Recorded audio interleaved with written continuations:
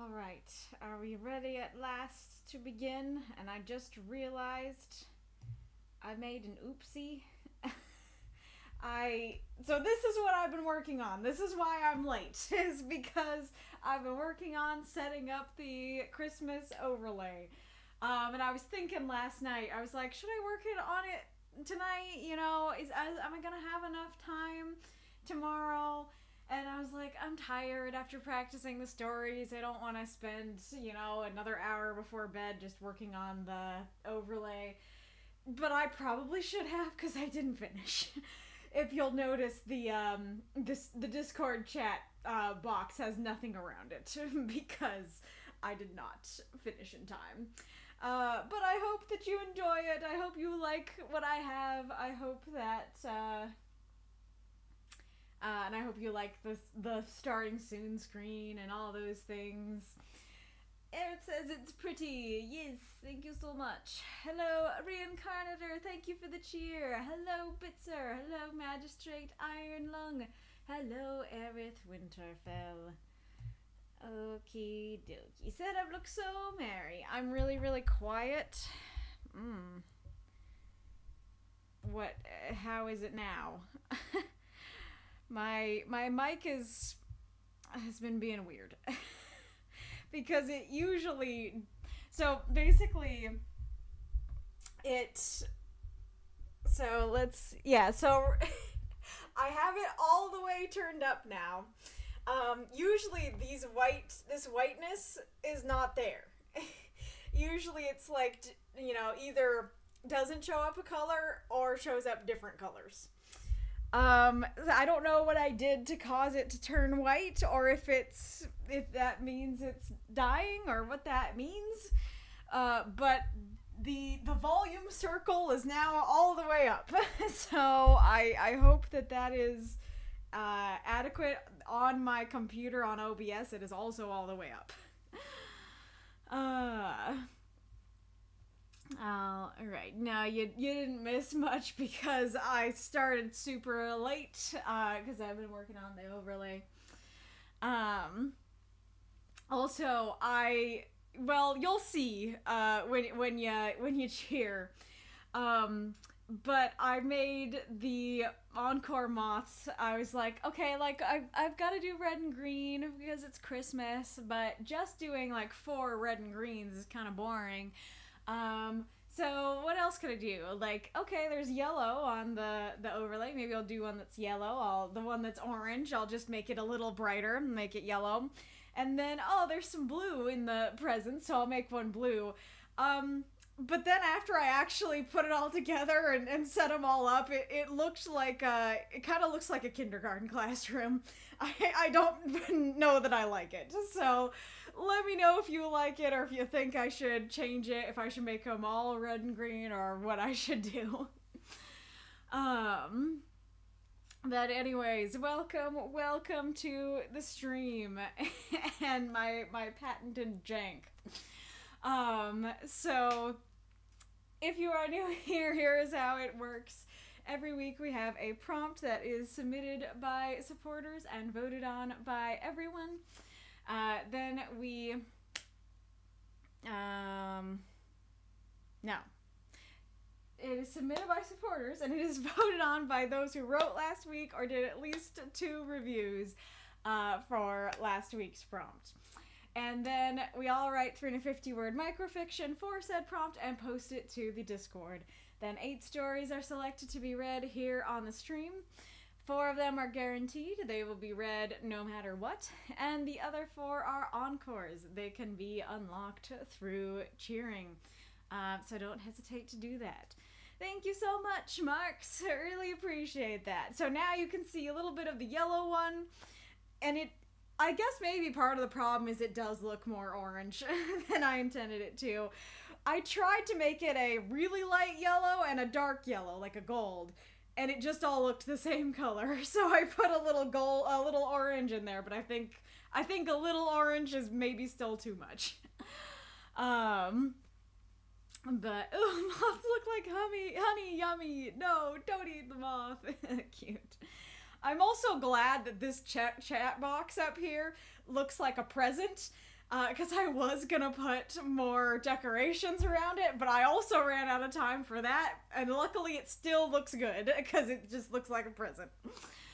But anywho, thank you for the cheer, Marks. So, yes, as I've been talking about the Encore bars, there are moths around the screen. Not that way. What's happening? Why can't I figure out the right way? Okay, so you have over here Moth 1, Moth 2, Moth 3, Moth 4 there. And once you fill up a moth, then that means you've unlocked an Encore. There are 4 stories to unlock. It is greatly appreciated when you do that. The folks who get their stories read appreciate it, and I appreciate it. When there are bubbles coming out of the moth, out of the antennae, then that is how you know you have unlocked an Encore. Also, just look at the numbers. Our prompt for this week is writing on the wall. It looks like this was a prompt that gave people some trouble. Looks like this might be a prompt that folks were like, yeah, that sounds fantastic when they saw it, but then when they tried to write for it, then they had some struggles. Is that indeed the case? I'm genuinely curious to hear about that. But it also is a fun prompt, and we have some fun stories to read today. So our list is, we have CM Weller, Marks, myself, and Reincarnator. Then for our encores, we have Luna, Connor, Geller, and Spectre. I put CM Weller at the top because your answer to my question of how long you'll be here is now. So let me know if you actually need to be moved or if that's good. Yeah. I had no trouble, says CM Weller. What idea, and I ran with it.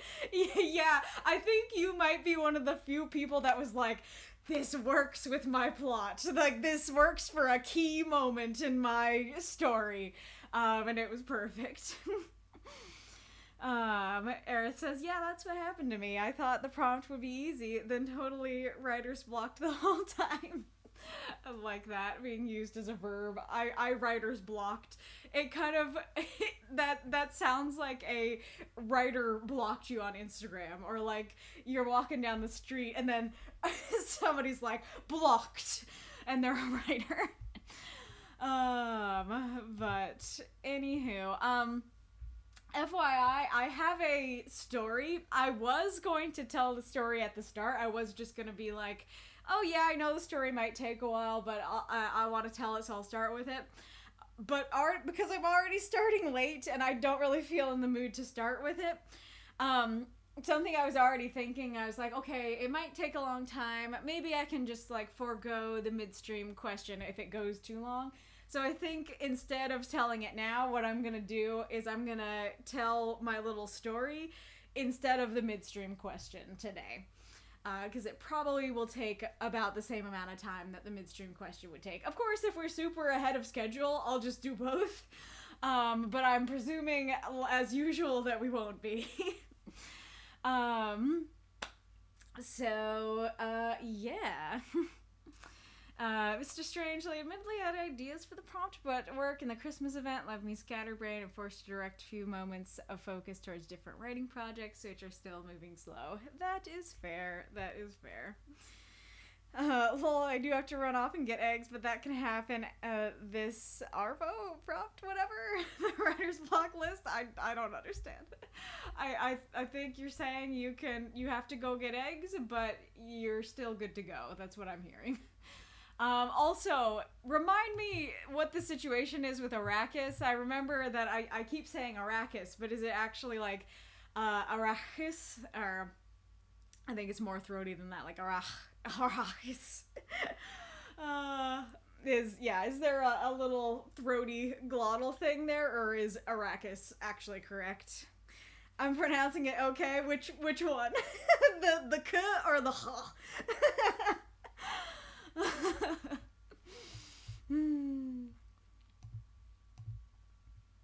Oh, go away, comments. I love that. Kicks hype bar. Amazing. Thank you for the cheer, Mako. Alrighty, Rue. Go away, bar. Let us begin. Just Learn to Read. A Devil's Tale. Young Kosh. By C.M. Weller. 350 words. The young Viscount, Corwin Arachis Fellborn Whitekeep, ninth of his name, age 4, never slept the night. Scared of the void beyond his dark sight, he crept around the castle to make sure it was still there. And on many such trips, he got lost, always finding something new. A moonlit space kept neat and clean by unknown hands. Everything was colorful, but the central structure, a squat, angular, ancient keep. One piece of immense stone, taller than anything in Corwin's restricted world. Mirror smooth, no mortal hand could have hewn it. This was the demon-carved keep that gave his family, his home, and his father's realm its name. Corwin found the door, a centuries cold hearth, and turned around to find another wall. Impossibly white, unlike the gray keep, and on one side, words. Darksight didn't usually show writing, but the words were there, stark and sharp as knives. This was the Oath Stone, the one thing that would make him good. He put his hand on the stone and painfully read, I, true-born son of Whitekeep, do so solemnly swear to the following. I will help the helpless, however I can. I will defend the defenseless and protect the innocent. I will fight for justice to the best of my ability. I will tell no one truth to harm another. I will keep my troth in honor and virtue. I will stay true to my affianced and my spouse alike. I will raise any children of heart or body in strength and health. I will uphold the honor of Whitekeep by my actions and my word. By my blood on this stone, may the gods help me uphold this vow, or may I be sundered unto ash at its breaking, from now until my death and beyond. It needed blood, so he printed the stone with some from his scabbed knee. The keep rang like a bell, and his blood was gone. Had he done it wrong? He coated his hand again and pressed once more. That was when everyone found him. I'm good now, he said. I swore the oath.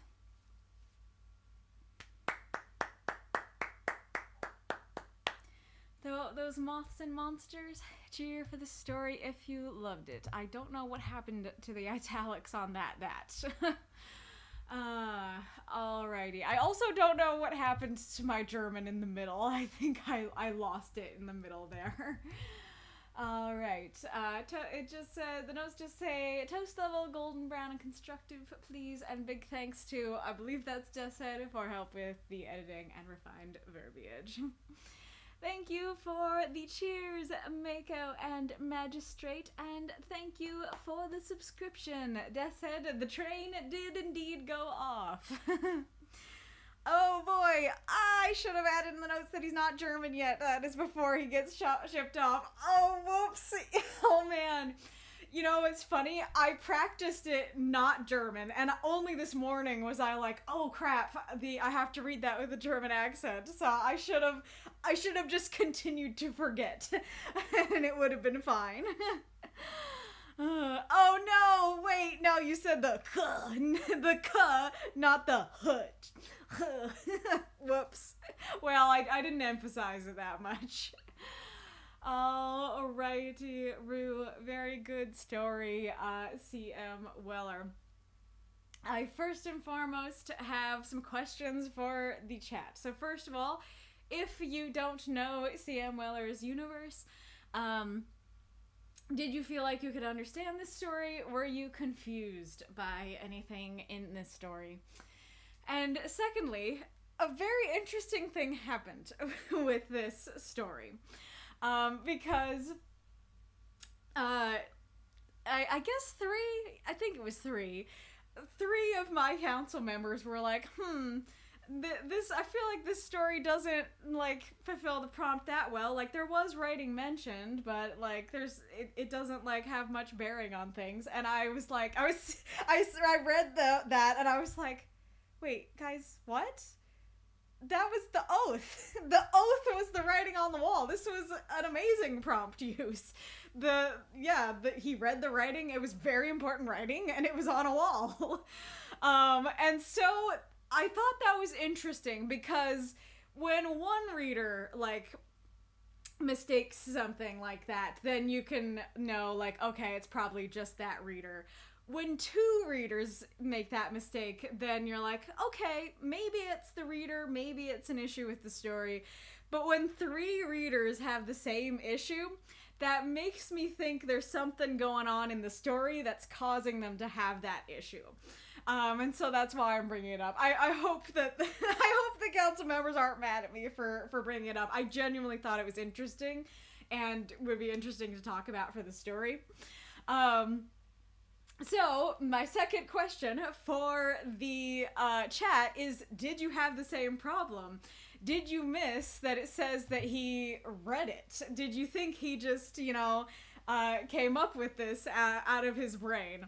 And that it was really funny because that was like one of the critiques that folks had, is that in the council they were like, where is this 4-year-old pulling this out of? Where is he getting troth out of?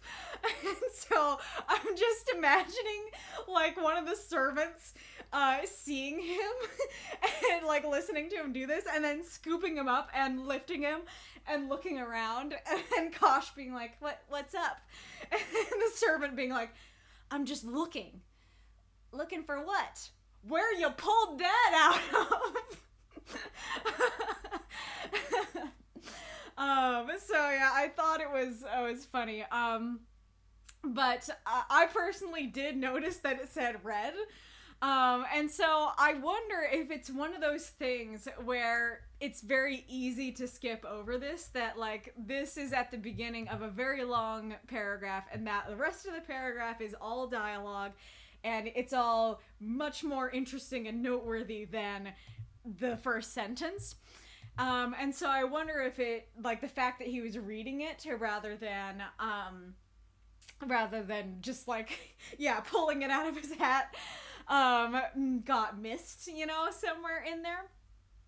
And so if that is the case, my suggestions for helping with that would be either, you could probably, do it like this. I don't think that either is wrong, to have it be that he read it, with the paragraph, or have it before, but this would separate it so that it doesn't get buried in the dialogue.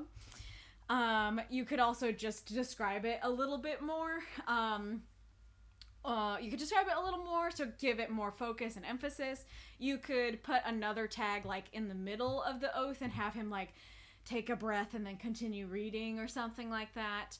Another thing is that it could have maybe also been caused by some confusion with the setting in general, but I'm going to get to that in a second. So perhaps fixing some of the other issues I'm going to point out would fix the missing the reading thing. But I know that I have absolutely done that before with stories, that there's a line like this that just gets missed because it's in amongst a lot of other much more noteworthy stuff, So I am curious if that is what happened. And if, the council are willing to share, then feel free to say why you think that might have happened to you. Alrighty, let's go back up to the beginning. I like your little intro. I especially like that it goes like, yes, he's the Viscount, he has all these names, age 4.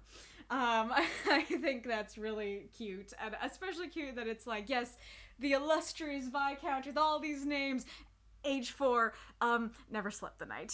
It's a great little contrast.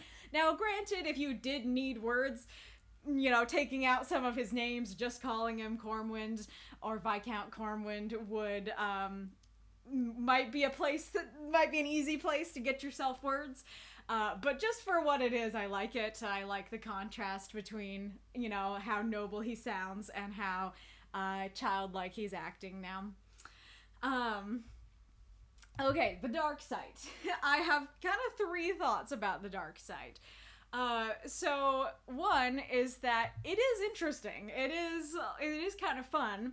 And me knowing at least a little bit about D&D, I can have a basic level understanding of what that is, that it's basically just like night vision, you know? And so, like, it's not bad in there. However, I don't think it's necessary, and I do think that it would be confusing for newcomers. That all newcomers really need to know is he's scared of the dark. And so I think adding Darksight just adds something that people who aren't familiar with D&D, I mean, granted, maybe people who aren't familiar with D&D won't be reading, you know, this story in general, I don't know. But for this, you know, particular story posted at this moment to this group, I feel like people who aren't super familiar with D&D would probably be like, what is Darksight? And might get confused. And the thing that I was confused about, that I don't think I know enough about D&D to understand, is Darksight didn't usually show writing. Because how I understood it, I was like, yeah, you can see in the dark. Like, there are some races who have the ability to see in the dark, and so, you know, I just kind of assumed that it was just better vision, basically, that it's like you have your normal vision, but you can also see when it's dark out, or at least you can see somewhat when it's dark out. And so presumably, if you have a book in front of you, you can read it, you know, that it's just like, yeah, I can see in the dark. A regular person would be like, what is this? Is that a book? Is that a box? But a person with Darksight is just like, yeah, you know, that's a book. I can see the words, I can read them. And so I don't really understand what that means there. And again, I don't think it's strictly necessary to mention. I think just saying, like, yeah, in the dark it was usually hard to read writing, but he could read these, because they're very clear. And then the third question is, I think it's the third.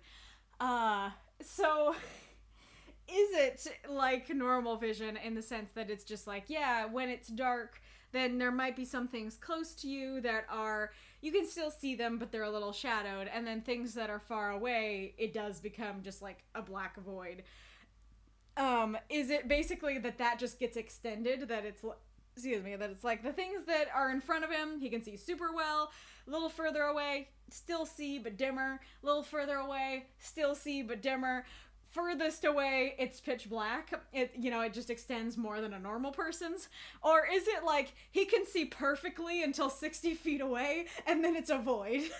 Because either work, but if it's the latter, I understand even more why he would be afraid of the void beyond his Darksight. Because yeah, if you have perfect vision and then 60 feet away it's just pitch blackness, that would be terrifying.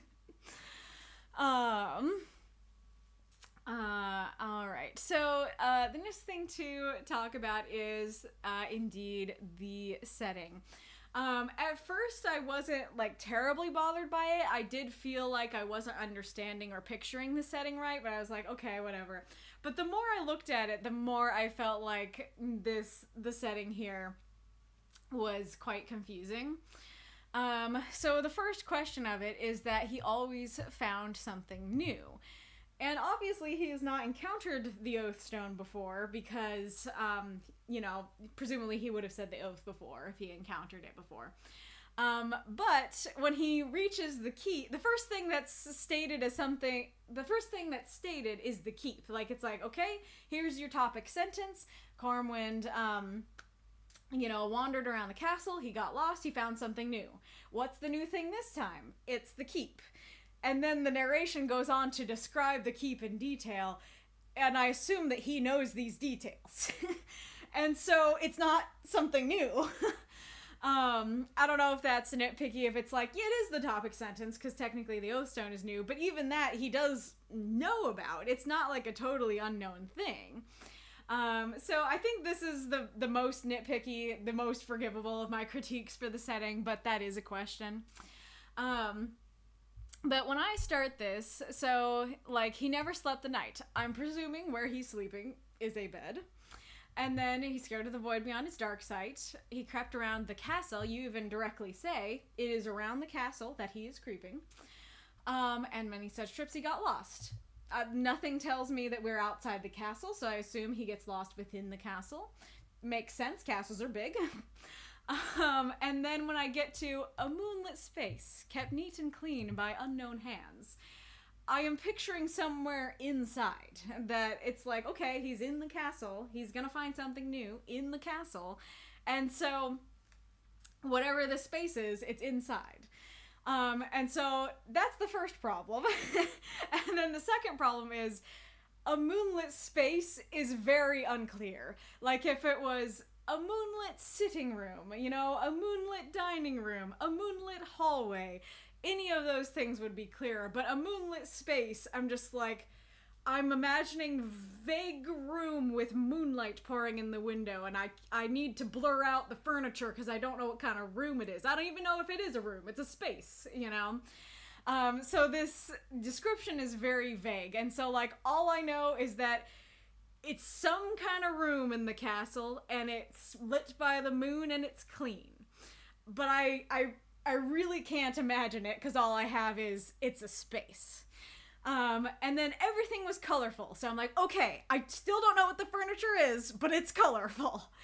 But the central structure, okay, structure is equally vague. And so I'm like, okay, I'm imagining a room. It's clean, it's colorful, it's moonlit. There's a structure in the middle. And so I'm like, okay, I guess I'm imagining like an obelisk sort of situation. It's a structure. Okay, it's squat, it's angular. Okay, so like there's this, you know, the squat angular like pillar in the middle of this moonlit room.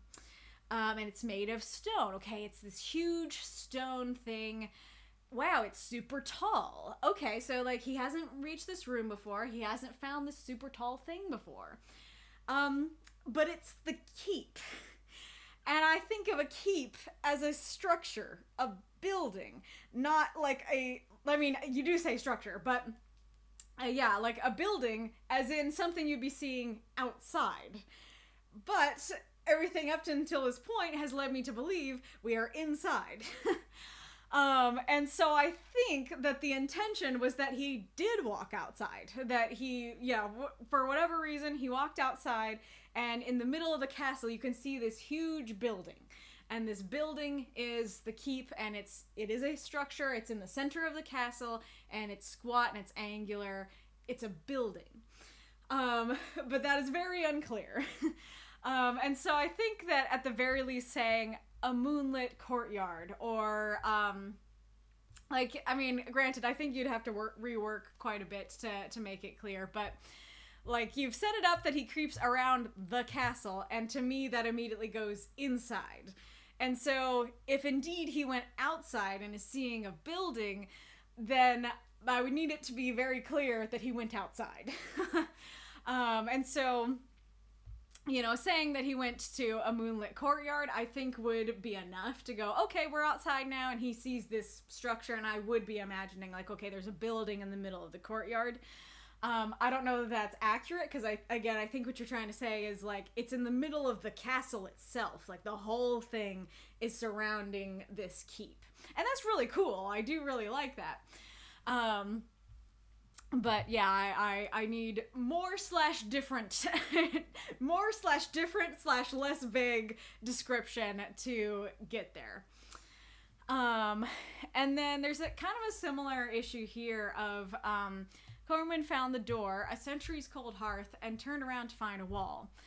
Well, so let's see. So I think, you know, when I first read it, I was just kind of lost that it's just like, okay, there's a structure in the middle. Okay, this is like this demon carved stone obelisk thing, but it's also the keep somehow. Okay, he found a door. Oh, so like it's big enough to have a door. It's not just an obelisk in the middle of the room. Like this thing has a door in it. And there's a hearth, and then there's a wall. And if we're outside, that makes a little more sense, that he walks to the keep.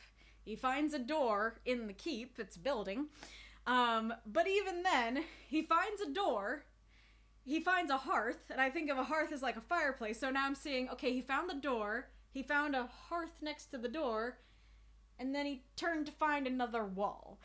And that, even knowing it's a building, that seems awkward. And even more so because it's not described that he goes to the building. And so, like, I was like, why is the hearth outside? So let's see. I did have a thing here of like, and on the wall beside it writing. So let's see, like, Corwin found the door, and on the wall beside it writing. You know, I think that would be a lot clearer. Or, Corwin entered the keep, found a centuries cold hearth, and on the wall writing. Like, we assume that, I guess part of it is also that we assume that buildings have walls. And so, like, either whether he's inside or outside, we can assume there are walls, you know, by this keep or whatever it is. And so to be like, yeah, he found a door. I assume there are walls around this door. He found a hearth. I don't know where to put that in my mind. And he found another wall. I'm like, what do you mean we're finding a wall? There's just like a wall out here? Like, just say it's on the wall, you know? On the wall beside the door or something like that. So yeah, I had a lot of confusions with the setting, and so I feel like that definitely could have been polished up. And granted, I also think that an option would not be to polish it up, but instead to just say, I haven't drafted something in my head. Let me think. Like, start it like you did, and then go, you know, always finding something new. On this particular trip, he found the keep. Let's see. Yeah, he found the keep. It was a structure of immense stone, mirror smooth, no mortal hand could have hewn it. The demon-carved keep, the game his family, his home. His family, his home, his father's realm, its name. And inside the keep, he found a wall with writing. Or, you know, just outside the keep, he found a wall with writing or something like that. So I think in this case, like, you could either do more or you could do less. That you could describe it in more detail to make it clear, or you could just take away some of the details. So that it's just like, yep, okay, he found the keep, he found writing. And that's all I really need to know, and I can imagine that just fine. And I like this description. Well, so first of all, I really like this, like, mirror smooth description. I think that's really interesting how it's so precise that no mortal could have done it. I am curious about that because, you know, in our mortal world we have, like, you know, very smooth, mirror smooth marble and stuff like that. And so I'm curious why no mortal hand could have hewn it, but nonetheless, whatever the reason, I think it's a cool description and makes it seem very otherworldly and maybe a little bit dangerous. And so I think that's really cool. And I do like the, you know, saying that this keep is so important that it gave not just his realm its name, not just his home its name, but also his family their name. Like, this is a super duper big deal here. And I think that's really cool. But I have a massive question. Because I kept thinking, I was like, when I got to impossibly white, unlike the gray keep, I kept going, I was imagining the keep as white. I feel like that gray descriptor needs to come earlier. But then I was like, that sounds like too nitpicky of a critique. Like, it's fine where it's mentioned. And I realized the problem. The problem is that you say the keep gave all of them their name. Their name is White Keep. Why is the keep gray? Maybe it's supposed to be that it's the oath stone that gives the family their name and it's white, not the keep. But that seems very strange to say that the keep gives the family their name is White Keep, and the keep isn't white. So I guess, like, just for this story, I would just say, don't mention it, and just say it's impossibly white, and that's it. For the whole story, I want to know the answer. I want to know the answer to that question, because now that's a huge question. But anyways, I really like the description of the words stark and sharp as knives. That might be my favorite descriptor in this piece. I can really imagine, like, that not only tells us that the words are clear, but it gives me a picture of how the words are written, that they're written as if they're written sharply, as if they were carved by a knife themselves or something like that. They're not loopy smooth, they're potentially jagged and just very sharp lines and stuff like that, and I think that's really cool. And granted, even though I don't know what the deal is with the Darksight and why he doesn't usually see writing, I do think it's interesting to note that, he doesn't usually see writing on these excursions, and not only does he see this writing, it's stark and sharp as knives. And so, I don't know if you were trying to imply there is something magical within literally the words written on the wall. And if so, stand by my earlier critique of, I think this is just too, I don't know if confusing is the right word, but it's too difficult to immediately understand to be worth keeping it for, that implication that the words are magical. I think just using something easier to understand, like he couldn't usually see words in the dark, but these he could, would be a lot more understandable to more people. So yeah. I personally really like this line, but I could see some folks not liking it or having a critique for it, so I am curious to hear what the chat thinks. Now, granted, I do know Kosh, but I think this is a cool little explanation of that, just from this line, oh, he wants to be good, and whatever this oath is, he thinks it'll make him good. Well, to start, the oath stone will make him good, but we quickly learn the oath written on the stone will make him good. Oh, kitty. My kitty's coughing back there, but he's okay. So,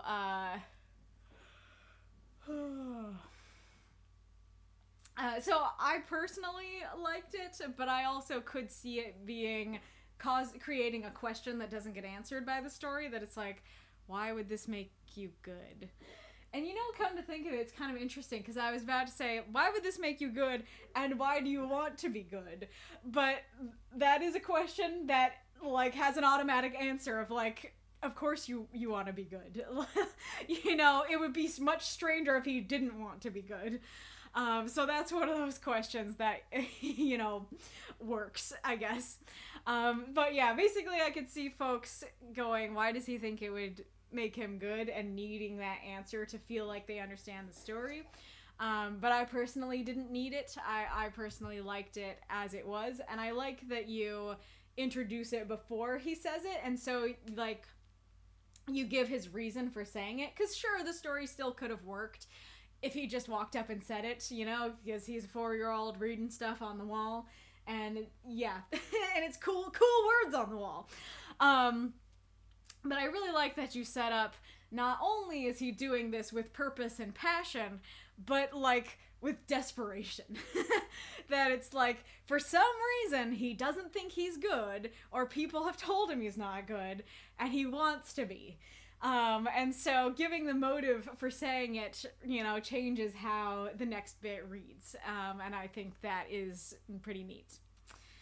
I love how you wrote the oath. I think that's really great.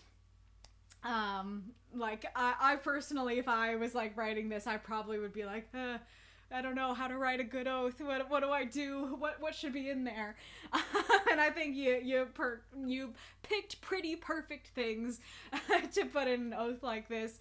And I also love the fact that I know Kosh and I've read other stories about him, so after I read the oath, I'm like, hell yeah, you will.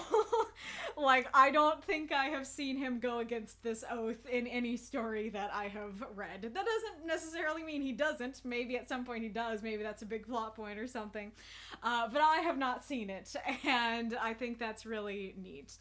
And it also, corroborates what he just said of, this will make me good, that it's you know what? That is a good oath.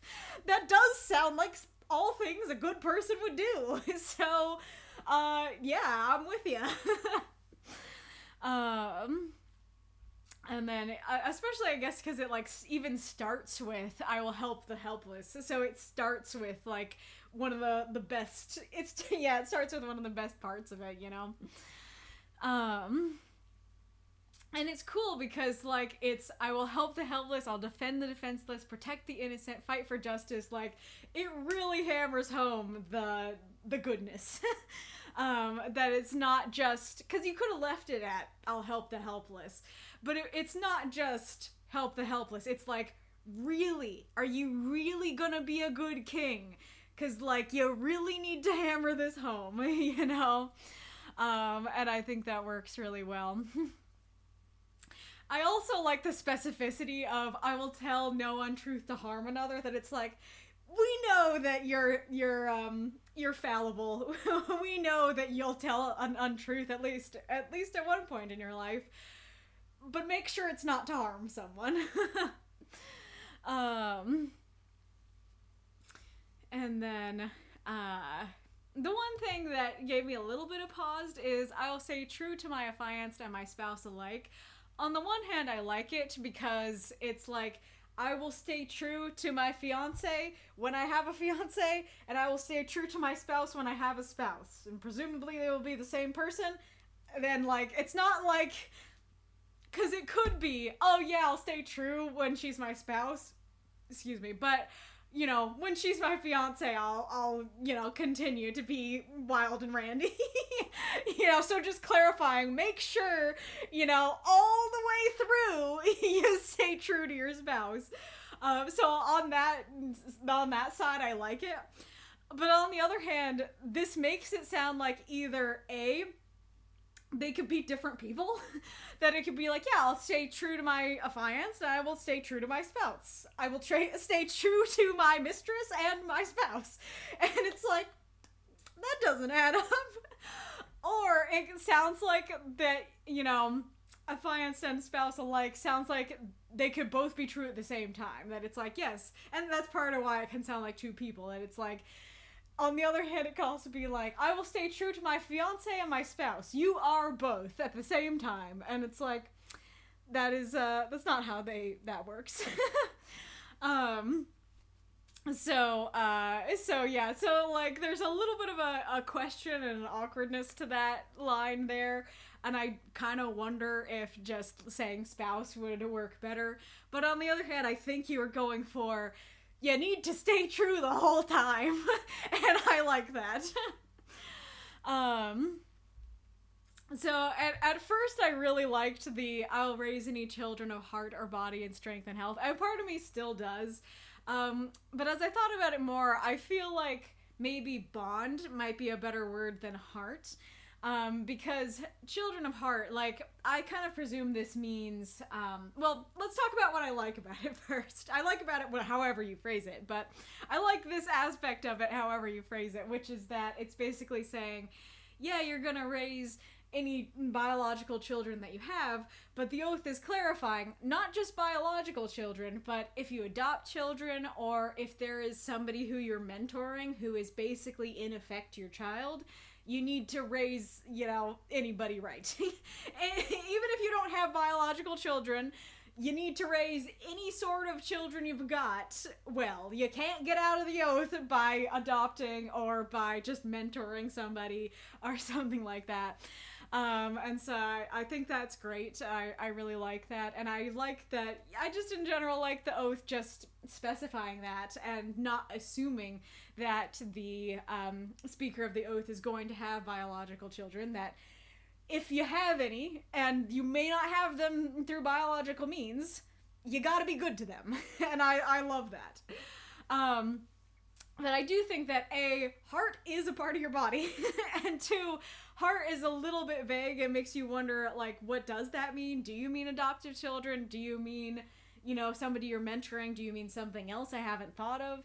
And I do think that saying bond or body, A, you'd have that BO for both of them. That would be a nice alliteration. And I do think that would be clear of, like, okay, they're not biological children, but I am bound to them in one way or another, if that makes sense. And then And very interesting that it not only says from now until my death and beyond. I am very curious what would or does happen to the rulers of Whitekeep who spoke the oath but don't keep it after death. And I also like how when I was reading it, I was like, by my blood on this stone. Kosh, you about to, you know, like cut your palm, do a little oathy thing here? What's gonna happen? And so first of all, I appreciate that he also was like, oh, hey, it needs blood. Let's find some. And so he had the same reaction I did. And then second of all, I like that you're gentle with it, that it's just like, yeah, he's a 4-year-old, he's got a scraped knee, and so we're not giving this 4-year-old a knife to cut his palm. He's just got a scab knee. He'll use that, it's fine. A little bit, little nitpicky thing. I do think it would have been nice to hear the scab knee mentioned earlier. That if you, and I guess that could be something that might work better with my suggested edit of just saying like, oh, today he found the keep, you know, that you could have a few more words to say something like, you know, he ran down the hallway with his scab knee, or like he tripped on his way through the hallway and hurt his knee, you know, something like that.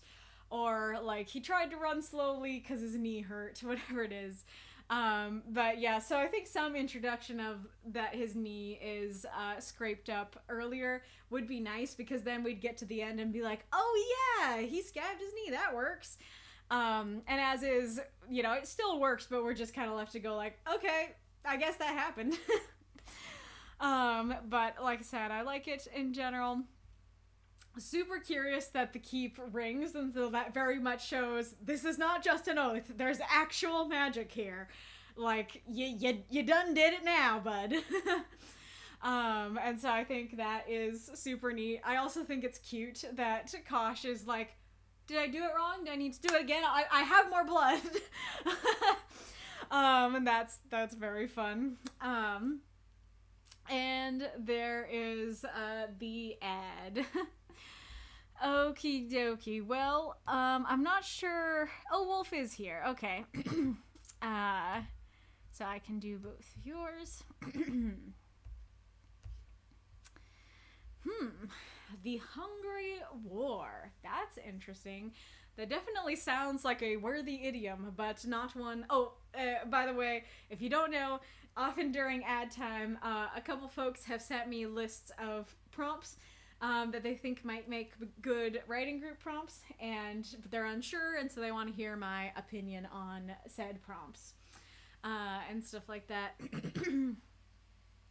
Which I should probably talk about something regarding that, but I'll go through this prompt first.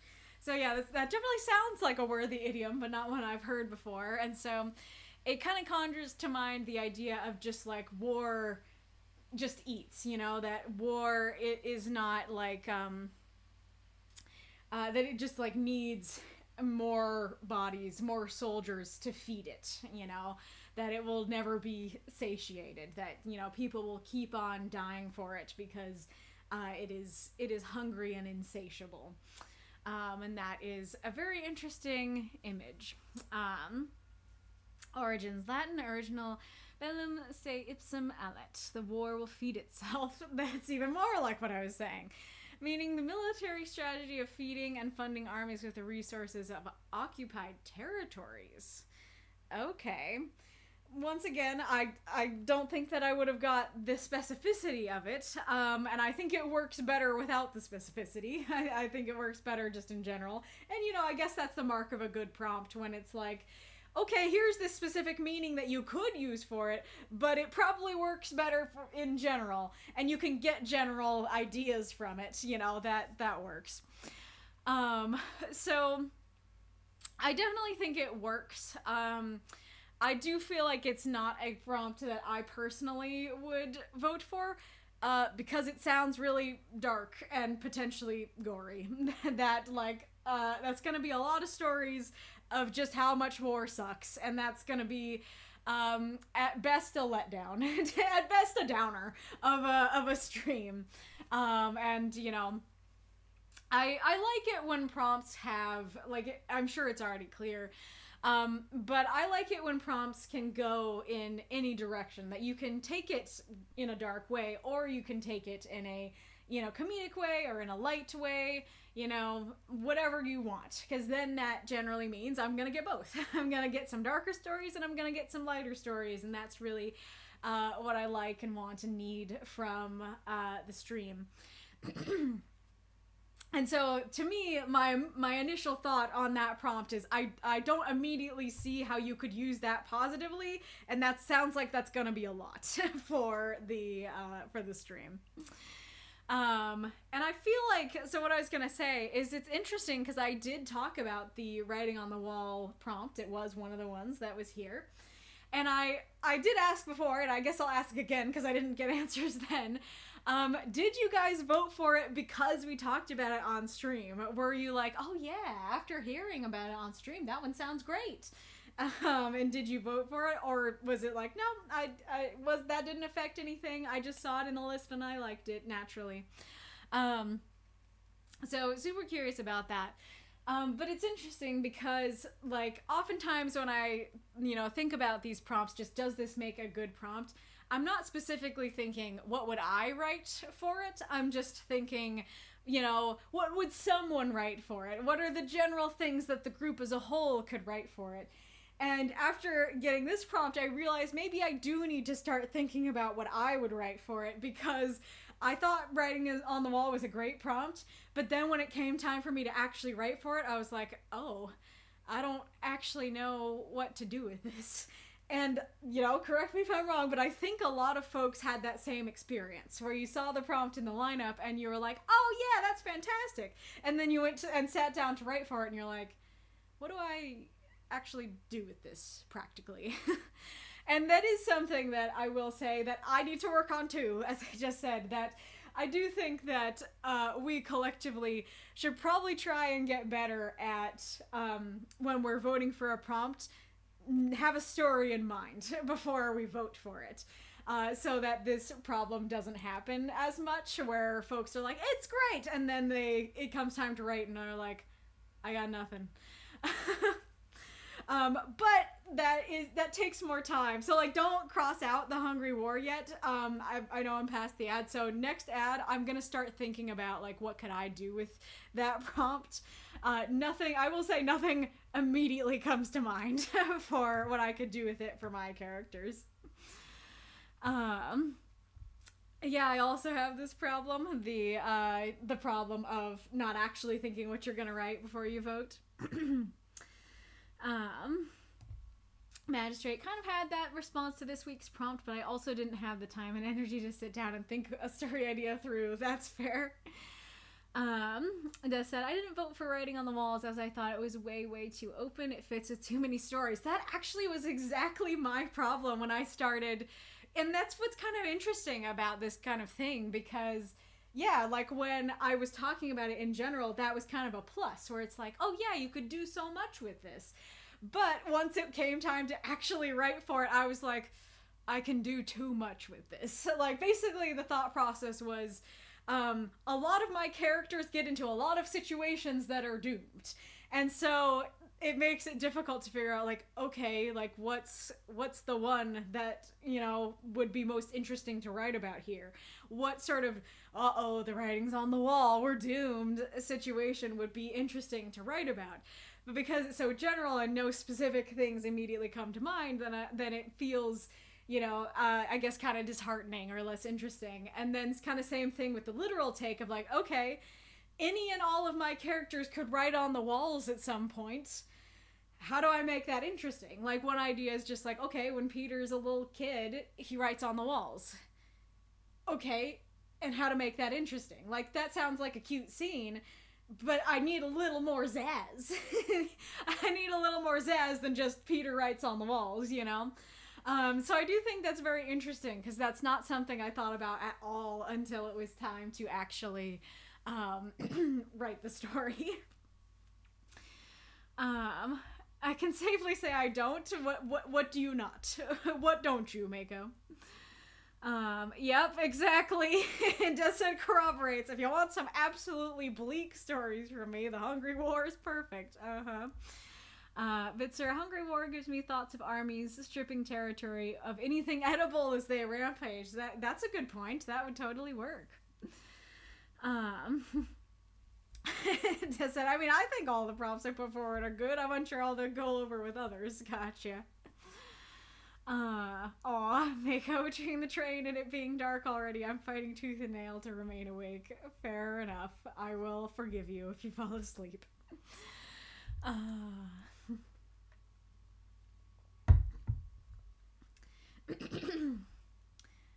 That's what I don't. You don't have the energy to remain awake. That anyways, back to the story. I think the ending is great, and I like how it works with the other. This is kind of cool because technically it is a little repetitive to have him say this will make him good and then have him repeat I'm good, but I actually think that works because to me at least that shows the desperation, that inwardly he wants to be good, and so he makes the oath for no one but himself, and then after he's done and he's found, then he also wants it to be known in general. He also wants other people to know about it. He wants people to know that he's good. And then that arises the question of, does he think he's not good because other people have told him he's not, you know? Is it not something, not like an overactive conscience that is just inside himself? Is this something that people have told him? And knowing this, what I know about the story, I'm presuming that is the case. Unfortunately. And so that's really interesting to have him be like, hey, you know, you don't have to treat me badly anymore. I'm good, guys. And I think it actually works really well that we don't get to hear a response from anybody, because I would venture to guess that that kind of is the response. That he's like, you'll treat me better now, right? I'm good. And there's silence in return, that nobody cares, nobody changes how they treat him, you know, they don't actually care that he did this or whether or not he's good, and so I think that's very sad, but quite well written. Oh yes, that's what I don't want, bleak stories. Yes, exactly. Agreed.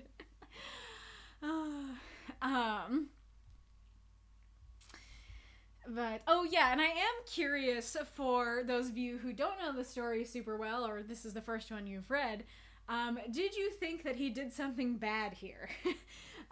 Did you think it was like, uh-oh, he wasn't supposed to say that oath?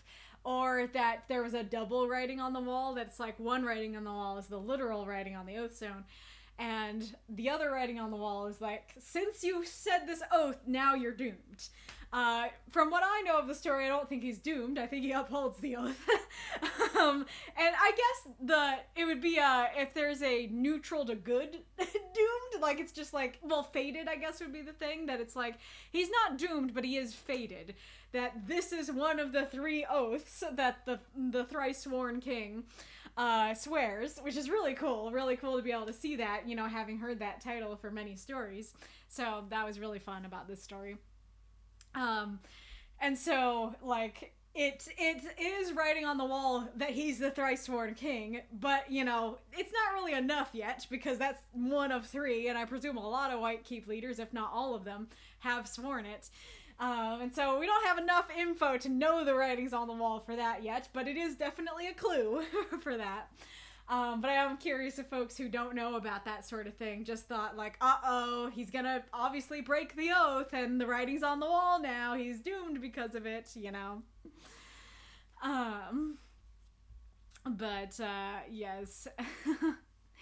So I quite enjoyed this story, and I thought it was really cool because of what I was just saying, my own struggles with this prompt, that I couldn't really find a important scene to like use for it, that I think it's super cool that you were able to find an important scene to your universe to use for it, and I really enjoyed reading about it. So let's see what, oh, and I guess the other thing about the Thrice Sworn King thing is that I guess the issue with it would be that they don't want this little tiefling child to be the Thrice Sworn King, potentially. And so they don't want him to swear the first oath. And they don't want him to swear any of them.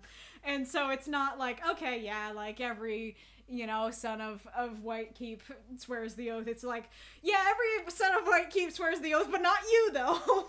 We didn't want you to do it.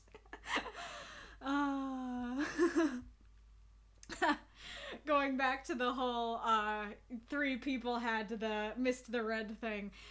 Vega says, once is happenstance, twice is coincidence, three times is enemy action.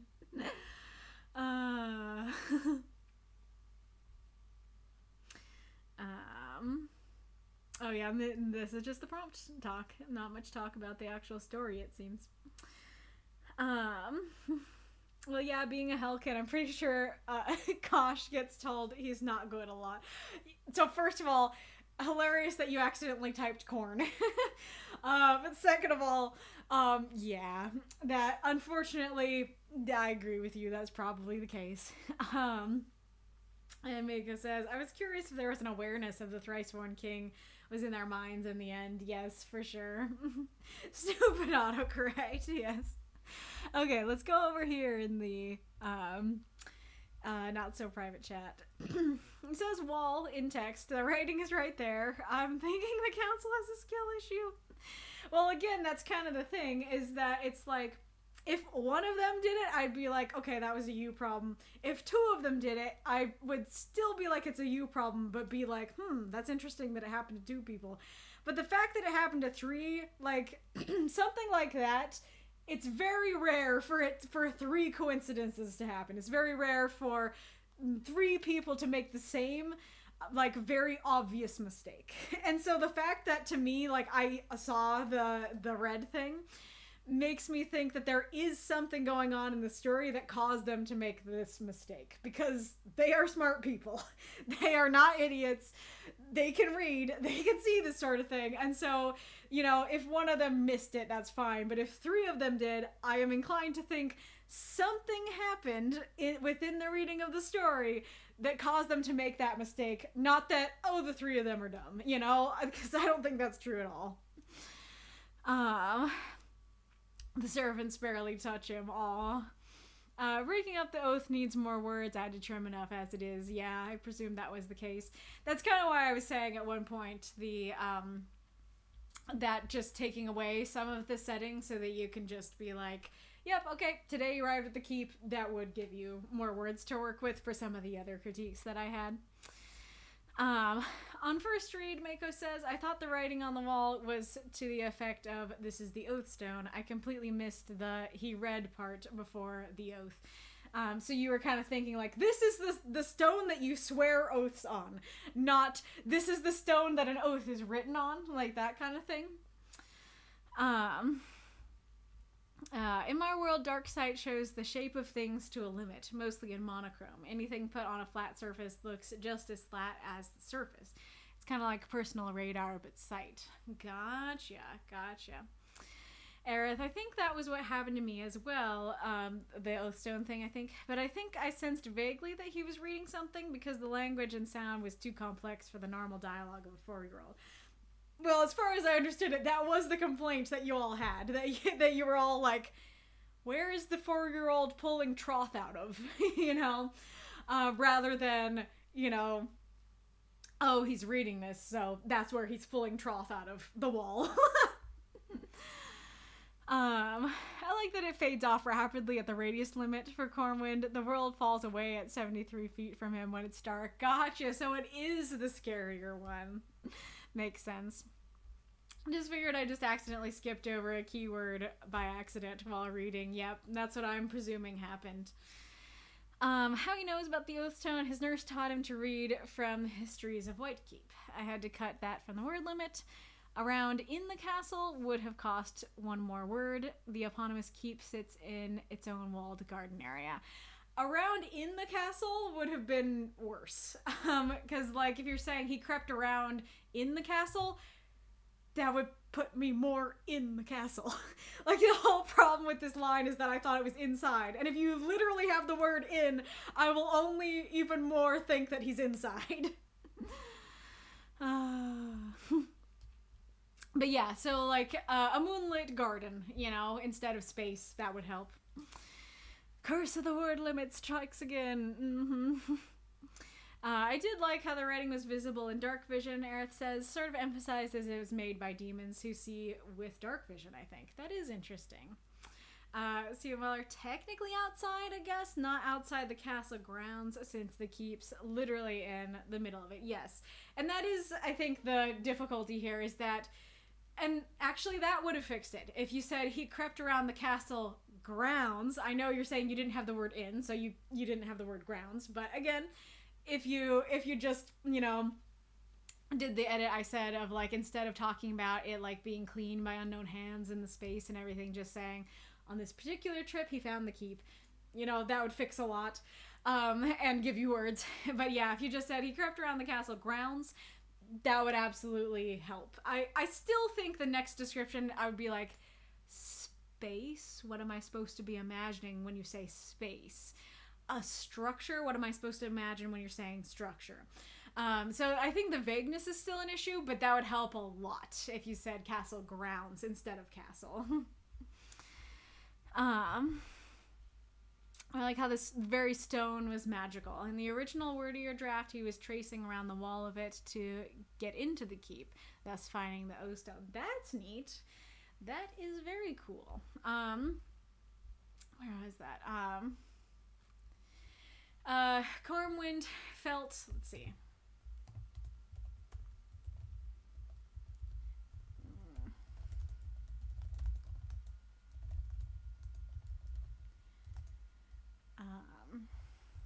Let's see.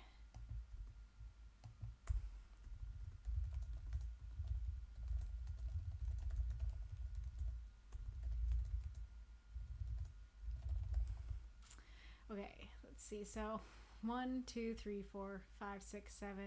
Oh, no. 1, 2, 3, 4, 5, 6, 7, 8, 9, 10, 11, 12, 13, 14. 1, 2, 3, 4, 5, 6, 7, 8, 9, 10, 11, 12, 13. That's the same amount of words. Okay, so this is now what I recommend for that. You could have kept that, and that actually would fix my problems with the hearth and the wall thing. Just saying that he felt his way along the wall, but stopped when he felt writing. Word is telling me it's wrong. No, he didn't feel like he was writing. He felt writing, Word. But yeah, so I think that would keep your original vision and be clearer.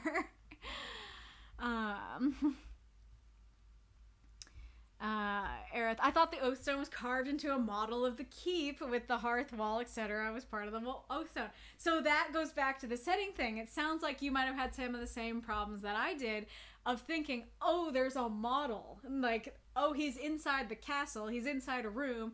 Okay, there's like a structure in the middle of the room. It's the keep. And your conclusion was, okay, how can it be the keep but be inside a room? Must be a model of the keep. That makes sense. This and I got a lot of detail, including the fact that the wall of the oath stone would be a stela to a grown-up. I don't know what that means. The keep is made of diorite, which was white enough when it was made. The oath stone is canonically made of chalcedony. Is that why it's demon carved? Because it's like a demon element. I haven't heard of chalcedony, but that sounds like a demony word. What was I gonna say? Oh yeah, so now that I know that it's like, yeah, it was white, but it turned gray with time. I stand by what I said, that I don't think that you needed to mention that it was gray, because that just causes questions that you're not going to answer in the story. And so just saying, like, yeah, it was impossibly white on one side words. Because if you, like, as per usual, you can do less or you can do more. You can either say, you can expend words to say that it was white once, but it's gray now. But A, it's not necessary, and B, you already were out of words, so I think getting yourself 4 words by cutting this would be the way to go. Welcome, Raiders! Welcome, 2/3 Lotus and Arson Asher 69. Hello, hello. I recognize the Lotus name, but I don't know if everybody has been here before, so if you haven't, welcome, welcome. I am a Moth in the Archive, aka Antihero, aka Kaylee, and I host this writing group. We have a prompt every week that is submitted by supporters and voted on by those who wrote last week. Then 8 stories are selected to be read here on stream. 4 of them are guaranteed. They will be read no matter what. And 4 of them are encores. They can be unlocked through cheering. So welcome, welcome. Hope you're into that. Right now we are finishing going over our first story. And it's very late because I started late. I'm surprised there was such an oath that promises such goodness from a ruler when it was carved by demons. I assume the sorcerer who made the original pact had it created that way. It's a good point. The warlock of Whitekeep made the oathstone to keep his Helkin heir in line, so to speak. Aha, that makes sense. So that it's just like, okay, I know I'm gonna have some demon kids now, so let's make sure they're good ones. Let's make sure we curb those demony thoughts. Has had the oath in my back pocket since before I started writing the book. Oh, neat. Then this is a even more momentous occasion. Fiancé spouse distinction, loophole foreseen. Fiancé stops being a fiancé once married, so you gotta stick to your spouse as well, Stucker. Yep, child of heart adoptee, and no abused stepchildren. That's a good point.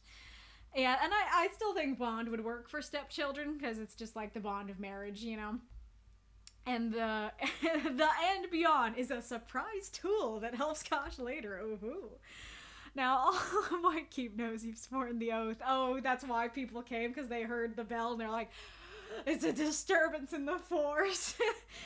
Kosh swore it, oh no. Random citizen on the outskirts. What the hell was that? Didn't know that it was that huge of a gong. I just thought it was a gong in the room. That's even more powerful. I forgot to give an example when writing the intro. A blind person reading Braille. Imagine being blind and how scary Do Not Touch would be in Braille. That's a good point, for sure. The main character's doomed story for writing on the wall is that the writing says, "This is not a place of honor." Whitekeep rulers usually swear the oath twice, once upon crowning and once as part of the wedding vows. The statistical outlier is a big worry for Valiant. You mean that he's swearing it at neither of those times, so that he's neither being crowned nor saying his wedding vows? Wait, so does that mean that the thrice sworn king is the same oath 3 times? That it's when he's 4, when he is crowned, and when he gets married? That's fun. I did think it was 3 separate oaths, which I also think is fun, but that's interesting if that is the case. I was going to write a story about a graffiti art date that goes horribly wrong. Ooh, that sounds fun. Wall drop. Crept through the castle, maybe? Same problem. If you said he crept through the castle, then I still would have thought it was through the castle on the inside. I should give you the original already drafts for the lols. Yes, I would be interested. Steel or stela is a stone or wooden slab, generally taller than it is wide, erected in the ancient world as a monument. Gotcha. And yes, it's the same vow 3 times. Gotcha. Interesting. Alrighty-roo. Very fun story, C.M. Weller. Let us go on to Marx's story. Hopefully Marx is still here. I guess I'll give you a moment to reply, and once that moment ends, we'll begin. Oh no, I didn't mean to make you sneeze. Oh no, kitty. Oh no, kitty. It was funny because earlier I was sitting in the chair and I was, working on my comments on the story, and she was meowing at me, and I was like, why are you meowing like you want something? Like, why are you meowing like I haven't fed you? But I have fed you. And I think she was meowing for the chair.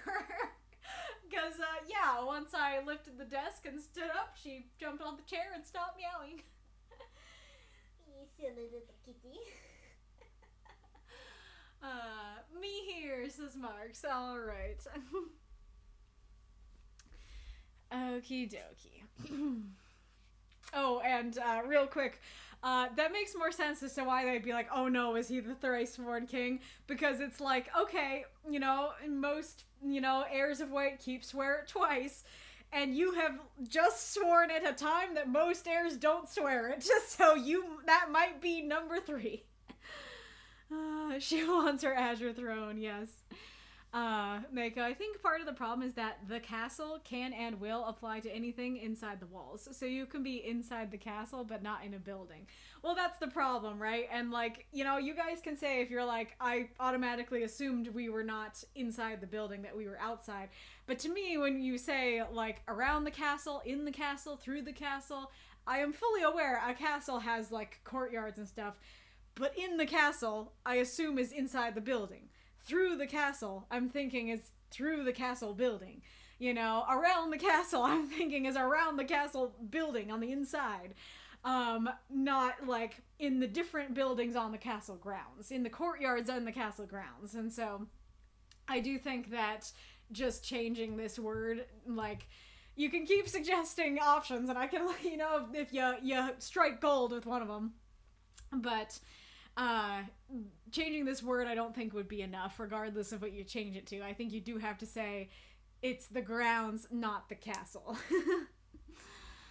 All right.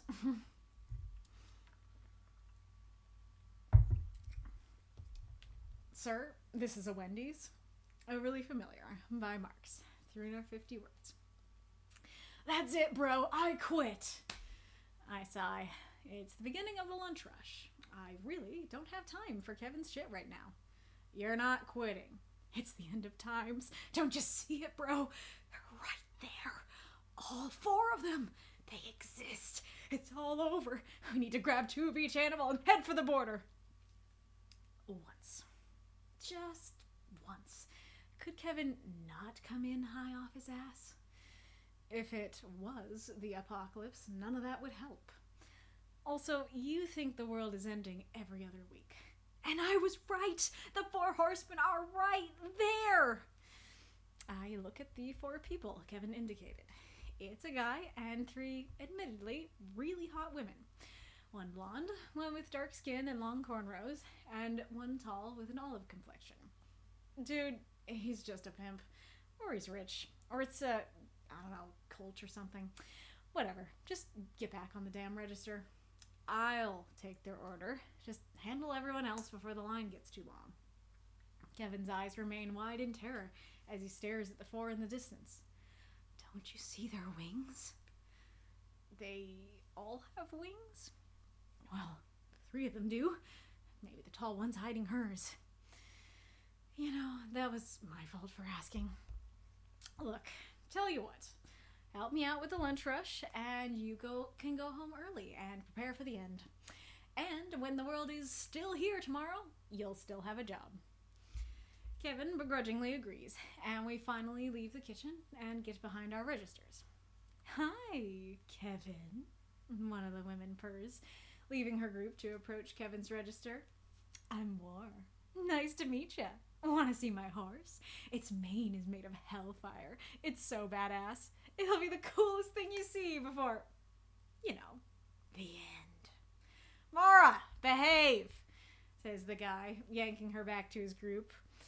But it's too late. Kevin's already running screaming out the back. I'm sorry about her. We could hear you in the back. Do I really look like a pimp? He asks. I just sigh. Can I take your order?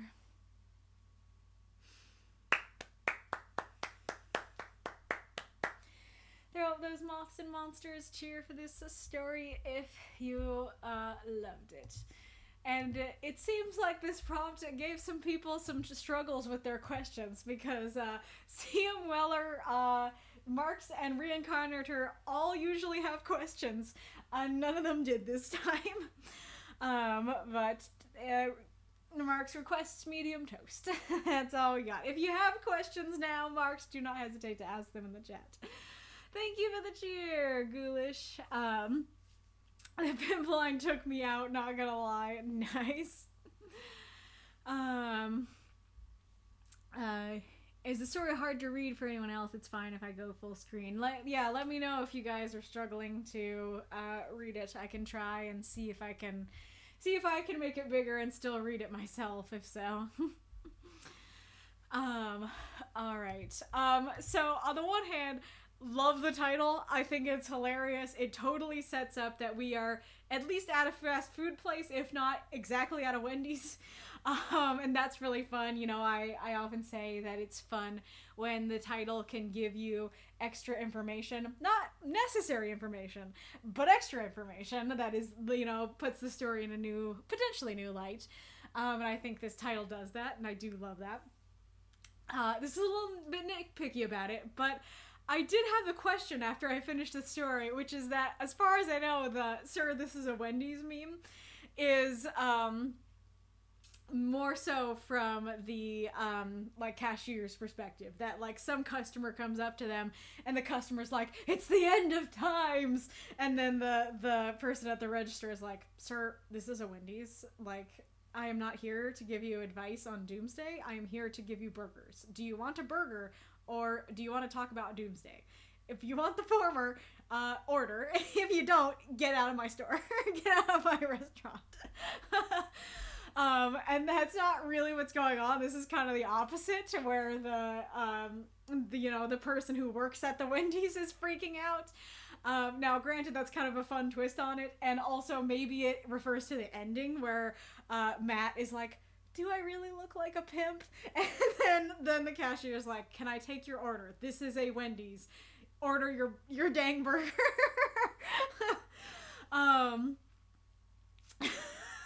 Order your damn burger. Oh, I'm not damning any burgers today.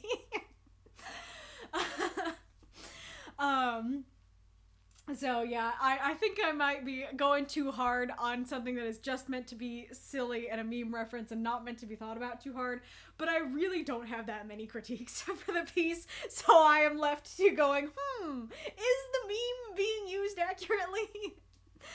Thank you for the cheer, Magistrate Iron Lung. But I think this story is really fun. I very much enjoyed it. I don't know if it like truly made me laugh out loud, but I definitely was, smiling as I read it. I think it's a lot of fun. First line really draws you into the story, and like, oh man, I should read through my where is it? So my challenge for this prompt was, last stream I talked quite a bit about first sentences and last sentences, how it works very well. If your first sentence is sort of a summary of your story as a whole, and your last is a summary of the conclusion, and how if your first or last sentence is very different from the plot, tone, or ideas of the rest of the story, that can be a greater problem than if it were a middle sentence. My challenge is this: what emotion or idea does the last line leave the story with? Be intentional about it and try to make it either a sentence that summarizes the whole piece or a sentence that doesn't but still works. Bonus challenge: look for writing on walls in your area and let it inspire you. I don't think I saw anybody say that they took up that second challenge, so let me know if that's the case. So I guess my challenge wasn't about first sentences, but I'll still talk about it. That I do think that this sentence does function as kind of a summary of the story. That it's like the whole story is about Kevin potentially overreacting. Now, if you know the universe, you know it's all true. But it's, just for this particular short story, it's all about Kevin reacting very strongly. And I do think it draws you in and makes you go, why are you quitting? And then I think the next sentence does a good job of bringing you right into the story, that it's like, okay, this person says this, and instead of reacting with shock or horror, this character just sighs, and so it's like, okay, like this is a thing that happens. This is normal.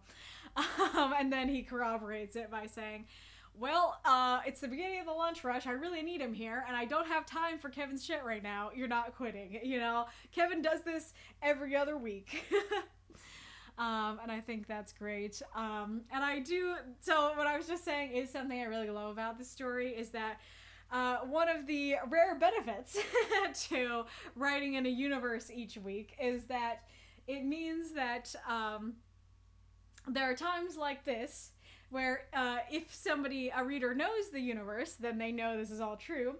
But if somebody's a newcomer, then they don't know that it's true, and both are fun readings that you wouldn't usually get, be able to have that second reading of, if this were actually in a novel, you wouldn't get that second reading of somebody thinking it's all, that it's all hoax, that it's all Kevin being weird.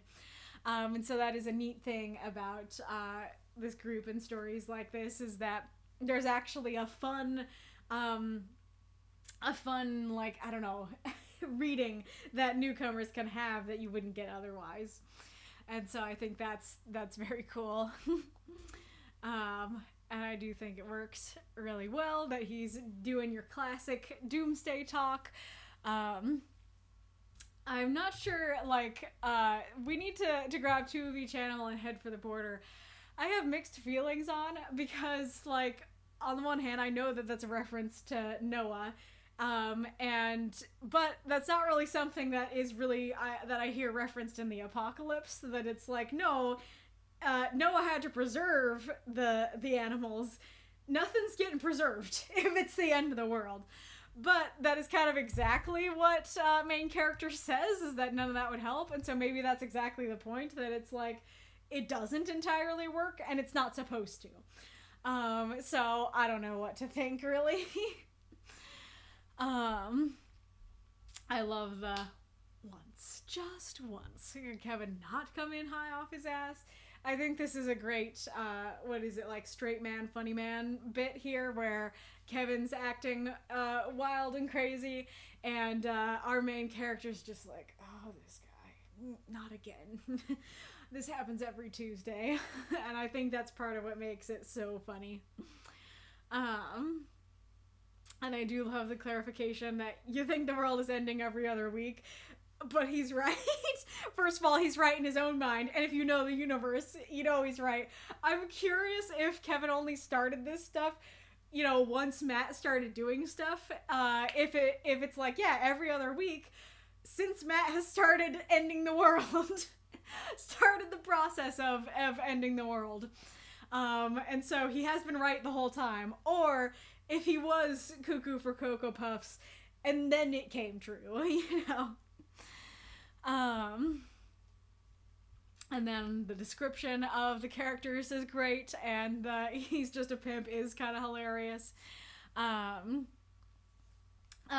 Slight awkwardness to just get back on the damn register. I'll take their order, because it sounds like he's saying there's one register, you need to get on it, but I'm gonna take their order. Again, nitpicky, doesn't matter that much. You do say later something about their respective registers, but I do think that line could have been clearer.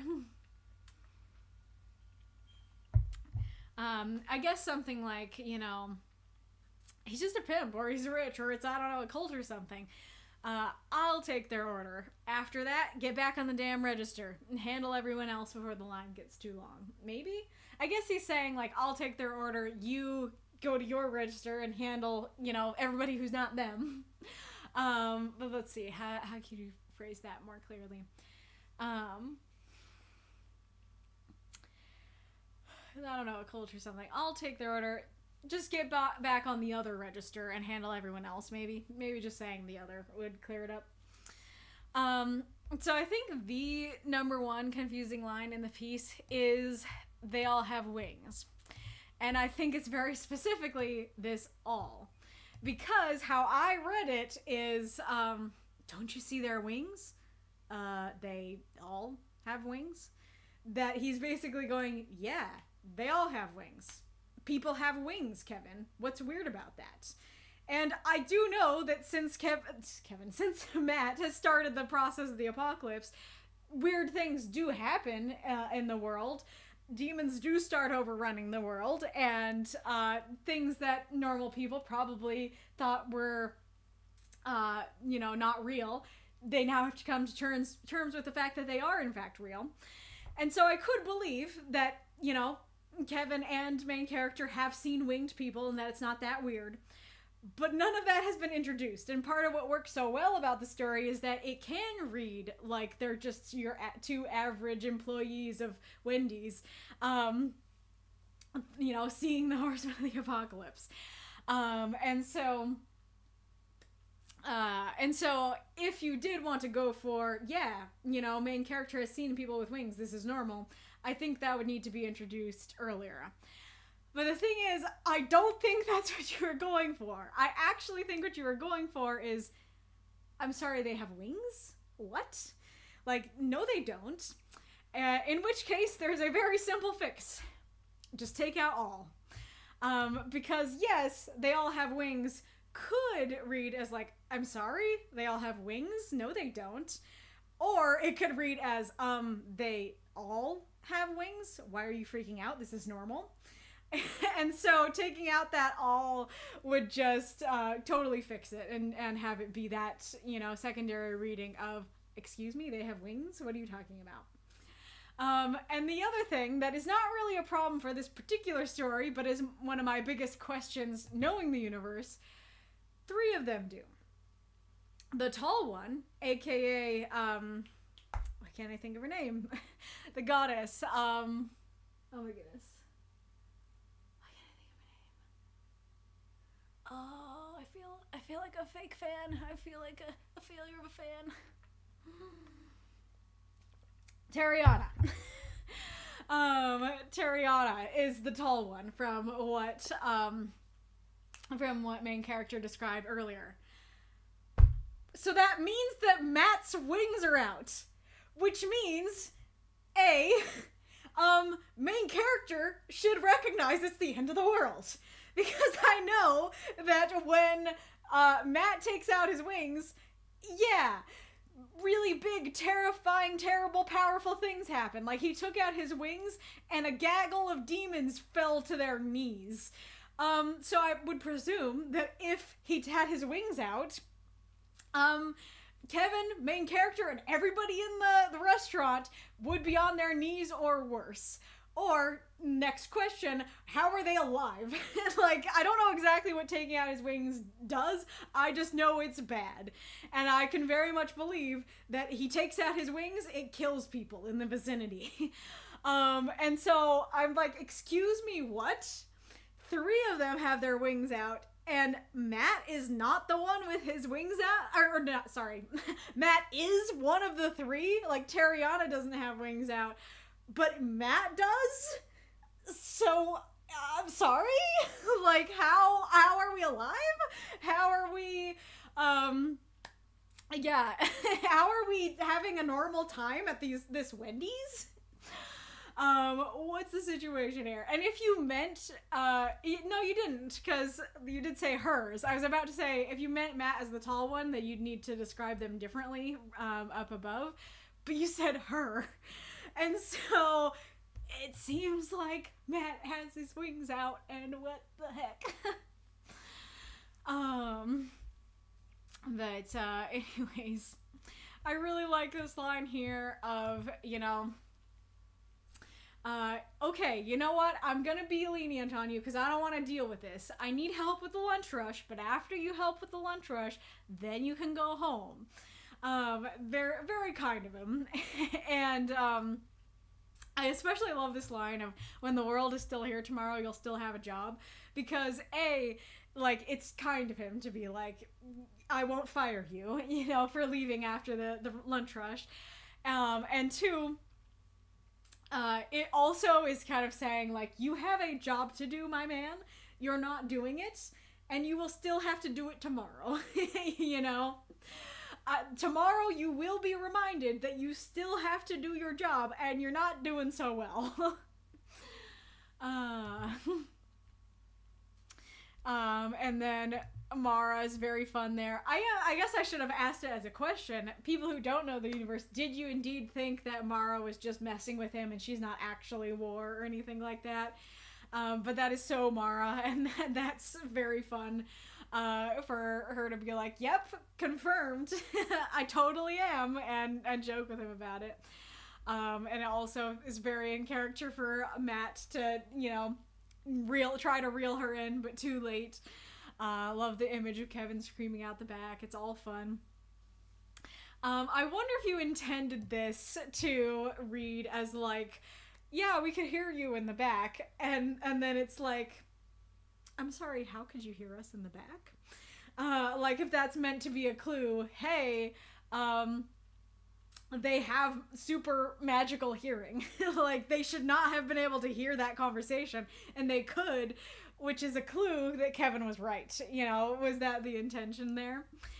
I absolutely love Matt asking, do I really look like a pimp? And it's fun because, like, I know he's not a pimp. But newcomers might not. And so the fact that Matt is asking that conveys that he's not. And I think that works very well, and it is very endearing for Matt to me. that was like, oh no, I don't want to look like a pimp. I don't like this.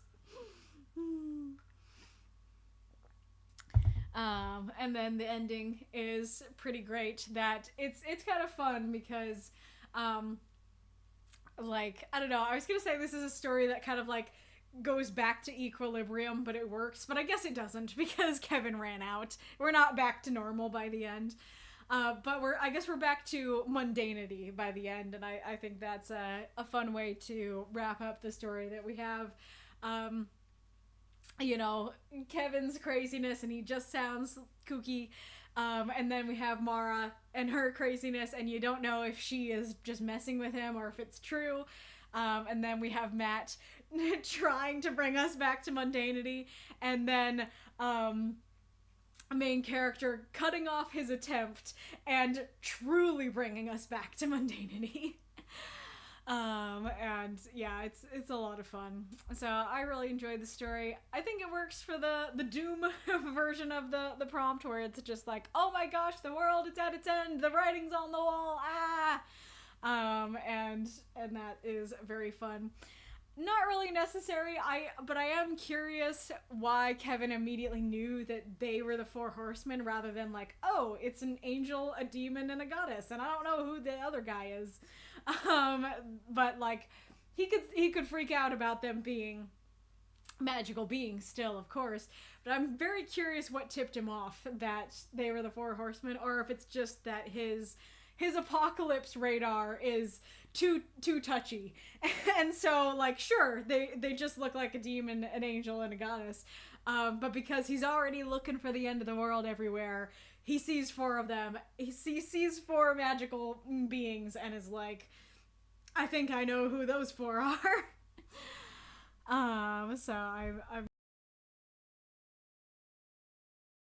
what folks have been saying.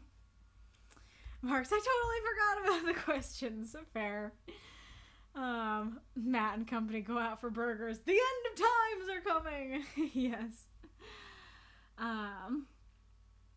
Marks, the only question I have is if it's entertaining and how the prompt usage works.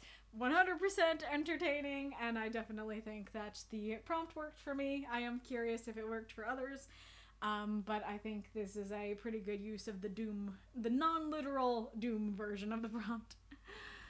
Mako thought it was very entertaining, and the prompt was subtle but used well. Yes. Thank you for the cheer, Magistrate Ironlung. Aerith, I did find it interesting that Kevin could actually see their hidden wings, a side effect of being high all the time. Yeah, that is a good question of if I'm correct that Kevin could see their wings and main character couldn't. You know, what did Kevin yeah, how does that work? How did Kevin see them? Mark, so I watch a series where anything that shouldn't happen logically, a guy says, it's over, grab two of each animal and head to the blasted border, followed by, the end is nigh, so it's inspired by that. That makes sense. Kevin absolutely started seeing stuff when Matt first started using his powers. Gotcha. Well, how did Kevin start seeing it and other people didn't? Oh, the wings aren't out. It's just Kevin can see the potential for the wings. The wings aren't actually out. I feel like that's a little too complicated. I mean, I guess it's not a problem for newcomers. But like, Kevin can see the potential for wings is a lot to be bringing up here. And so, first of all, what? Well, actually, no. First question is how come he can see their wings and main character can't? And second, now more poignant question, how come he can see the potential for wings? And is this something anybody who can see supernatural things can see? Or not? Because wouldn't that imply that when Matt looks in the mirror, he can see the potential for his wings? Or can he not because they're in his back? Can, like, Layla and Mara and the others see the potential for wings? And how do you see the potential for wings? The series, WTF Moments, it's a wrestling review show from Cultaholic. Nice.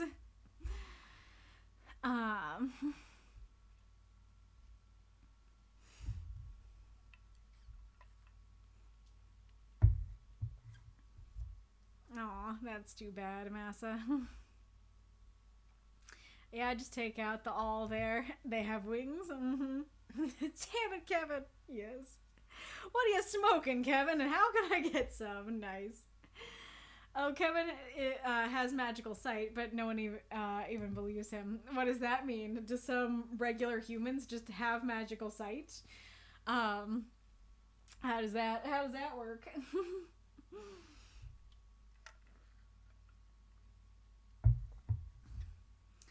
Alrighty, Rue, but very fun story, Marks. Let us go on to my story, and hopefully Rink will have arrived by the time I finish mine. Alright.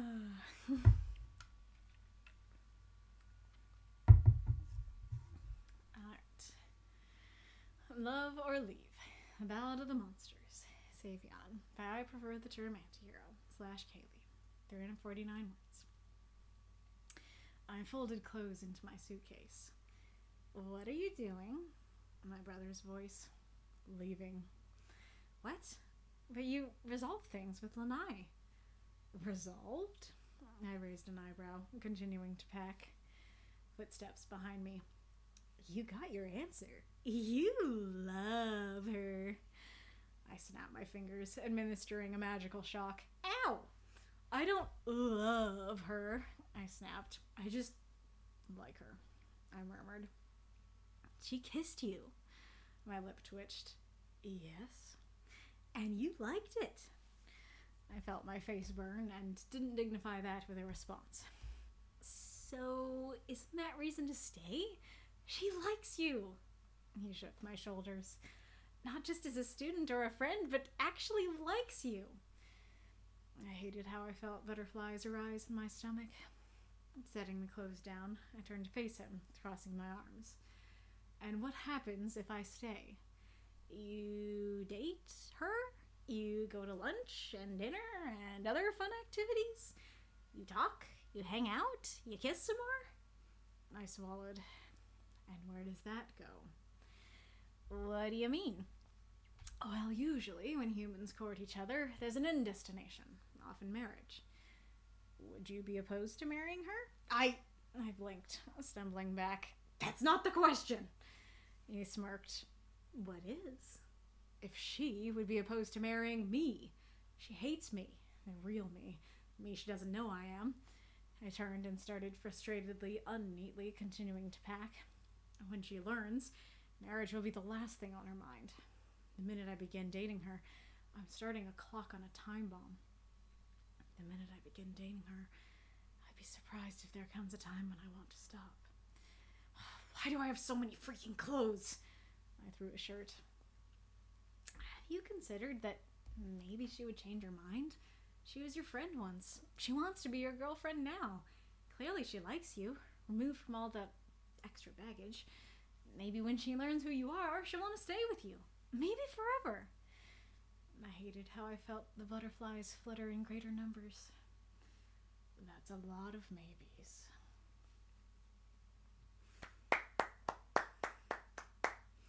Well, those moths and monsters, cheer for this story if you loved it. No, Kevin specifically. He specifically can see magic things, but he's a stoner, so no one one takes him seriously. Wait, so no other human in existence has the magical sight except for Kevin? How did Kevin win/lose the magical lottery like that? Thank you for the cheer, Magistrate Ironlung. So, yes, I would like to hear what you guys thought of the story, what you enjoyed about it, what you might have to critique about it. And I had plenty of questions for the story, so I will be going over those. And don't hesitate to answer them. I guess I will post them in the chat if I can.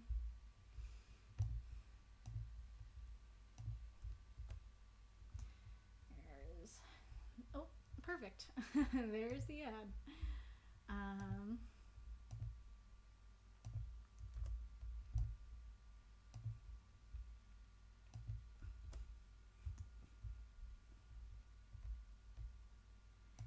Should probably just start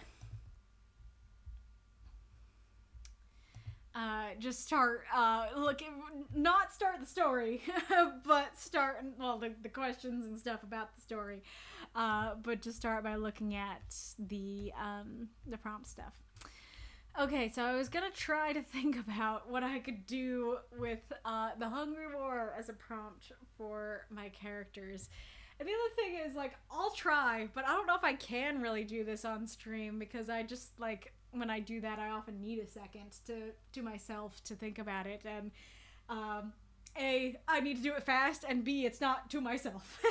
When I have a bunch of eyes on me, eyes and ears on me, I don't know that I'll be able to think properly, but I'll try. Because the thing is, if I had a personification of war, absolutely, I would just use the personification of war.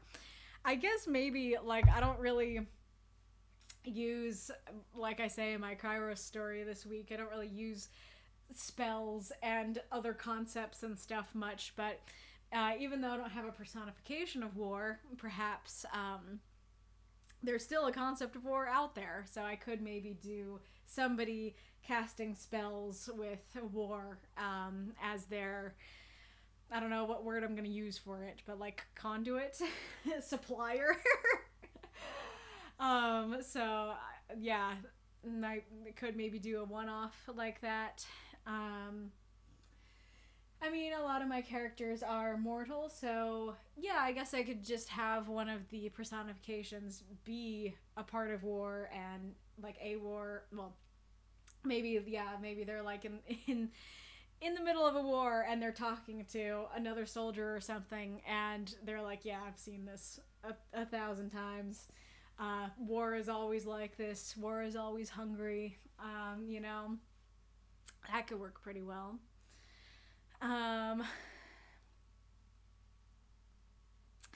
I guess I could maybe use war as a hyperbole, that it could be about Ladai wanting revenge, and so somebody tries to tell her that that's not going to get her anywhere, that violence is just going to continue. It will continue to be hungry, it won't stop. Now that I'm actually thinking of things, now I kind of like it. Those actually sound kind of fun to write about. I still have the same issue of, I think overall it'll be a depressing, lead to depressing stories overall, but now instead of being I don't know what I'd write for, now I'm I do have some stuff to write for it. That sounds kind of fun. But anywho, alright, got some ideas. Let's go to the next one from Zed. Poor pitiful me. I'm curious where you got this from, because I presume it's some quote or idiom or something like that, but I don't believe I have heard it. Maybe it's a song lyric or song title. I could see it maybe being that. I've never really known how to feel about this one, because, let me think, because it's a dialogue prompt, and we have done dialogue prompts before, that I don't know, like do not touch, I guess, is kind of a dialogue prompt, and I don't I don't know why I'm not thinking of them now. But I guess I'll just like use do not touch as an example. Like do not touch is pretty applicable to a lot of different situations, because it could be a sign, it could be something, you know, somebody walks up to the tiger's cage and they're like, don't even touch the glass, you know. It could be don't touch me, you know, a lot of the different things. But this feels quite a bit more restrictive, that it's like somebody is really going hard on that self-pitying train. And so you just have to have some sort of character pitying themselves. And so I don't know if it would just be like, okay, you know, the character doesn't have to say the words, as long as you have a character pitying themselves. Yeah, I think that'd be fine. As long as you had your character pitying themselves, you wouldn't have to have them say it directly.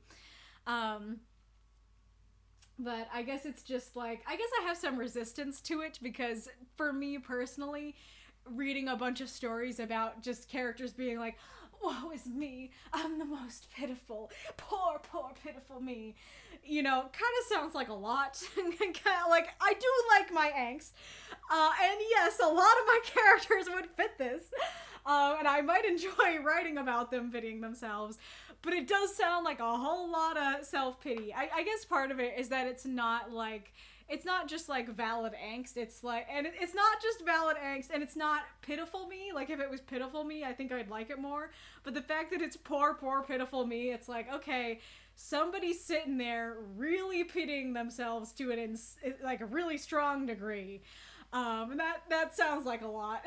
You know. I guess it's kind of like the difference between like, oh no, like you're genuinely, like, you poor creature, you know, let's help you, I pity you, let's help you, or oh woe is me, I'm going through something bad, and like genuinely I deserve sympathy, versus like, oh my gosh, poor me, you know, kind of thing. That this phrasing here very much has that, I guess melodramatic might be the word. It has that like over-the-top melodramatic vibe to it. You can definitely use this prompt to write like, genuinely this character deserves our sympathy. And I guess part of it is also that it's not, oh, poor pitiful you. I actually think that would work a little bit better for me. But because it's me, it kind of has a selfish vibe to it, if that makes sense. That it's like, oh, I didn't get the caviar I wanted. Poor pitiful me. You know, kind of thing. So yeah, there does seem to be like a sort of selfishness, a sort of melodramaticness to it. So for those reasons, I'm not drawn to it. As usual, I think it works. I don't think it's necessarily a bad prompt, and I do think I could do stuff with it, but I'm not particularly drawn to it. I didn't say it before, and then luckily you guys did it, but I will especially say it here, that you guys, please, you may talk about your feelings about a prompt that I talk about, and in fact, you are encouraged to talk about your feelings about a prompt, because your feelings might be different. If you're like, I really don't like that prompt, I don't think it works as a prompt, or if you're like Kaylee said she didn't like it, but I think it's fantastic, and I know exactly what I'd do with it, do tell. And for this one, I'm particularly curious to hear what you guys think in that regard. And then, like, I think this is pretty simple to come up with ideas for my characters, because a lot of my characters are angsty, and yeah, a lot of them have moments or long swaths of time where they do pity themselves, and so it would not be hard to, you know, pick a moment when they are pitying themselves. I don't know if I'd have the problem that I had with Writing on the Walls, where it's like, there's too much to work with, this is just their whole character, you know.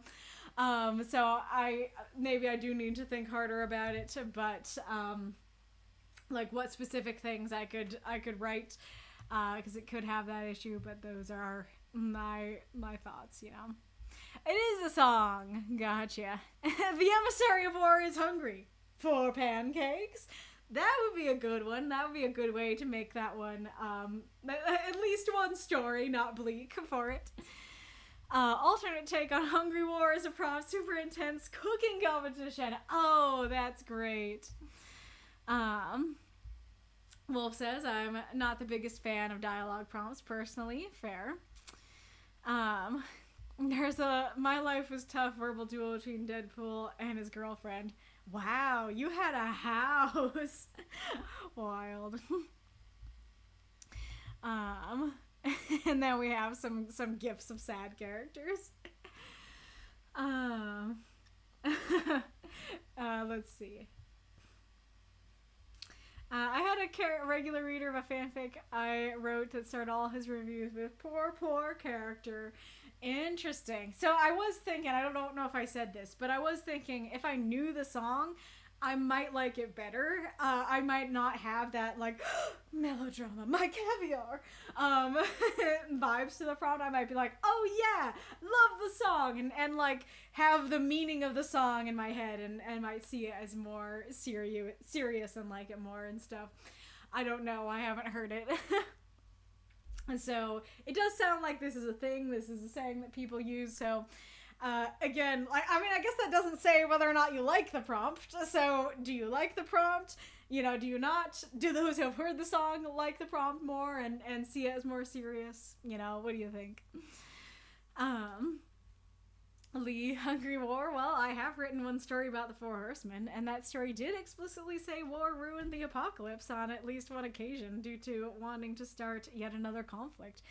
That and famine was personified as a little girl with a bottomless appetite. I can make an excuse. Yeah, that works.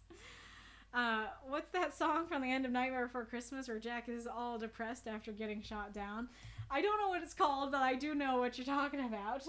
That it starts out like, oh my gosh, oh, Christmas is ruined. And then he's like, well, what the hey? I gave it the old college try. I guess you could use it like that. You could start with the character self-pitying and then quickly have them be like, you know what? Nah, let's stop this pity party. We're good, you know? Is that Jack's Lament? Isn't Jack's Lament at the beginning? Is it a reprise of Jack's Lament? Poor Jack, Lee strangely says. We have two different answers. Okie dokie. But back to my story, I have posted the questions in the Discord as well if it's hard to see or keep track of them in looking at the screen, but I will read them to you. Alright, so as I said, just any general comments I'd be appreciative of having. And then question 1, anything confusing, you know, especially for newcomers. 2, does the scene flow? Does it work with minimal setting? So, as per usual, I don't have a lot of setting in here. But I think I did have more setting than I do sometimes. Sometimes I have no setting. And I did have quite a few references to the suitcase and the clothes and stuff. So, was that enough for you, or did you need more? And then, Lestaire is meant to come off very playful here. Does that tone come through? Hopefully it did when you heard me read it, but I am curious, especially if you're reading this to yourself, if you think that would have come across playful. Do you think I even voiced it well? Because, like, I think that reading was my best reading of it, but as I was practicing, I was like, I'm not really hearing it out of my mouth, what I'm hearing in my head. But 4, originally the line was... Well, usually when humans court each other, there's an end destination, depending on your values, firstly sex, which I am entirely opposed to, then marriage, or the other way around. Did it work with just the marriage mention? Would it have worked better if I talked about simply commitment being the end goal in whatever form that might come?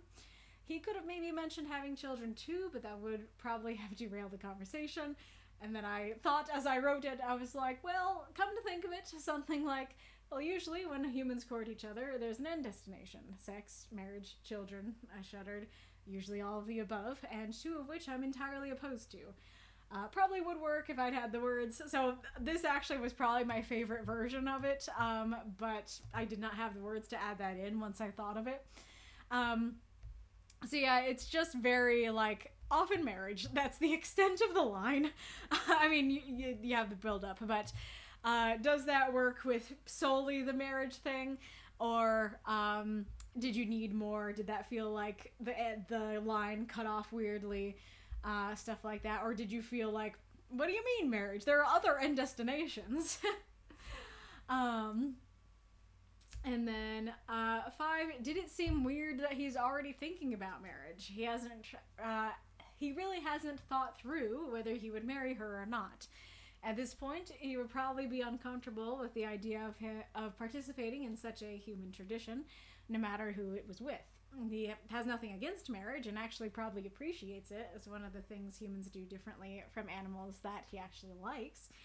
But he would be very much admitting his humanity were he to marry someone. So he's not thinking, yep, I would marry her.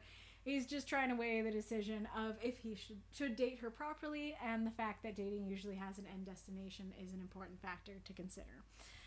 So yeah, I don't know if that explanation was clear enough.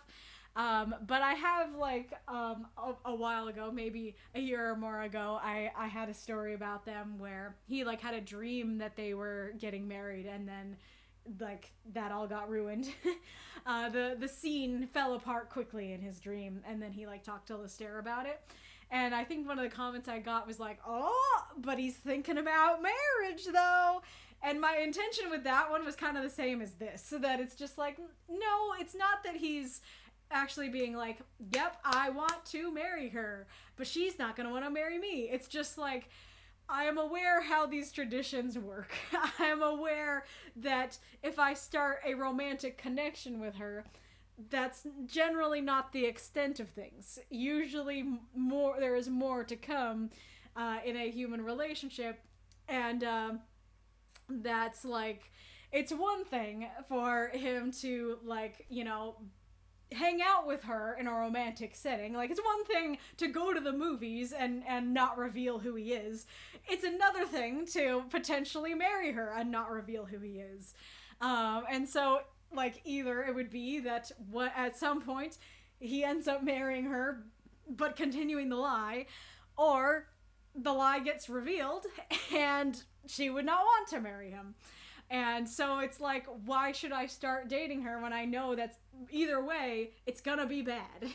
Either it's just not gonna go anywhere, so why should I start? Or it's gonna go somewhere through nefarious means, which I would not like to participate in. I mean, not like to end in, at least. He is gonna participate in them. So yeah, it's just that he is able to think things through and knows humanity pretty well. Not that he's like, I'm ready, you know? And then, I was torn on the line, the thought, the minute I begin dating her, I'd be surprised if there comes a time when I want to stop. I really like the mirrored the minute I begin dating her phrasing, but I wasn't sure if this would be in character for him to think. The idea behind it was that he's like, I regretted so deeply everything that happened between us and desperately wanted my friend back for years. I very much want to be around her in whatever capacity that is. Now I might get to date her. She wants me specifically, not just as a friend, but as a romantic partner, like all those books she read to me. That sounds amazing. He's also never dated, so he isn't super familiar with the struggles of it. He's just wanting to be with her, and this particular way of being with her sounds tantalizing, especially after so many years being apart. But also, he's aware the sex thing could be a big problem. He's aware he might be uncomfortable marrying her, so wouldn't those be reasons to stop? Granted, now that I say that, maybe that's the point. He just wants to date forever. Anyways, what did you think of the line? Yeah, so for a reminder, it's this line here. I've had it in, and then I took it out, and then I had enough words to put it back in, and so I put it back in. But I wasn't sure if that was too strong. I guess maybe part of it is also because the whole point is that I'm saying he's actually thinking things through, and he's going like, where's this gonna go? That's bad. Where's this gonna go? That's bad. And so, like, maybe this feels contrary to that, where it's like he's thinking practically, but then he's also thinking idealistically and just being like, I never want to stop. But I think my thought process there was just like, I'm not gonna want to stop, but I don't know that I will want to marry her. I'm pretty certain she's not gonna want to marry me. and I know I'm not going to want to have sex with her. And so it's like, uh-oh, how does this work? I probably shouldn't start. What's the answer? Don't start, you know? So yeah, what'd you think of that line? 7, does the "why do I have so many clothes" line work? Originally, the first line was, I folded clothes into my suitcase, uncomfortable with the reminder of how many I own now. But I realized that wouldn't make sense to newcomers. However, adding it in like this still says the line, but I felt like it was something a normal person could say in frustration too, and just allows him a moment of outward frustration. 7B, originally it was, why do I have so many clothes? But that, always read as more flat disgust than yelling frustration, so I changed it to freaking. Though I feel like the word sounds out of character. Which do you prefer, or do you have a different idea? I think the stuff is kind of interesting because, you know, I've read, oh no.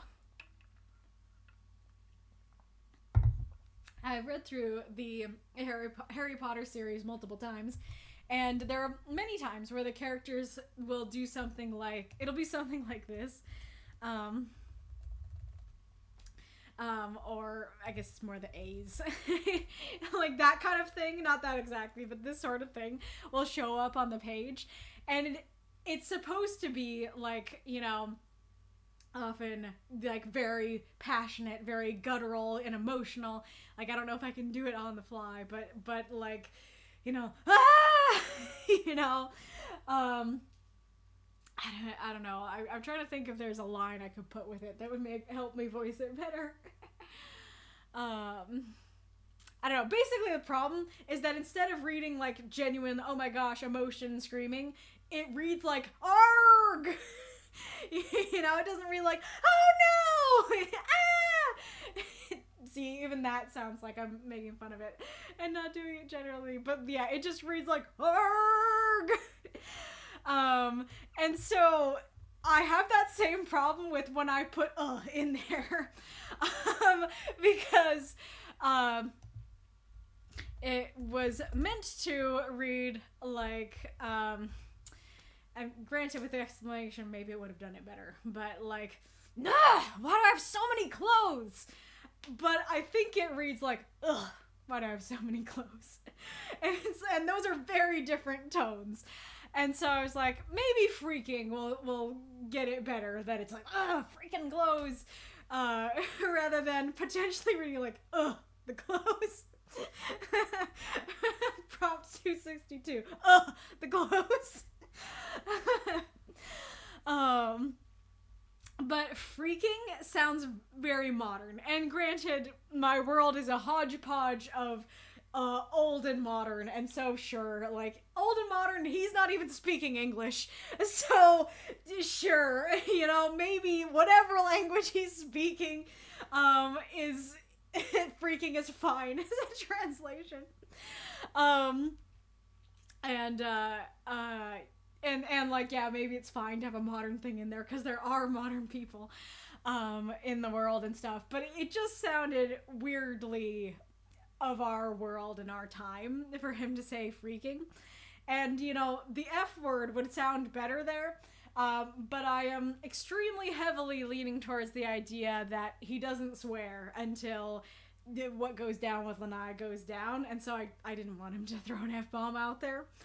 So yeah, after all that explanation, what do you like better? Would you have read the more as like, why do I have so many freaking clothes? Or would you have read it as like, why do I have so many freaking clothes? Or so many clothes. Would you have read the correctly? Do you like the better than the freaking? Do you like the freaking? Do you have a different idea that could have gotten across the attitude I wanted?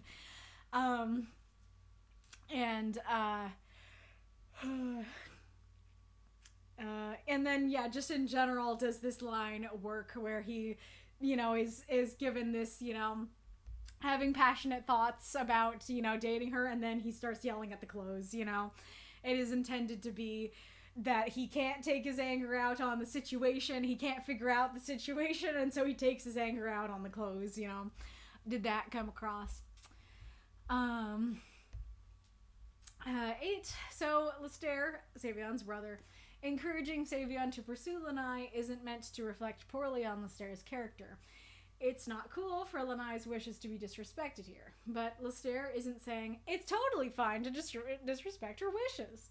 Lestaire is seeing that his brother can actually have some happiness as a human, and he absolutely wants him to pursue it. He just desperately wants to see Savion happy, that's all. He's not even really thinking about how rude or disrespectful it is towards Lanai. How did it come across for you? They are opposites in many respects, and so, like, Savion's out here being like, uh-oh, I'm disrespecting her wishes if I date her, and she's, where is this gonna go? Nowhere is the answer, and Lestaire doesn't plan things that way. He's just like, it's gonna be great. He's just thinking about how it will bring Savion happiness now, and he doesn't get to see Savion happy 99% of the time, and so the fact that this might give him some happiness, he's like, please pursue it. I don't want you to continue to be even more sad. He's not trying to disrespect her. He's just not even really thinking about it.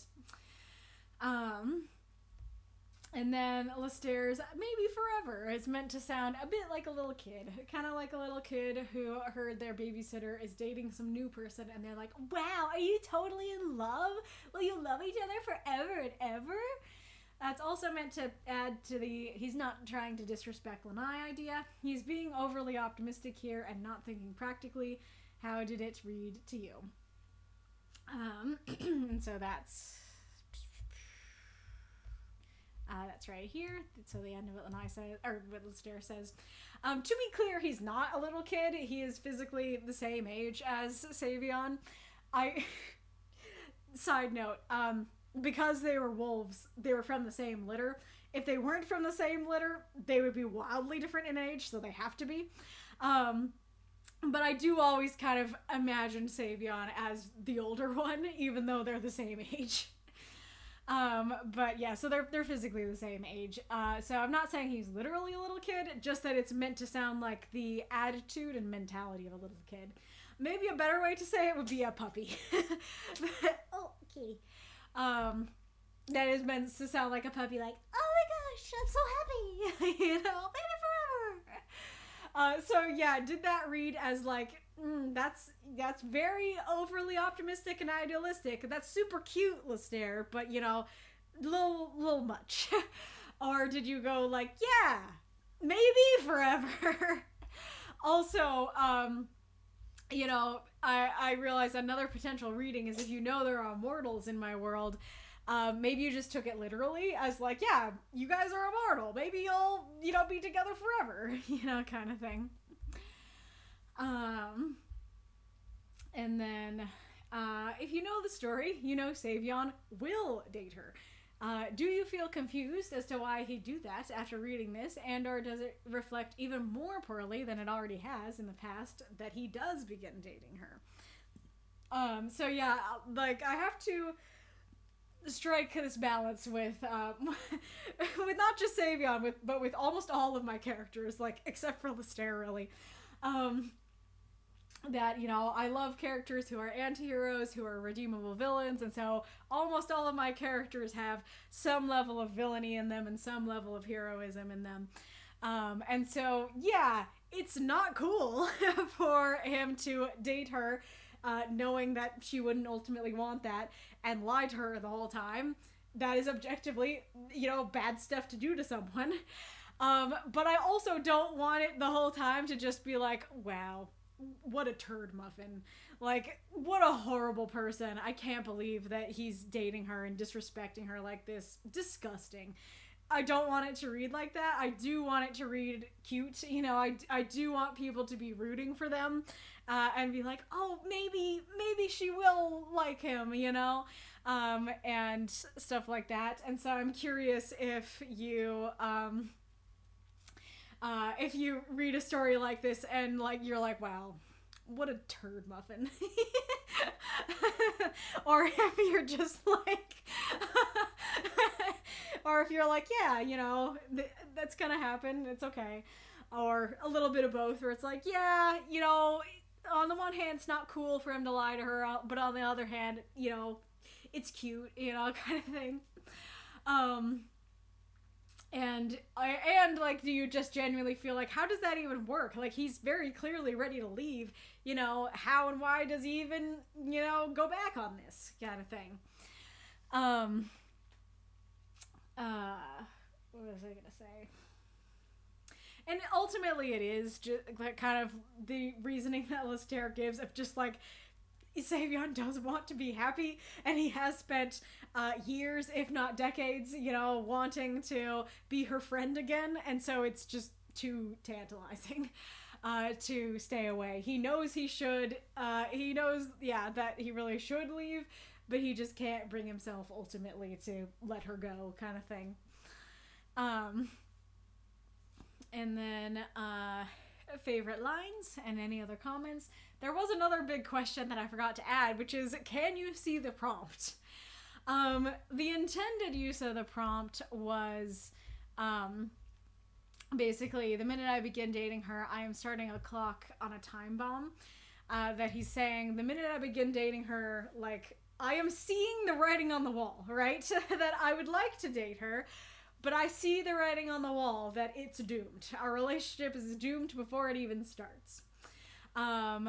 Somebody else did have another reading of the story, which I think is maybe an easier prompt use to get out of the story, though honestly it's not the one I intended.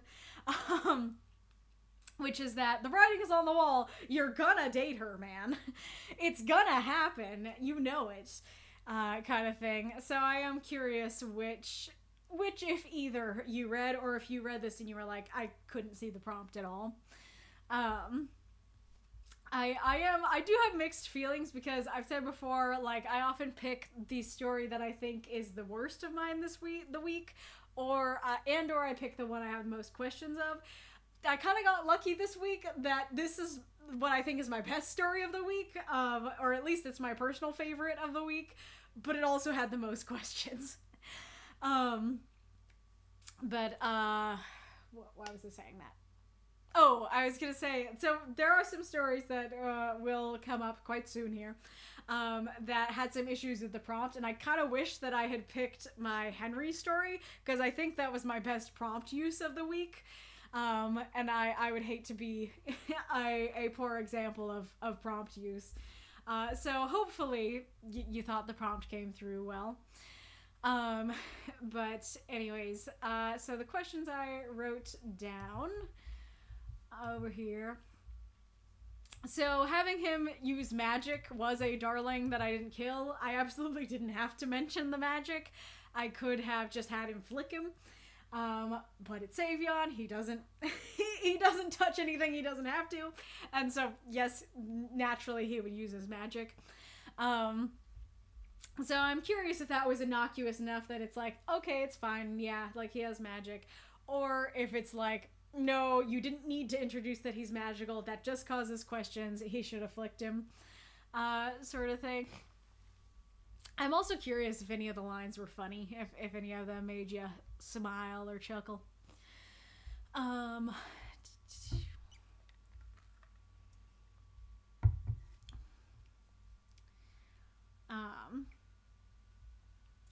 then, I liked the idea of Lestare saying, not just as a blank or a blank, but actually likes you. You know, I liked that kind of cadence.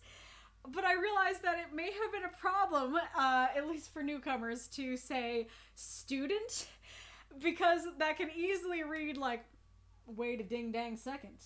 So one's a teacher and one's a student. One's a lot older. We got bad power dynamics here. You know, if immediately you're like, wait a second, I thought it was cute, and then I got to student, and I was like, no siree. You know, did that happen to any of you? If you don't know, Lanai knows her way around weapons of many kinds, and so she regularly hosts this kind of camp where she just kind of teaches people the basics of different forms of weaponry. And then if you're like, oh yeah, like I enjoyed that, I think I'd like to become more skilled, you know, you can go find a master to go learn under, or find some books or whatever. But it's just kind of like a crash course on, you know, different kinds of weapons and stuff. So she is this, like, she's a little younger physically than than Savion is, but not a lot, just like a couple years younger. And so yeah, I'm curious if that line was a problem. I absolutely didn't have to include it, and I realized too late I shouldn't have.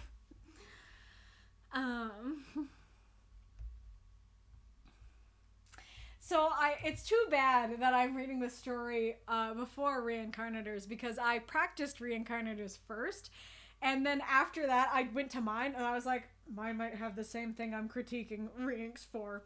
So I will still bring it up, but when somebody says, like, humans don't usually call themselves humans.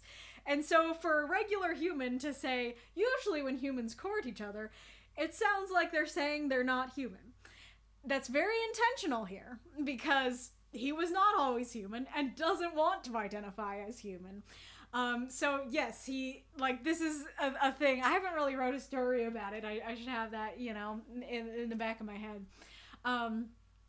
But it is something that, like, his friends and family talk about, that they're like, you have to stop referring to humans as humans. You need to use, like, people, because it sounds weird.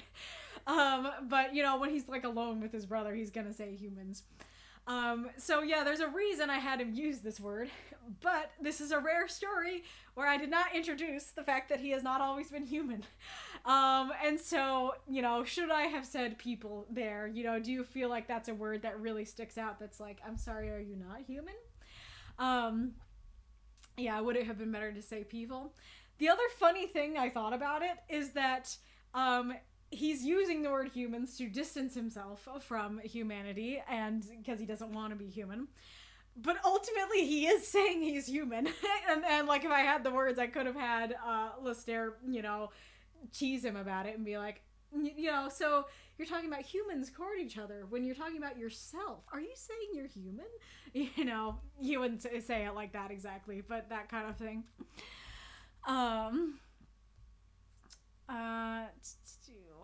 And then is she hates me, the real me, the me she doesn't know I am. Is that clear enough? Did you feel like I brought up questions that didn't get answered? Did you feel like you needed more explanation there? Or do you feel like that was plenty to explain for newcomers? Like, okay, we don't know why she doesn't know who he is, and we don't know why she hates him, the real him, but clearly there's something going on. And in that case, does the human thing actually help? Is it actually like, okay, you know, he wasn't, that sounds like he's not human, so something weird's going on here. So yeah, did that work, or do you think I needed more? And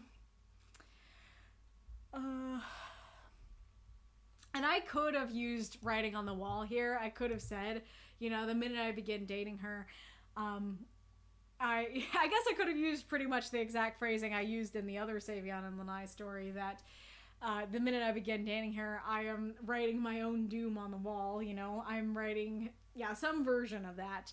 I didn't want to because of my thing where I often don't like when the prompt is directly stated. Depends on the story, depends on the use. But that is one use that I would have been like, you know, don't like that it's said so directly like that, so I didn't. I don't know how to feel about the fact that I did it in the other one, but I couldn't figure out what else to say. So I could have done that, and do you think I needed to make the prompt clear? Or do you think it was clear with the time bomb image?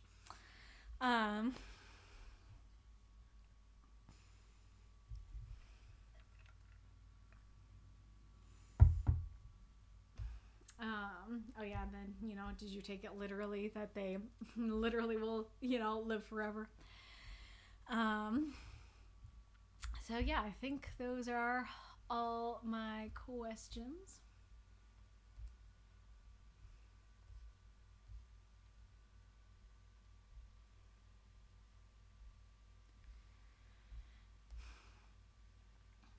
Yep. Okay. Alright.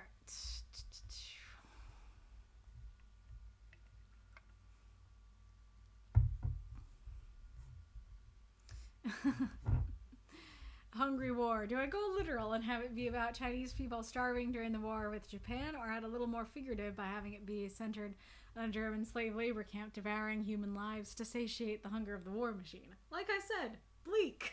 For sure. That is a good point, though, that you can use it to mean people starving during war, people who are hungry within war.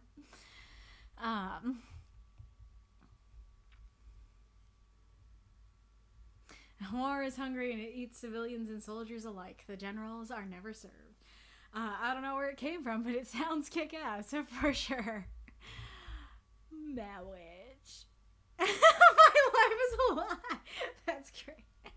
The term turd muffin has now been added to my lexicon. Thank you for contributing.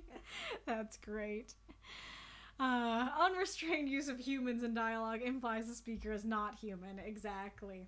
And that's kind of the question there. Is that a problem for the story, or do you think it works for the story? Turd biscuit is a phrase that is popular in some circles in Canada. Amazing.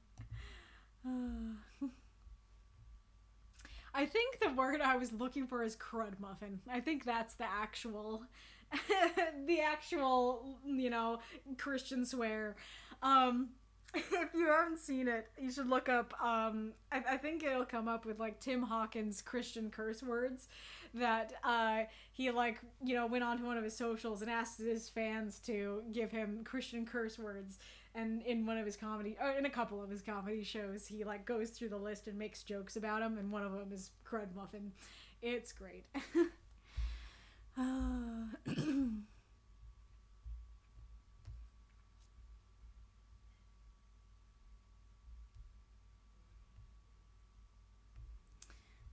I don't know if I read this one. A plot twist about Marx's story. He's a stoner to cope with all the magical nonsense he sees. I believe that. Poor Jack is... I have another vote for Poor Jack, so that's sounding right. Magistrate. I probably wouldn't vote for Poor Beautiful Me. I can't think of a good story idea, and frankly, the prompt gives me attention-seeking vibes. So yeah, those are kind of the vibes I was going for. I do like that last version. Are you talking about the, where'd it go? Well, usually when humans court each other, there's an end destination: sex, marriage, children. I shuddered. Usually all of the above, and two of which I'm entirely opposed to. Is that what you're talking about? I remember that story, the dream story. Aw, that's sweet. Thank you for the cheer, Hellenic. With an A instead of with an U. I think I would still have the same problem, if not more. It would remind me even more of those Harry Potter lines.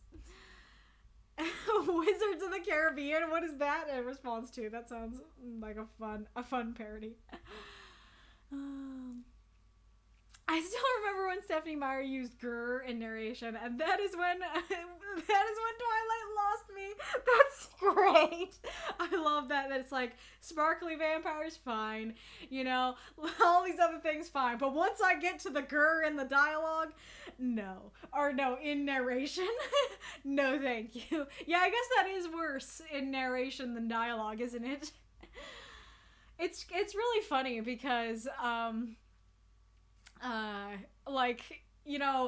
just in concept, it's totally fine to have stuff like grr and arg in the actual dialogue.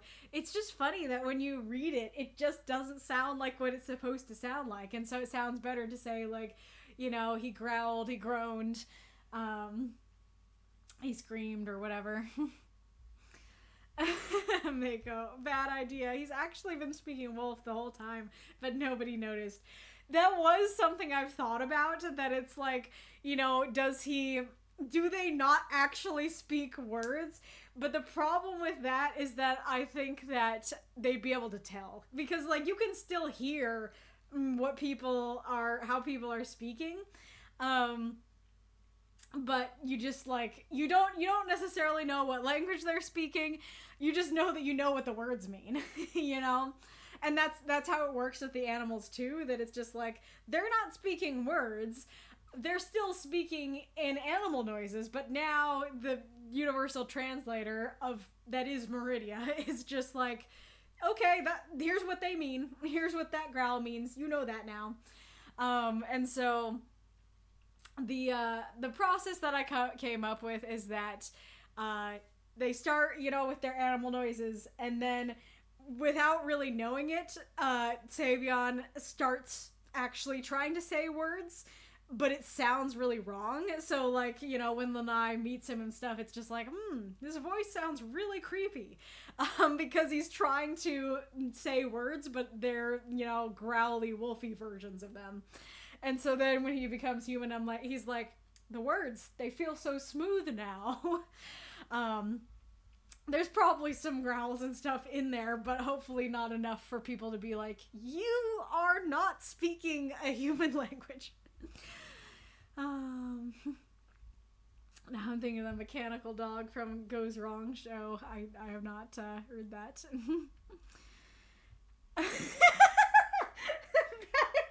That is a good point. To be fair, Savion is disrespecting her wishes by continuing to live. This is true.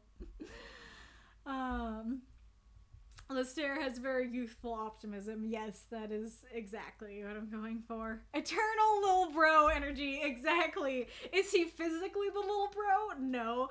But he has the eternal little bro energy.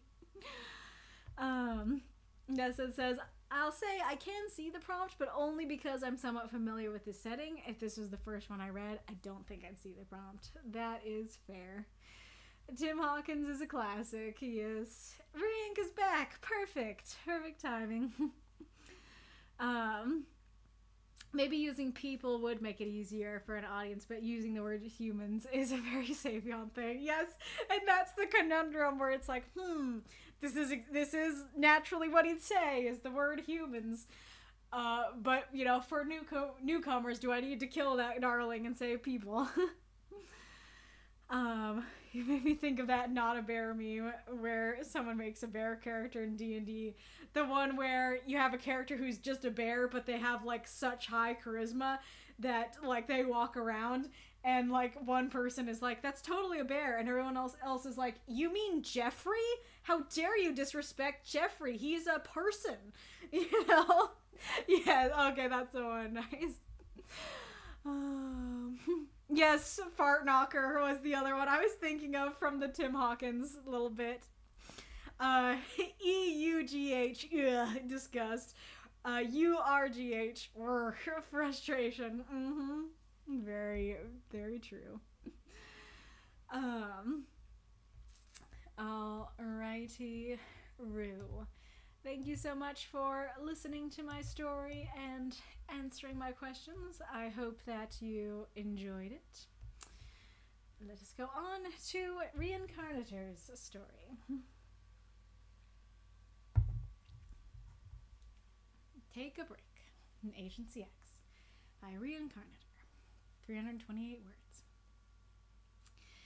It was a rare sunny day in London. Not that X would make anything of it, though. Nia, X's assistant, and Emma, the guardian spirit of London, stood before the closed door to the detective's office. We need to do something. He hasn't left his office in 3 days, Nia said. He's in the middle of researching. Emma tried to calm her down, but Nia shook her head. This isn't healthy. Humans shouldn't coop themselves up for so long. So you mean it could harm him? Nia facepalmed. Duh! Did he even eat anything these last 3 days? Emma, he isn't some invincible magic being. He's a human. Yeah, I often forget because he seems so distant, so unreachable sometimes, Emma said, lowering her head, her raven black hair covering her face. If anyone can reach him, it's you. Emma nodded and stepped right through the closed door. X's office was a mess. Paper laid everywhere, and the walls. Well, let's just say X didn't restrict himself to his corkboard this time. Emma, can I do something for you? The detective asked. More like what I can do for you. Look at this place. To think you spent 3 days in here breathing all this in? You're coming outside with me. I can't possibly leave right in the middle of my research. The ghostly guardian came very close to him, their noses almost touching. You seem to think that was a request. X gulped heavily as her red eyes seemed to burn themselves into his soul. Emma sighed. We are together now, aren't we? Sure. Then drop work for a while. And go on a... She turned red. Date with me. X dropped his pen at that. He too was now blushing. Oh, well then, I suppose I could use some fresh air. Any requests, milady? He asked, and then offered his hand. She smiled as she took it, leading him outside. Not really. To stay by my side on a simple stroll, my beloved. So those moths and monsters, cheer for this story if you loved it. Alright, as I said, Riank usually has questions, but didn't this time. So Riank, if you've thought of any questions since, don't hesitate to ask them. Alright, so I will warn you that this is one of those stories where overall I really like what you're going for here, but I do have quite a number of critiques for the details in here. And I guess to transition from my story into Riank's, I guess I'll start with the humans thing. It sounds very strange for Nia, as far as I know, who was just a full-blown, born and raised human, to say humans, to refer to humans as humans. Now, I'm guessing why you had it like this is because she's saying it for Emma's benefit. You know, she's saying, you're not human, I am, and me and other humans, you know, shouldn't coop themselves up for too long. But because usually a human doesn't refer to themselves as humans, I actually thought this was Emma talking. You know, that I actually got confused as to what was going on here. And so I do think that saying people would sound a lot more natural. And this one is fine. I'm actually fine with he's a human, because that very clearly is for Emma's benefit, that it's just like, hey, he's not a magic being. What's a contrast to a magic being? A human. That works totally fine. And so I do think saying people here would fix that right up. Going back to the beginning, I really like this first line here. Oh wow, it's a great day. It's a beautiful day outside, and X isn't going to do anything with it. I think that is a fantastic summary of the story as a whole, and I love that. I think you do a pretty good job of introducing, like, okay, Emma, the guardian spirit of London, you know, that is very helpful in these short little stories. Now, granted, there is a question. Did we need to know that for this particular story? Now, granted, so the first thought, do we need to know that? Because technically she could be your average girlfriend and the story in general wouldn't change much. Now, the thing it would change is the humans lines. And so it would be like, huh? What? He needs to eat? Yeah, you would have to take those out. But we'll return to that. But I do think that the story could have worked if it was just the two of them being like, oh no, he's cooped up. We need to help him get out of there. And not mentioning the human things and not mentioning the Guardian of London thing. I think the story would work just fine. So things to consider, because it's always interesting, you know, when you write in a larger universe, when you reveal, like, you know, that a character is a magical being or not. You know, kind of like I was talking about with my own story, that it's like, on the one hand, you don't need to know that Savion was not always human. The story works without it. On the other hand, you know, having a hint that he's not always human makes a little more sense as to why she, you know, doesn't recognize him, sort of thing. So, yeah, there's a question for this one of, okay, do we need to know that for this particular story? One of my, a question that at first, one of the questions that became one of my big questions for the story is that why did they wait 3 whole days? Because I feel like if I went into work one morning and my boss was, I don't know, I was going to say my boss was in his office, and then I, you know, packed up to go home and he was still in his office, okay, maybe that's normal enough. But yeah, basically, if it was clear to Nia and Emma that he has been in his office for 6 hours, 8 hours, and you haven't seen him get lunch, you haven't seen him go to the bathroom or anything like that, they would already be concerned, like, on day one. Before 24 hours have even passed, I think they'd be concerned. And once the next morning rolls around and it's like, wait a second, X, have you not left? Like, I clocked out of work and it you know, you were in your office, but I didn't question it too hard. But now that I see you're still in your office, did you get here early or have you not left? And once it's revealed he hasn't left, then it's like, okay, we gotta do something, you know? So why would they wait for 3 whole days? And they're talking like he has been foregoing all basic necessities, which would include water. And if he hasn't drank water in 3 days, he'd be dead. It's not just like, oh no, this is bad for him. It's, oh no, this is dead for him, you know? So I don't know why they would wait for 3 days. I feel like, you know, just hours would be enough. If you really want to hammer it home, he hasn't left his office all day, or he didn't leave his office all day yesterday, I think would make a little more sense.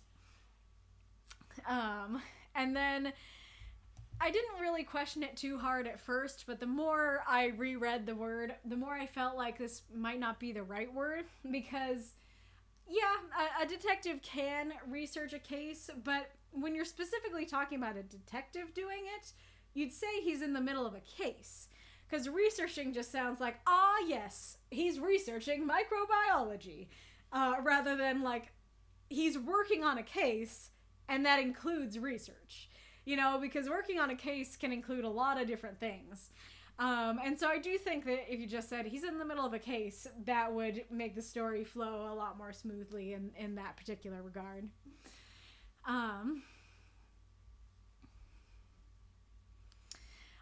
So on the one hand, I think it's kind of cute that Emma is like unfamiliar enough with, you know, basic human things that she's like, so you mean not eating and drinking for 3 days is harmful? So on the one hand, that's kind of cute. But on the other hand, it seems strange that she is so deeply oblivious. Like, honestly, if she said, do you mean it could kill him? I feel like that would sound a little less awkward. But just like the baseline of like, it could harm him, it's like, yeah, you know? And granted, I do love that Nia facepalms at that. That is the proper response to that. But, you know, having been the Guardian of London for eons, I don't know why she would have this question of like, so when humans don't eat, it harms? You know? I also am not sure why he feels distant and unreachable to her. Like, I could totally see X feeling like Emma is distant and unreachable to him. I don't know why X would be distant and unreachable to Emma. And why that would lead to her forgetting that humans need to eat. And so I think either more explanation here or a different explanation here would be helpful. Now, I do like the idea.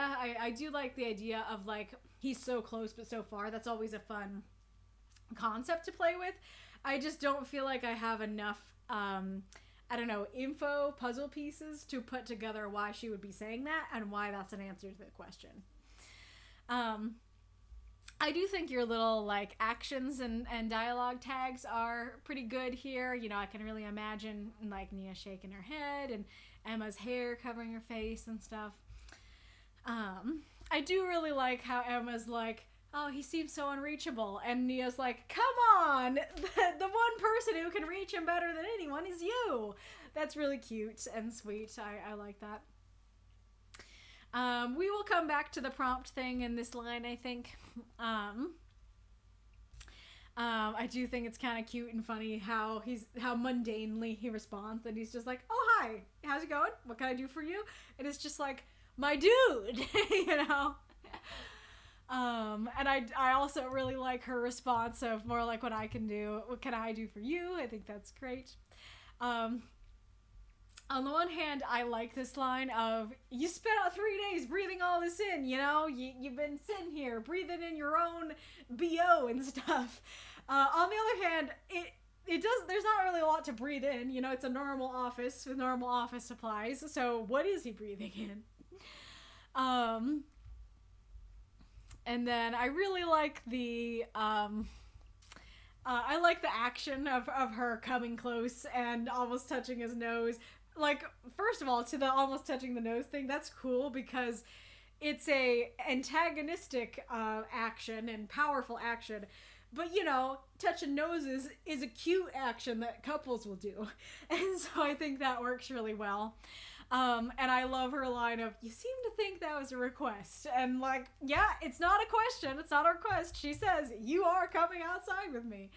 And so I think that's great that it's, this is a cute way to do something of this nature, and have it work really well. There's a slight awkwardness in the fact that, she has this like very intense antagonistic reaction of like her eyes, they're burning into his soul, and then she's just like, we're together now, aren't we? Feels a little incongruous there. I feel like more of a transition there would be helpful. I think it will be worse for newcomers because I know Emma and I know that she can sometimes, I just have these reactions that it's like she gets, all powerful and fiery, and I do understand that she can go back to being a little more gentle and normal afterwards. But not everybody will, and if this is your first introduction to the character, you're going to be like, oh my gosh, eyes burning into the soul, this is crazy. And then going to, we're together now, aren't we? Is going to be like, wait, what happened to the fiery soul burning stuff? What's going on? What was that about? Good night, White Night Wolf. Sorry, I don't think I saw your name before, so welcome and good night, I guess. So I see that the ad is coming. I also see that Kitty wants out. Yeah. You out. You can go out, Kitty. Kitty go. Kitty go, go, go.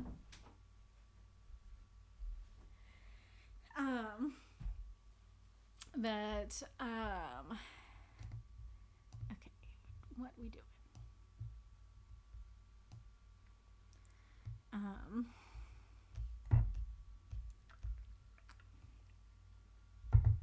I'll see if once again, if I can think of like specific scenes for poor pitiful me for my characters.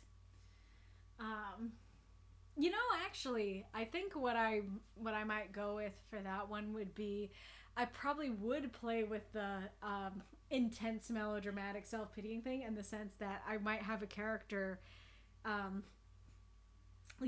pitying themselves, and then another character be like, shut up, man. Not that exactly, but a character try to pull them out of it and be like, oh, with the self-pity again, come on. I might do that kind of thing. And it could work, once again, it could work for several characters. I'd probably do it for like Victor and his father. There's a scene that I've had in my head for Victor and his father for a while that might work for that. Well, actually, no, it wouldn't, because it's actually the exact opposite attitude from Victor that his dad's reacting to. Maybe it could work for a later scene, in the time where his dad's like, you are coming back to Geneva and you are marrying Lizzie. You could maybe do that kind of thing. It could be a story of Lestaire or Peter or Victor getting kind of fed up with how much, Savion's whining about being human. That sort of thing. So that could be kind of fun.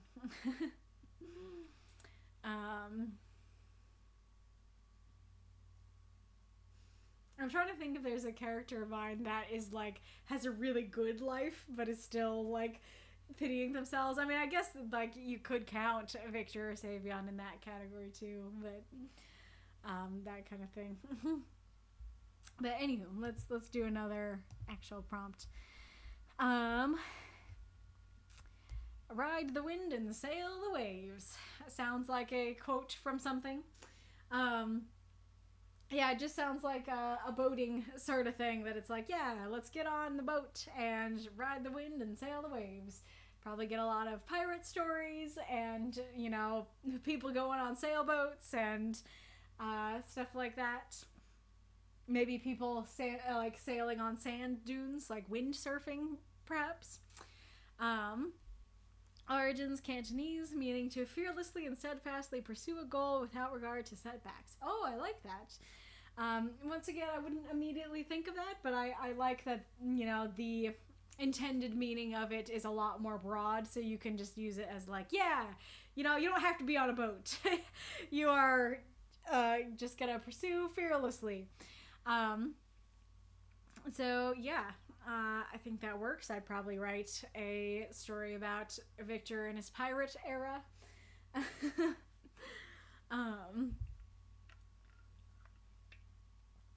It's just like, yeah, sailing's great. Maybe I could do something with like Lister having that attitude towards something with Savion, that he's just like, yeah, don't you wanna go out there and ride the wind and sail the waves? Not really, actually. That kind of thing, maybe. Maybe that Peter and or the Lost Boys flying, you know. I don't know how to do the waves part of that, but ride the wind for sure. So yeah, I mean, it definitely works, as most of them do. I don't know that it, like, seeing it in the list, and that is another thing that, like, if you, well, we'll come back to that. That is another thing, that looking at it in the list often I will think differently about the prompts than when I see them here. And I feel like that is the kind of prompt that might not get my vote in the list. I don't have anything particularly against it. I could do things with it, but I'm not super, you know, inspired by it. Like I said, yeah, I could totally write about Victor's pirate era, and that might be fun, but just like, we're having a good time being pirates is not super exciting, you know, as a story to me. So I would probably find other prompts more interesting.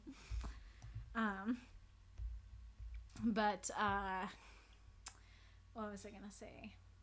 Oh yeah, like, I don't know how easily I can do it, but let me know if you want to hear how I felt about the prompt, seeing it in the list. Because I can do my best, if you do want that, I can try my best to keep track of that and let you know how I felt about it the next stream after I actually see it in the list. I don't, that might be difficult to keep track of, but it's something I can at least attempt to do if you want me to. But anyways, going back to the story.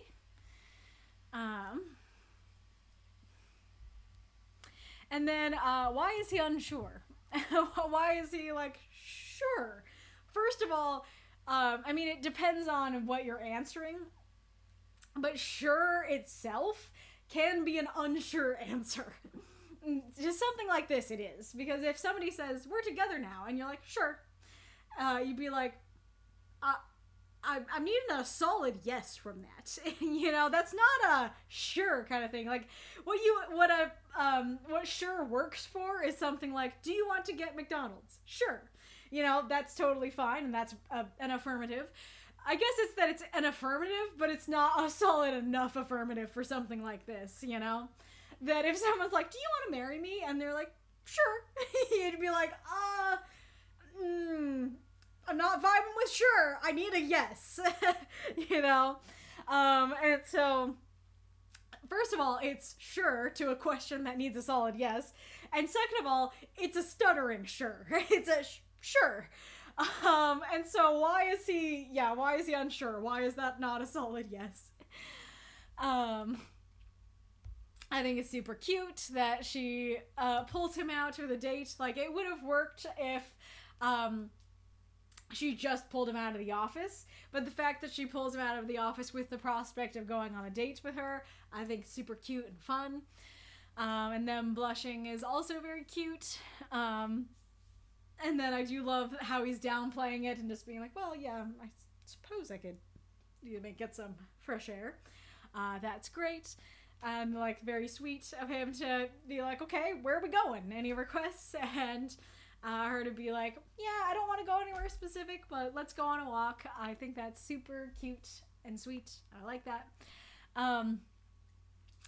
This last bit here, like, of course it's cute for her to call him my beloved, but it's very strange to have it be not a solid yes to them being together, that it's like, sure, I guess we're together, and then her to drop the bomb of my beloved. Like, my beloved is like a, I don't know, maybe 8th date kind of word to use. Maybe even that's too soon. Maybe it's a 3-month kind of word to use. And so it seems odd to go from sure, I guess we're together, and them acting like this is their first date, to my beloved. And the other thing about it is that then she definitely should know more about humans. Like, if he's her beloved, they're together, how does she not know that he needs to eat? Because presumably she'd be around him enough to recognize, oh yeah, you gotta eat a lot, you know? You gotta drink, you gotta sleep, sort of thing. And granted, I know that Emma is, you know, this very old spirit, and so she might be dropping my beloved before, you know, your average modern person would. Granted, I don't think a modern person would use that in general, but it still is just like, I don't know, what would be an equivalent in modern language?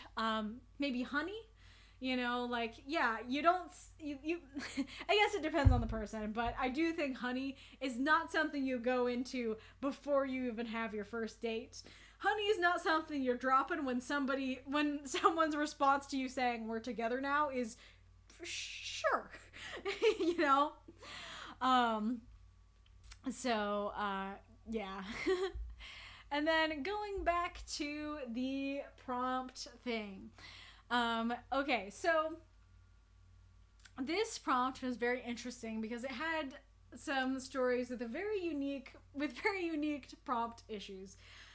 Because pretty much all of the stories that had prompt issues, it was in there in some capacity, but it didn't feel like it was in there in enough of a capacity. Because the thing about, like, having these prompts is that it's not just like, oh yeah, like, you know, you can have it in there for a line and have it not be important at all. It should be the focus of the story. Like, it should be the center of the story. It should be really important to the story. Like, it's fine if it's not there the whole time, as long as it has some importance to the story. And so, to have it, like, yes, I do recognize that there's a line here of the walls. Well, let's just say X didn't restrict himself to his corkboard this time. Hi, kitty.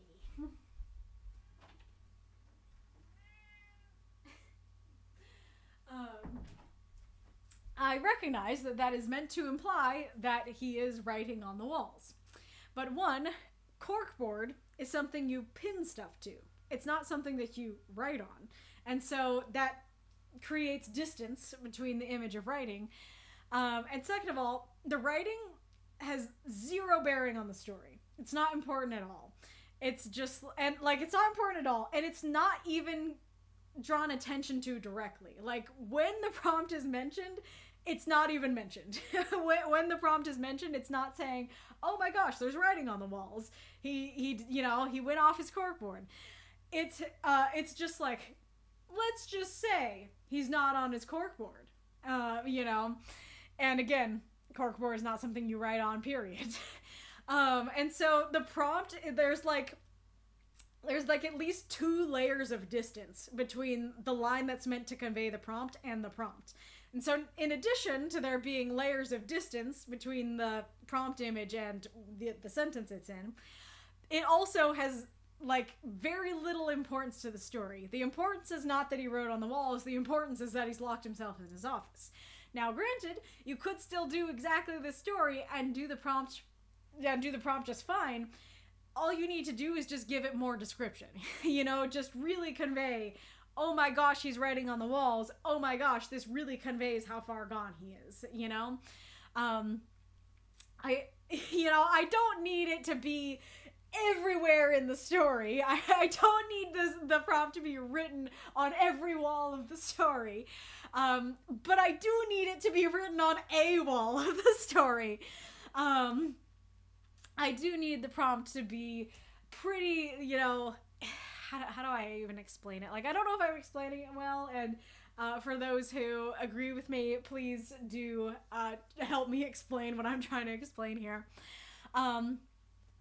Because, like, let me see if I can think.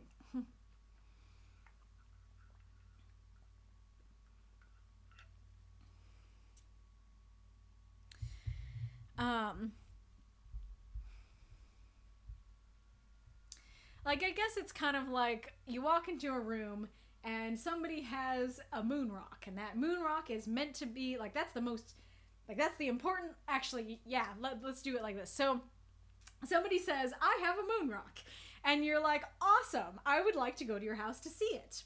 And so you go to their house expecting it to be on display, expecting it to be on display. And you walk into the room with the moon rock. It's not on display. It's not even in a place of prominence. It's hidden in the middle of a bookshelf off to the side.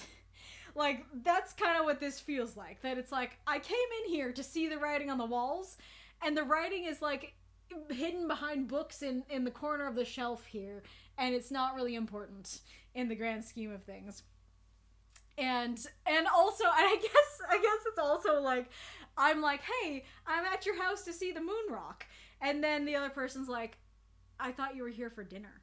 Like that's kind of how this feels, where it's like, yeah, the moon rock, that's the importance here. That's why I'm here, right? And the story's like, no, that's not what's important here. The importance is we're having dinner. And so that's kind of what's going on here, is that, yes, is there writing on the walls? Yes.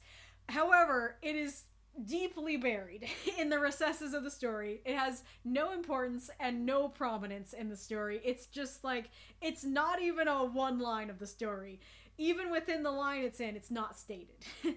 And so if at least the moon rock was given more prominence, even if you're still like, I thought you were here for dinner, if it's still, the importance of the story is not the prompt, as long as the prompt is still on the podium, it's still like, is given the time of day, you give it more description, then I'd be like, okay, yeah, maybe I wish the prompt was in there more, but it's definitely there. But the fact that it's barely described, it's not important to the story, to me and 3 other council members, it was enough to say, this doesn't really qualify as doing the prompt, even though the prompt is technically there, if that makes sense. And I am rewriting the submission rules to make them clearer, and after this came up, I did add it into the rules to make sure that was clear, FYI. And this is the same problem that happened with other stories this week, and if the other one gets unlocked, then I will talk about that with the other one too. But yeah, so that is why, that was the issue there. Anything else to say? But I do like the premise a lot. I do love this idea of, like, he is knee deep in his case, and Emma is wanting to pull him out of it, and in the end successfully does, with the prospect of a date. I think all that's cute and fun, and so I do really like that, even if some of the specifics trip me up a bit.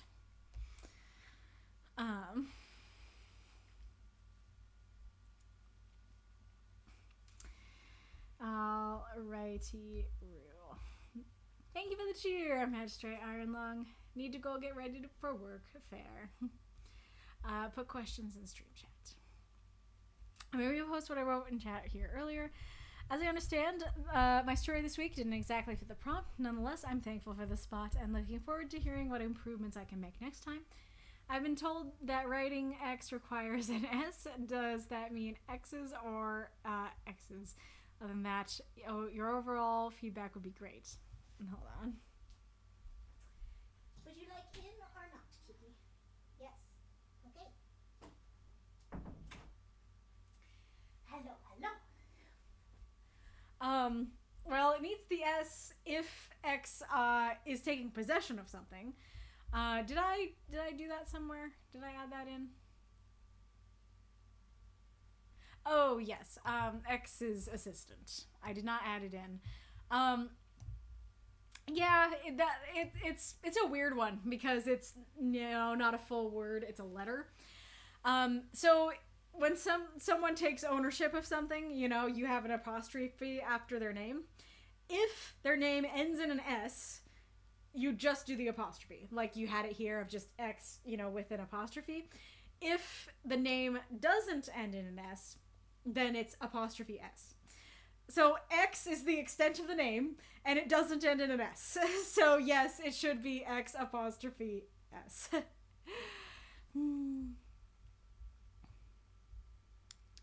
Yeah.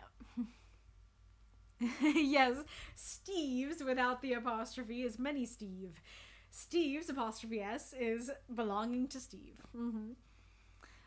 Same stuttering is still because of her sudden closeness. That's fair that if she's, close that he's stuttering.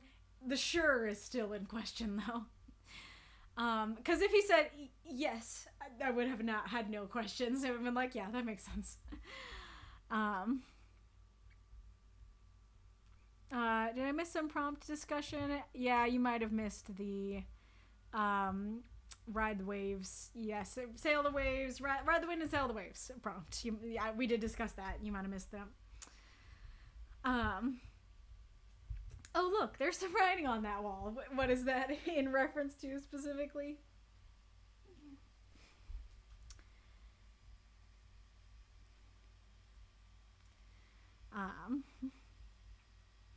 I can't speak for everyone else, but I will try harder to make the prompts way more prominent now. Honestly, I feel like my stories, these past few prompts, have gotten weaker and weaker. I really need to change that. It's weird. I think I've talked about it. I don't know if I talked about it last time your story came up or not, because like you're a good writer and like I've read your stories for years, and and you've been able to do the prompt perfectly well for years, and I don't know why you've been getting hit with that lately. But it has been happening lately. So I wish I knew how to better advise. Like, all I can say is, how I've tried to advise so far, where it's like, do you need to say the prompt directly? No, and in fact, I often prefer when people don't. But it does need to have it does need to clearly be there and have some level of importance, in the story, and I think, like, if you can stay past the break for Luna's story, I think Luna has a really great prompt use where, like, yeah, I'll explain it when I get to hers. That I think does it really well. That might be helpful. Oh, I see. Oh, look, there's some writing on the wall. Anyway, gotcha. Did anyone have a fourth wall idea where the wall is recording a conversation? No, but that sounds interesting. I saw the writing as Nia and Emma being concerned about X when he hadn't even considered it. Gotcha. So, yeah, that it's that. The writing is on the wall. Like, you're heard. Well, I guess my question for that is, like, what is the writing on the wall for then? Because it's like, is the writing on the wall that he's gonna die? Like, I guess that could work, but seems like a little much. Like, it seems to me it's not that, like, oh my gosh, you're doomed. It's like you're already hurting yourself. What you're doing here is already a problem. Not that it's a sign of a problem, if that makes sense. So I think that's why I didn't have that reading. Writer's block, prompt block, maybe. Writing on the Facebook wall, nice.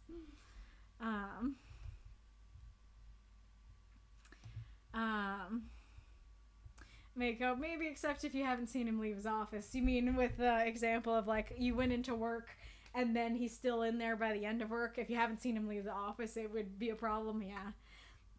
Call the girlfriend. We need to stage an intervention. Just remembered, Emma used to be human. Does she really not remember even that much? I didn't know that Emma used to be human. Well, that causes even more question for the line. Your correct. She really can't remember much, partially because her memories from before her time as the Guardian were taken, and partially also because she wasn't human for such a long time. Okay, yeah, that answers it then. Anything involving one character literally dragging the poor me character somewhere, like across the floor dragging. Yeah, that'd be great. Wait, humans need to eat? I thought you just did that for fun. If your only example is X, I can see how you'd think that. Saying he didn't stick to the corkboard is a lot more tame than just saying he'd scribbled notes across the walls. I don't know what you mean by tame exactly. It also goes along with the idea that he's been working obsessively for 3 days. Oh no, Circle of Doom, the lag goblins. Video starts again. Oh.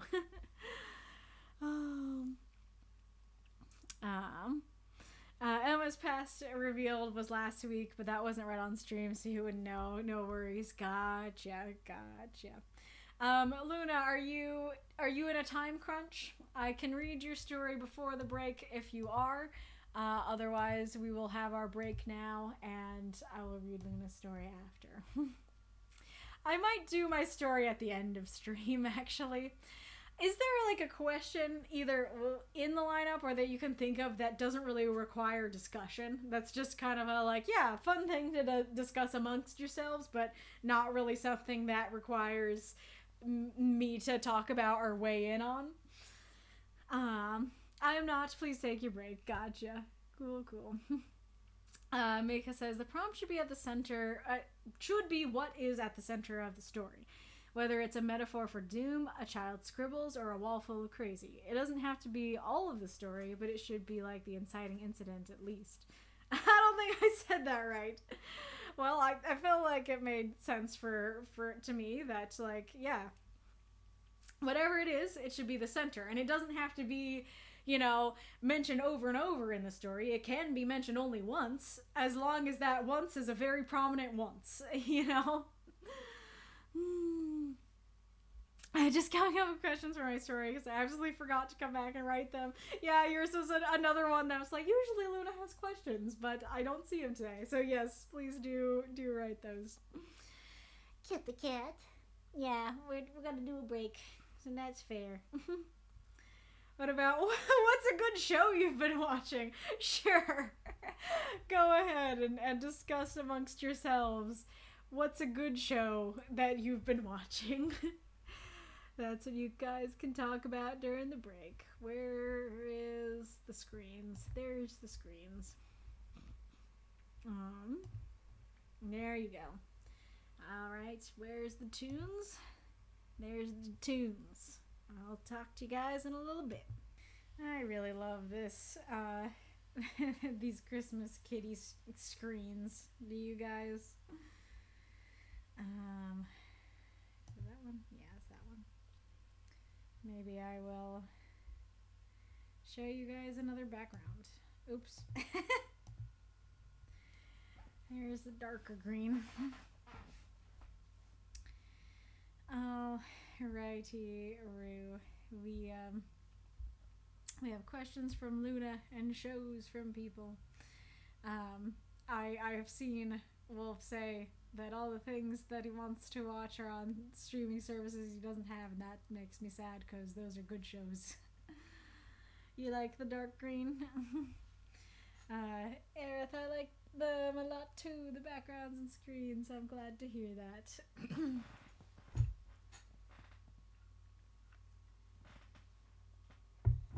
Alrighty-roo. Well, let's just go straight into Luna's story. An Unfortunate Rekindling. Detective Norton by Luna. 331 words. Content warning, blood and murder. She made me do it. In the late noon sun, the poorly scrawled bloody letters taunted Detective Norton from the red brick. The battered dead woman in the putrid alley infuriated him. Officer Janice walked over, a filed folder in one hand. Forensics confirmed the words are in her blood, Ryan. His voice lowered to a sad whisper. Tony Harris. She put up a hell of a fight, though. So did Casey Nelson and Marissa Chavez. The perp is escalating. Sloppy in private instead of neat in public. Norton studied the accusatory phrase further. Mental collapse, you think? Janice worried. No, but close. Memories scrawled from the fog of his mind. I've seen something similar before. Once. Norton met Janice's eye when I had a partner. You... Janice stopped short at Norton's scowl. Norton snatched the folder from Janice before marching from the alley. He had an old friend to see. Norton knocked on the door of a brownstone, his heart pounding voraciously. He popped another mint. Elizabeth Ryan opened the door, her vanilla and citrus scent hitting him first.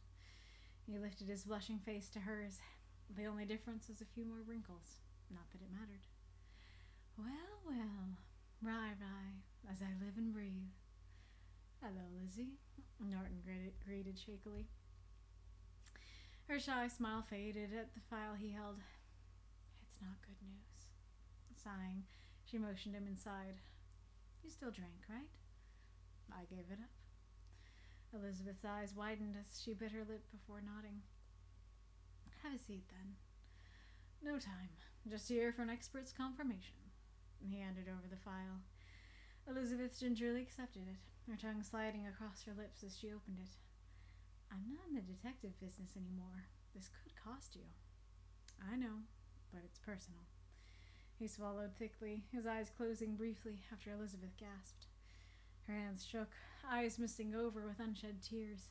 Pain made an unwelcome home on her face. These are the same details from your mother's murder.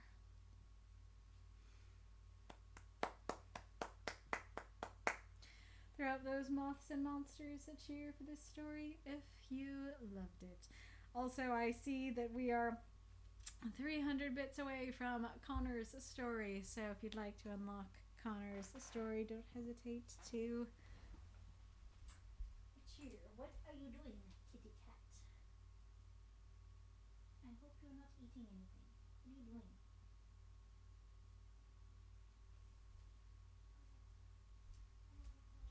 What are you doing, kitty cat? Well, now you're sitting with me.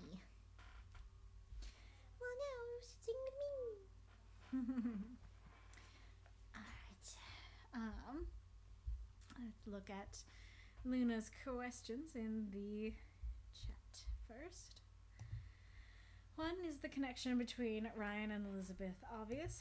Two, for speculation's sake, do you believe the perp is the same one who was involved with Elizabeth's mother?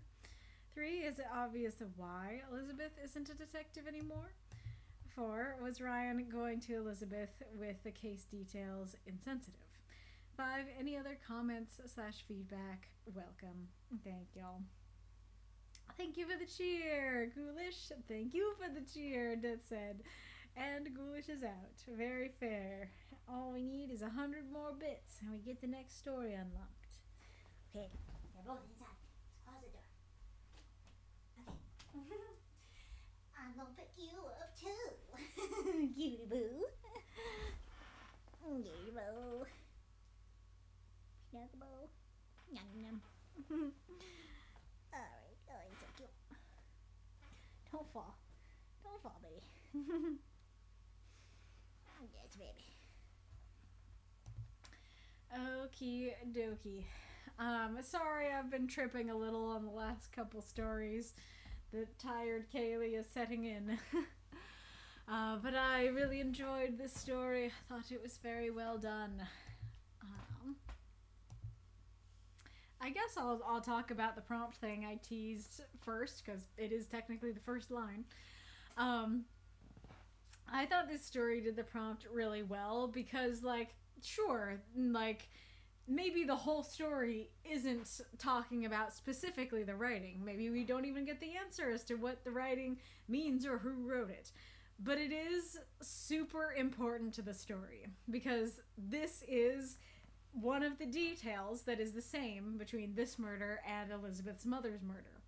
Or potentially the detail that made it click for him. And so, like, you don't have to keep bringing it up or have him look at it the entire story for the prompt to be there. But the prompt is absolutely there, and it's absolutely central to the story because it's the writing on the wall that is that important detail that is the same as her mother's murder. And so I think that is a really great prompt use. I think I am curious how you wanted me to read that, if I read it well, or if there was a specific tone you had with the, capitals like that and stuff. I think your description of the writing on the wall here works really well and draws me into the story. And having the writing on the wall be the first line, I think works really well because it's very curious. It makes you ask questions in the right way.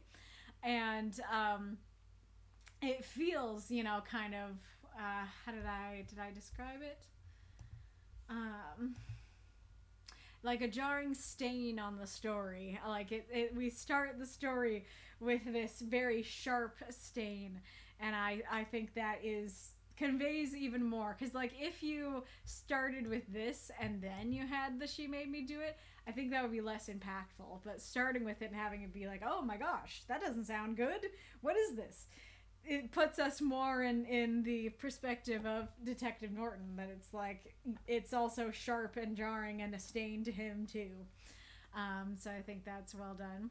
And in a way, even though it's not literally like summarizing what's going on in the story, having the writing itself be the summary, be the first line, kind of is a summary of the story, because that's that's very important. Little bit nitpicky thing here. The battered dead woman in the featured alley infuriated him. It kind of sounds like he is mad at the woman, the dead woman. He's not mad at the dead woman. He's mad at the fact that she's dead. He's mad at the fact that she has been murdered. So yeah. Did I have a? No, I didn't. I didn't have another option. Let's see, how I suggest rephrasing that. The sight of the battered dead woman in the putrid alley infuriated him. That might work.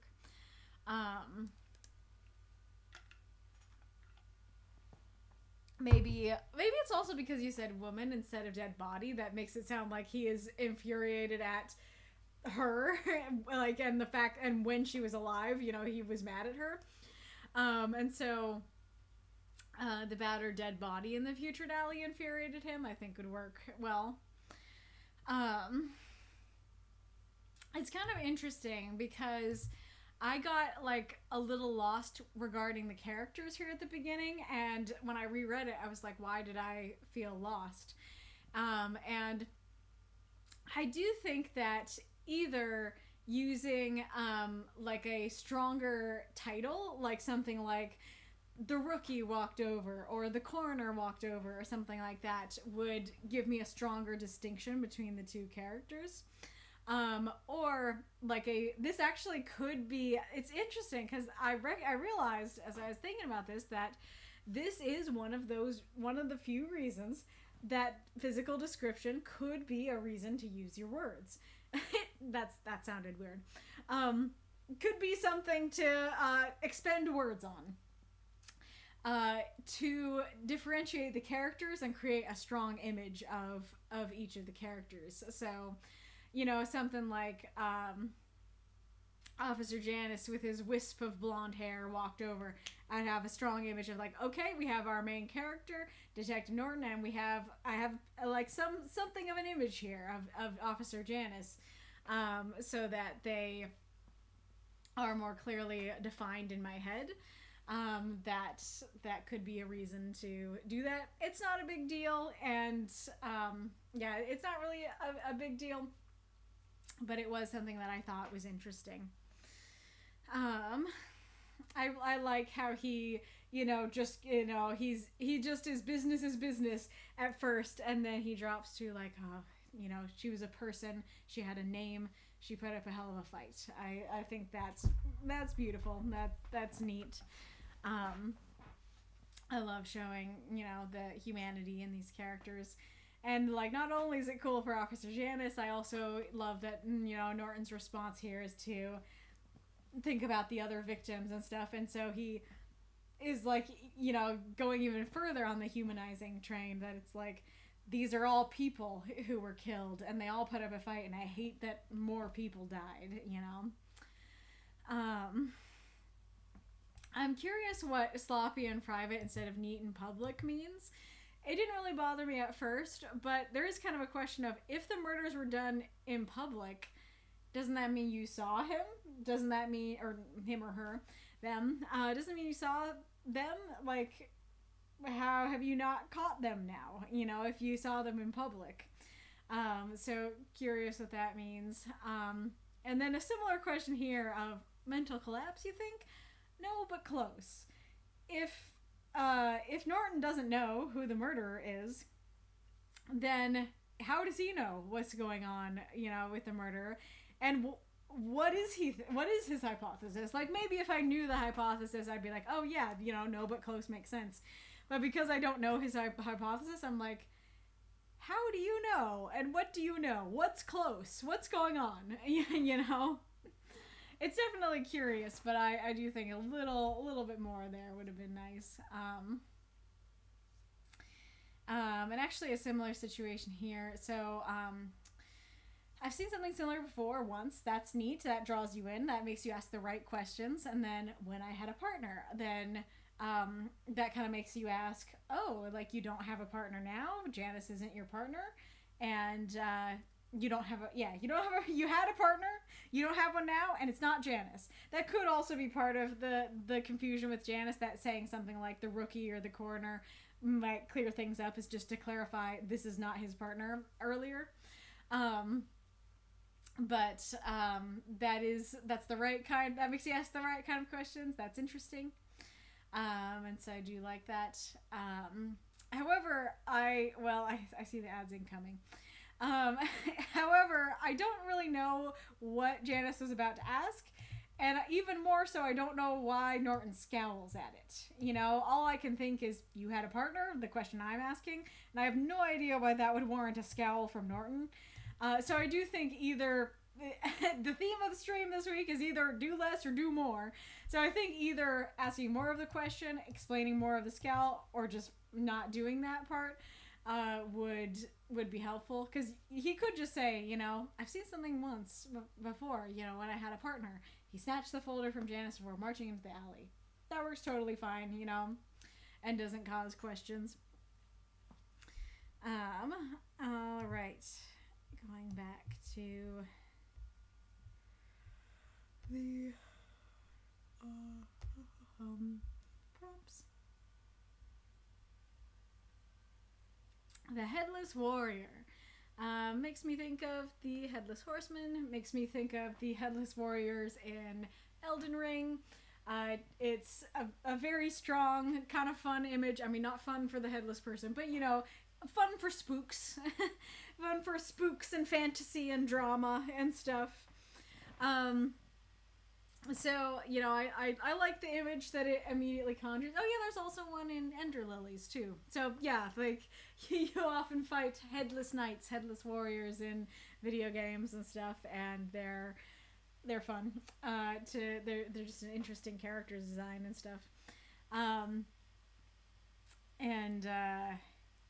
I also don't know if this prompt is too specific, because it's like, you have to write about a headless warrior, and I think, like, that's a highly specific thing that a lot of us, you know, don't really have in our universes. I don't know if you could use it metaphorically to mean, like, oh, you lost your head in the heat of battle there, that it's like, you didn't think, you know, you're the headless warrior because you didn't think. If that is an acceptable interpretation of the prompt, then that definitely works better, where it's just like, yeah, you're the headless warrior, you didn't think. And do, you know, as I said, people in the chat, feel free to let me know what you think. And this is one where I could see it being ruled as that's too specific, that doesn't work. So do let me know if you guys in the chat are like, I genuinely think that's too specific, or if you're like, no, it's fine. Like, yeah, it's kind of a specific thing, but it works fine for a prompt. So yeah, I like the image it conjures, and but it is highly specific. What would I write about it? I mean, I'd probably think about like, you know, I haven't really thought about including Sleepy Hollow in my universe, but this would probably make me consider if I want to, or if, you know, there's any reason why magic in my world would create a headless warrior. Maybe I could write about like Savion reading about the story of Sleepy Hollow. Maybe like he or Victor or Peter make a reference to it, and Lestaire's like, I'm sorry, what? What are you talking about? And they explain it. I don't know, that doesn't sound that interesting. Yeah, that would be a tough one for my universe, because, you know, I don't have any headless warrior characters on deck, which is, you know, the concern with the prompt. What do you guys think of it?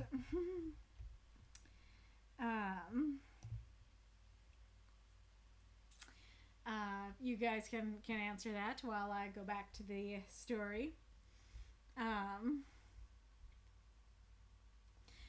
Yeah, so I was just saying that I don't know what he's scowling at, and it makes me ask questions I shouldn't be asking, so I feel like removing that line would work better.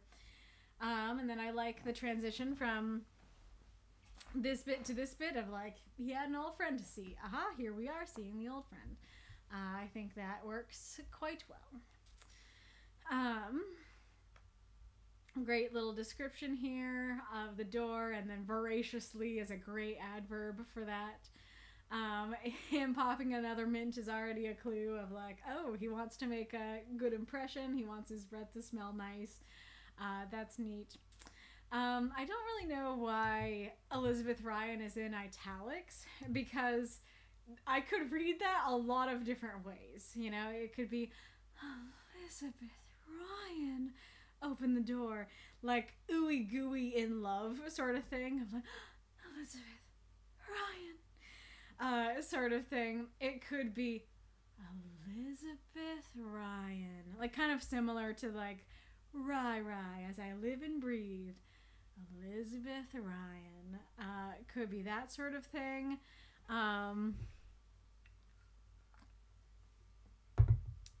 was the other thing in mind? Like, I can't believe it, Elizabeth Ryan opened the door. Like that kind of thing. So like there's a lot of different emotions that could be behind that, and I really can't tell which one, if any, it is. And so I do feel like that one would be better to just not have it italics, so that I'm not asking that question, because it's just like, yeah, Elizabeth Ryan opened the door. And, you know, we get from, like, the mints and stuff that I mean, even from the mint, I'm already guessing that there's something romantic going on here. But especially when I get to the blushing, definitely seems romantic. So we don't need the italicization of her name to get that. And I guess part of the reason why it's a little odd is because even if it is meant to be romantic, it feels quite ooey gooey for you know, the hardened detective like him to be thinking. You know, I really like the description of her scent. I think that's weird sentence, but I think that works really well and creates a very evocative image.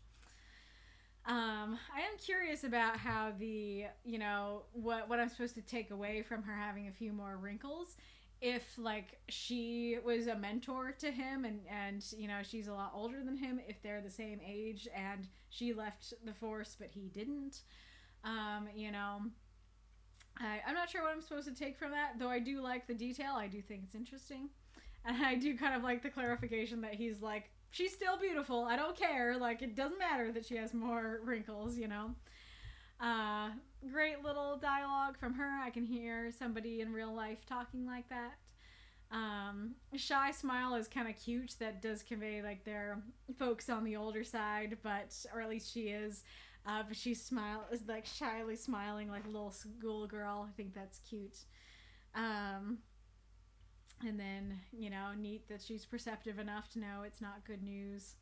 I kind of like the detail about them drinking. Like, if you needed words, that could be somewhere to cut words, but I don't know that you did, and I like it. Kind of shows the that it has been a while since they have seen each other. That she doesn't know that he doesn't drink anymore, and what was the other thing I was gonna say? Oh, like, we don't know how much he drank. We don't know if it's like he was an alcoholic and that's why he stopped, or if it was just like he just drank a fine amount, but he has decided to give it up. There could be a moral thing in there where it's like it's good that he gave it up potentially, you know. That's one of those things that makes you ask a question, but not a question that needs to be answered in this story, and so it works. One of my biggest questions / critiques for the piece is this sentence here of no time, just here for an expert's confirmation. So the first question / critique is, I don't know why he is in a rush. Like, this absolutely feels like a time for everybody to sit down. Like, this is big bad news, and so it totally feels like he should sit down, have some tea, you know, pat her on the back, you know, rub her shoulder, give her comfort and stuff like that. So I don't know why he's thinking he's going to be like, yeah, I'm just here for 5 minutes to tell you that potentially your mother's murderer is still on the loose. Bye. You know, I don't know why he seems to have that attitude. That seems strange. Like, nothing about the story conveyed that he was in a time crunch. And so I think either telling us why he's on a time crunch, that it's like, no time, I gotta go do this, or not mentioning the time crunch, just letting him sit down, I think would work better. And then the other aspect of it, kitties.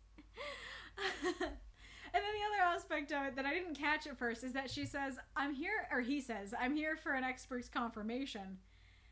But he's the one who confirms it. Like, he's there, like, the premise of why he's here is to get her confirmation that these are the details of her mother's murder. But she doesn't confirm it. He does. And I was already kind of feeling like I felt like she should be the one to say it, but once I realized that, I felt even more like she should be the one to say it, not him. I think part of it is just also that it feels a little strange to, like, you know, kind of bring up this interesting, you know, we don't know why he needs to go see an old friend. But by the end of the story, it's like, well, for the audience's sake, you didn't need to go see your old friend. You could have told the audience, you know, earlier, because you knew it. And so I think having her confirm it would feel like the trip was a little more worth it for the audience, so that it's like, yeah, she needed, like, he thought that was the case, but he needed to hear it from her mouth, and then hearing it from her mouth also would probably feel more satisfying to the reader. So that's the thing there. I like the gingerly, great adverb there, and then her tongue sliding across her lips as she opened it. That's super evocative. And then it makes sense that he's like, yeah, it might cost me, but this is personal. You needed to know. I like that. This is my favorite line here. Pain made an unwelcome home on her face. Very well done. Her eyes misting over works too. And then I do think that, regardless of who says it, it is a great reveal that I was not expecting, but works really well for the story. That's very curious. That makes me want to read more of this story, more from this universe. What was I gonna say? It's interesting because I wouldn't have thought about this if Death's Head hadn't brought it up in the past, but Death's Head has talked about how it can be kind of hard to do detective stories in this short format. At the very least, it's definitely hard to try and do like a full case. But I think this is an interesting, foray into detective stories in 350 words it works quite well that you didn't try to solve the whole case in one story, but you brought up a very key part of the story that makes readers like it works for a scene, and that like works for a little mini arc of like it starts with the writing and ends with why the writing's important, what he realized about it, and then it makes readers more interesting to read more stories in this universe and about the case, you know, as a good mystery should. So I think that works quite well, and we don't see a whole lot of detective stories, possibly for the reason that it's kind of hard to do it in 350 words, and so I thought this was a good one. This is a fun, new and different little thing. So yeah. Very good job. Okay, let's go back to the questions. Is the connection between Ryan and Elizabeth obvious? I read it that they used to be partners, but they are romantically interested in each other. I also like, let me look and make sure. I got a little confused because, and I guess maybe, actually, okay, so I got a little confused because Janice calls Norton Ryan, and I realized that could be also part of why what I said before about getting confused on who's who at the beginning could be because he doesn't say Norton, he says Ryan. But the other thing is that I remembered that Ryan was in there, and she says Rai, but her last name is Ryan. And so for a second when I first read it, I was like, oh, so they're married. Like they both have the last name Ryan, only to reread it and go, okay, his first name is Ryan and her last name is Ryan. That is kind of cute, but especially in a short story, it easily causes confusion.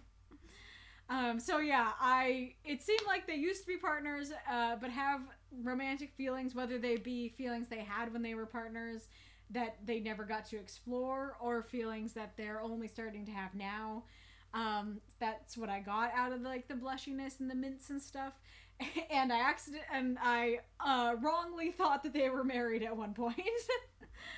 That like maybe they were divorced or something. You know, why would she keep the last name if they were divorced? But thoughts I had. 2, for speculation's sake, do you believe the Perp is the same one who was involved with Elizabeth's mother? Well, I absolutely did until you asked that.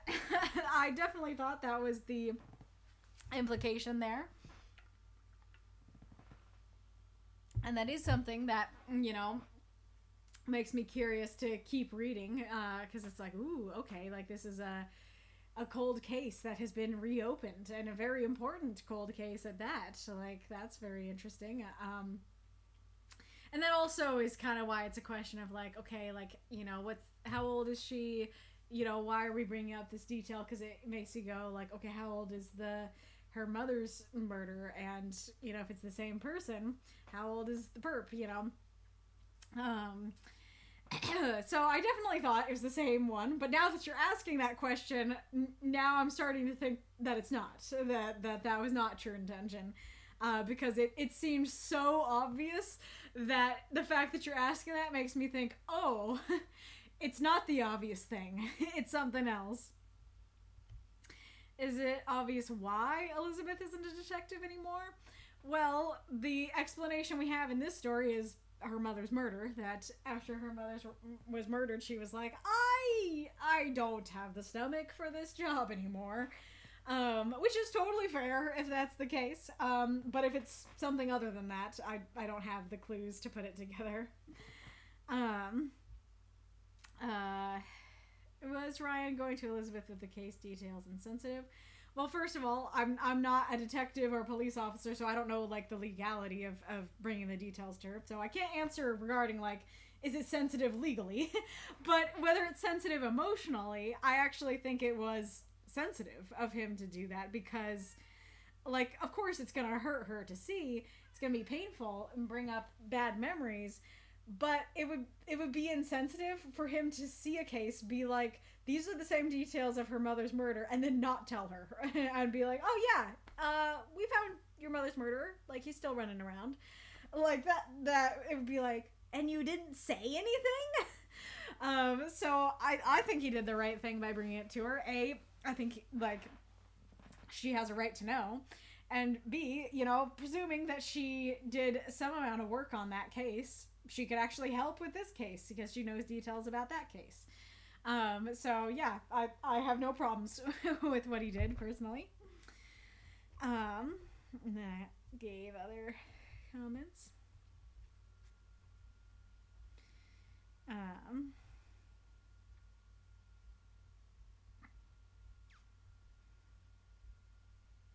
The sight of her brutalization infuriated him. That's in the longer version, that I had to murder. Yes, I do think that would be better. Why? Let's see. 1, 2, 3, 4, 5, 6, 7, 8, 9, 10. 1, 2, 3, 4, 5, 6, 7. Why'd you have to murder it? Why'd you have to kill that darling? That's 3 less words. The different descriptions are also in the longer version. Not sure what you're referring to specifically. Damn you, word limit. Mm-hmm. I see. So the Headless Warrior is also from a song. Well, I don't hate the Headless Warrior prompt, but that's mainly because I want to write about a Dullahan. Fair. I mean, the Headless Warrior in question could be dead. Good point. I don't know why I didn't even consider that, but good point. Yes. Yeah, now that I think about it, that's a lot easier to write about. Please do. I love Washington Irving so much. You mean please do include a version of the Headless Horseman in my universe? Well, it sounds like I definitely need to consider it then. The Luna says about her story, the bodies have been displayed in public, but the perp hasn't been spotted yet. Gotcha. Where did that go? Okay. Yeah, I guess I thought that it said, somewhere it said the murders, but it doesn't. It's just purpose escalating, sloppy in private instead of neat in public. Gotcha. That does make sense. I'm trying to think if my suggestion would be, I guess it's the same suggestion that it's been. Either do less or more. That either say the body was found in... yeah, I don't know how to phrase it exactly right now, but saying something about the bodies being, sloppy in private or neat in public, or taking it out and just say the purpose escalating and leave it at that. Might work better. Norton is spitballing about the perpetrator based on the fact about how and where the bodies were being placed versus how Casey, a previous victim, and Tony are being placed now. Gotcha.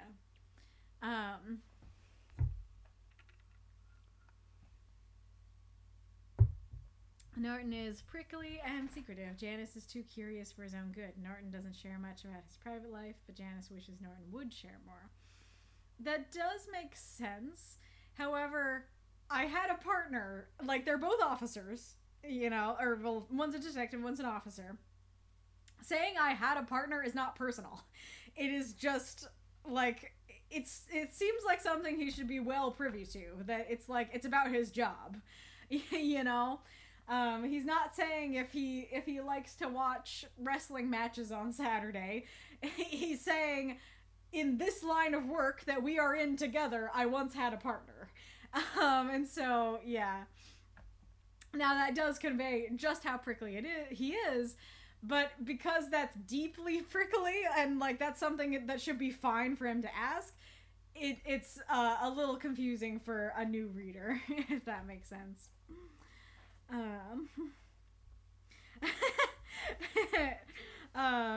Wolf said, I love washing Irving so much. And Luna says, you wash Irving? Who's Irving? And why are you washing him? Nice. No, Washington Irving, one of the first American authors to be lauded in Europe, and writer Rip Van Winkle and Legend of Sleepy Hollow. Definitely old sweet feelings between the two of them, hence the nicknames. It's described further. Gotcha, yeah, that makes sense. Luna was just teasing. The Wrinkles line is about the passage of time, and that is a good point. That baseline, it does convey time has passed since they have seen each other, and so if that's the intention, it does its job. Haven't seen each other in a few years. It's his backhanded way of telling her directly. Poorly thought out on my part, actually. What you mean the last line there? I mean it would be more fine for him to say it if you didn't have the "I'm here for an expert's confirmation" thing. Um, this isn't Elizabeth's introduction. What impression does she leave? I mean, I'm not quite sure how to answer that. Like, I have, I guess, like, I don't have any strong feelings about her. Like, I like her. I have no reason to feel any negative feelings towards her at the moment. Like, I'm interested in her. She seems likable and interesting, mainly. Her first name and her last name is one of the reasons they have bonded, and yes, they have heavy romantic feelings lingering between the two. Gotcha. Yes, it would be hilarious if they did get married and he took her name, so he was Ryan Ryan. It's similar to Robert Robertson. She quit because of her mother's murder, yes. Norton used to drink more than he was comfortable with, which made his job more difficult. Gotcha. So there is a moral element there that makes sense. Like you could do, here's a story of a warrior who lost his head and why you shouldn't do that. That's true. Yeah, that works. Thank you, Mako, for the cheer, if I didn't already say that. I don't think I did, because I see we're at 4,000 now, so I think that was the 100 we needed. Ooh, the moths are pretty. They are Christmassy. Well, I'm glad you like them. So, you don't think it's too kindergarten classroom colors? You think the colors work? Alrighty, Roo. Well, hopefully Connor is still here. We will be doing your story now, Connor. I see you, kitties.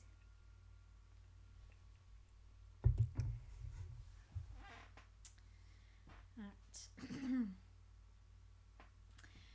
An old tomb. Ovis. By Connor / Dragoneye. 350 words. Rhea ran her hand along the sarcophagus lid, its dust collecting on her fingertips. Finally, her first excursion into the tomb of an ancient magician was nearly complete. Her heart leapt within her chest in a flutter of joy, but it crested over her stomach, bubbling sick with the Karen's ill air. Not yet, Rhea, ordered Colas. Her mentor placed a candle at the end of the coffin, its blue wax soon to be melted by flame.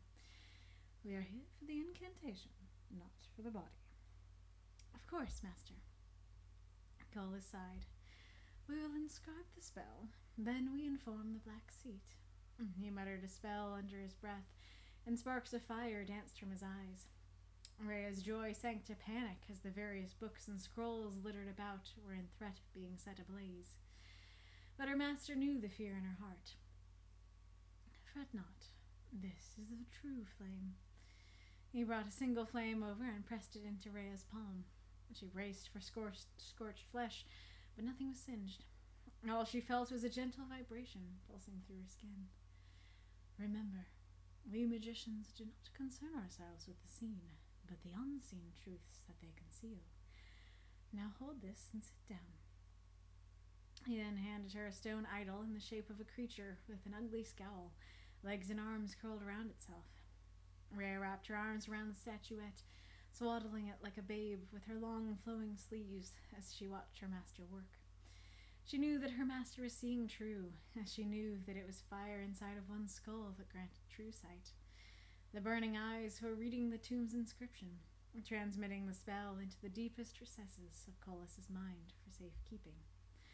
The candle on the coffin lid lit with an iridescent flame, and Rhea felt a grinding of stone in the folds of her sleeves. The statuette's head had turned towards the tomb, its red and white eyes now sparkling with faint light. Fire within the mind, Rhea muttered to herself, pondering.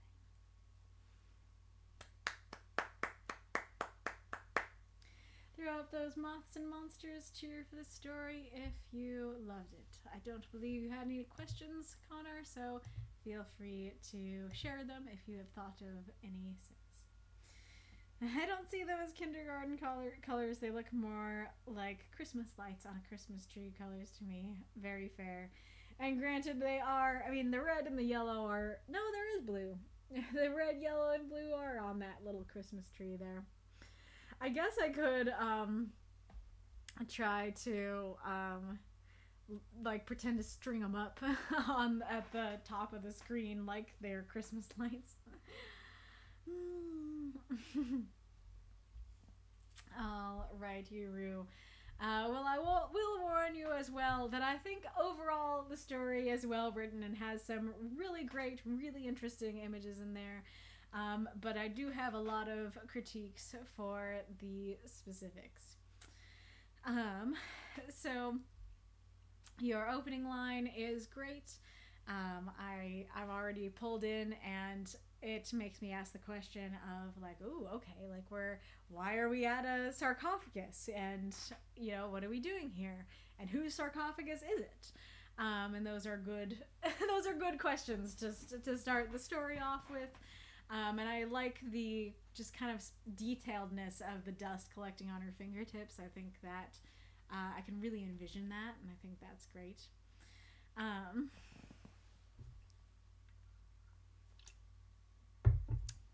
So I had a something about this line was awkward to me, and I kept like I was just sitting there racking my brain trying to figure out what it is, and I think it might have just dawned on me what it is. I think it's that it's a little awkward to say like her first excursion, which implies that there will be more than one excursion into a tomb of an ancient magician, singular, an ancient magician. Yeah, I think it's just the fact that it's like plural. There's gonna be more excursions, and an ancient magician is singular. That makes it sound a little bit awkward. My thought yesterday was that it might sound better with finally her first excursion into an ancient magician's tomb might work better. Now, granted, that might be less words. I'm not sure. Yeah, the tomb of an versus an ancient magician's. So that would give you some words. But I don't think... You want out, kitties?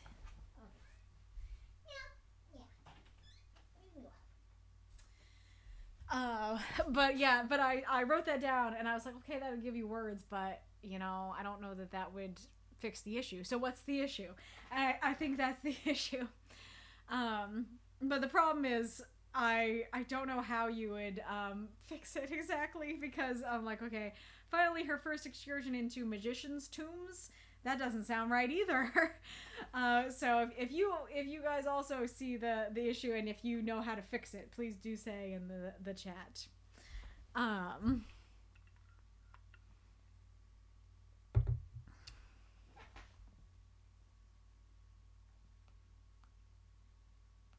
mean, I guess if you said something like her first excursion out of presumably many into ancient magicians' tombs, might work. I'm not sure. And then this bit here I'm a bit torn on, because on the one hand I think it's a beautiful image, you know, her left with a flutter of joy, that's beautiful, and crested over her stomach, that's beautiful, bubbling sick with the Cairn's ill air, ooh, like that's really evocative. Maybe not necessarily beautiful, but it's a really evocative image. But I think them all being put together makes it feel overly poetic, and I get a little lost for what I'm supposed to imagine. Because, yeah, like the image of her chest fluttering, I can imagine that. You know, something cresting over her stomach, I can imagine that. Her stomach being sick, you know, because of the ill air, I can imagine that. But it's like, there's joy, but the joy is coming over the sickness. I'm like, what is the image? What is the emotion here? So I think either... letting it sit and letting each sit and be like, oh yeah, you know, her heart leapt in her chest, but, you know, even though her stomach, well, yeah, I guess maybe not separating it, but just simplifying one of them, that, you know, taking one out or simplifying one of them, like her heart leapt within her chest in a flutter of joy, despite her stomach bubbling sick with the Cairn's ill air. I think that would be clear. I think it's the fact that it's 3 poetic images that, you know, makes me wonder if I'm understanding correctly. Um, Hi, kitty. Um, so one of my biggest critiques for this piece is that I think all the like images and scene pieces and things described are really beautiful and really interesting, and it probably would work really well in a novel. However, as is, it feels like this story has a really big issue with what I often talk about how you should be making your reader ask the right questions. That you want your reader to be asking questions that you're going to answer in the story, and not have your reader asking questions that you're not going to answer. And so what happens in this story is that we are like, okay, you know, first question, like, why is there a sarcophagus? Why are we here? And whose is it? Ancient magician is enough to answer whose it is, you know, even though we don't get to know who that ancient magician was. That answers it enough. And why are we here? We're here to, you know, for the incantation. That's fair enough. And then, but the first question, well, maybe not first question, but the next question that I ask is like, okay, you know, she has joy because she's you know, doing her first excursion into an ancient magician's tomb. Why is she filled with joy? Well, according to her mentor, it's because she wants to be there for the body. And like, that would work fine if that were explained. But as is, I'm like, why is she excited about the body? And then the next question is, well, I guess the next question is, okay, we're here for the incantation. What is the incantation? Why are we here from the incantation? That doesn't get answered. Then we'll inform the Black Seed. Who are the Black Seed? Why do they matter? That doesn't get answered. And then we'll come back to the flame stuff. The flame stuff is kind of a question, but I do think the flame stuff is the most focused on and the most answered, so I don't know if that one's too much of an issue.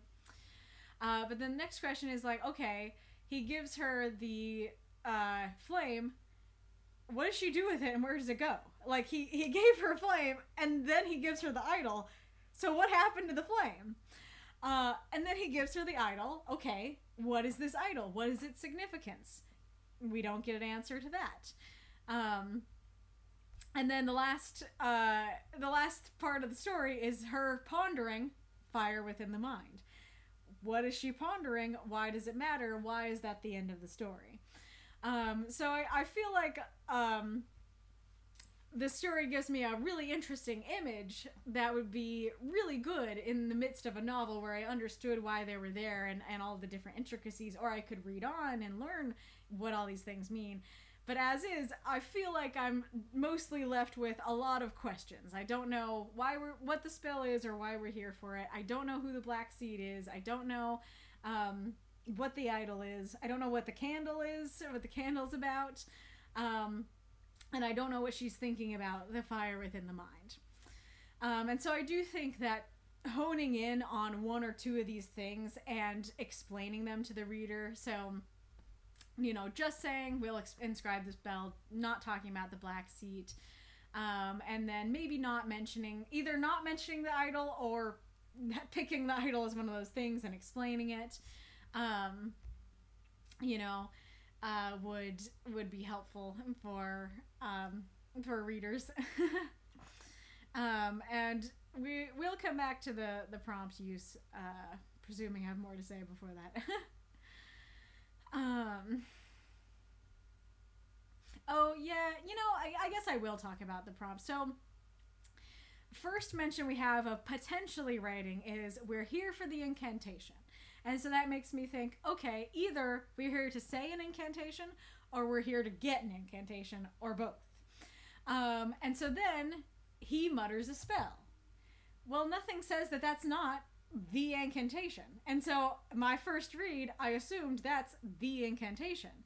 And so I'm like, okay, is the spell he's muttering the spell he's inscribing? Is it different? What's going on here? And then we have, where is it? The Burning Eyes were reading the tomb's inscription, transmitting the spell into the deepest recesses of Colus's mind for safekeeping. My first read, I was very lost because I was like, wait, I thought he already said the spell. The spell was the fire spell. But now he's saying a different spell? Is that the spell we're inscribing? And so, you know, for that, you know, just making it clear that this is a different spell would be good. So the next thing is that tomb's inscription.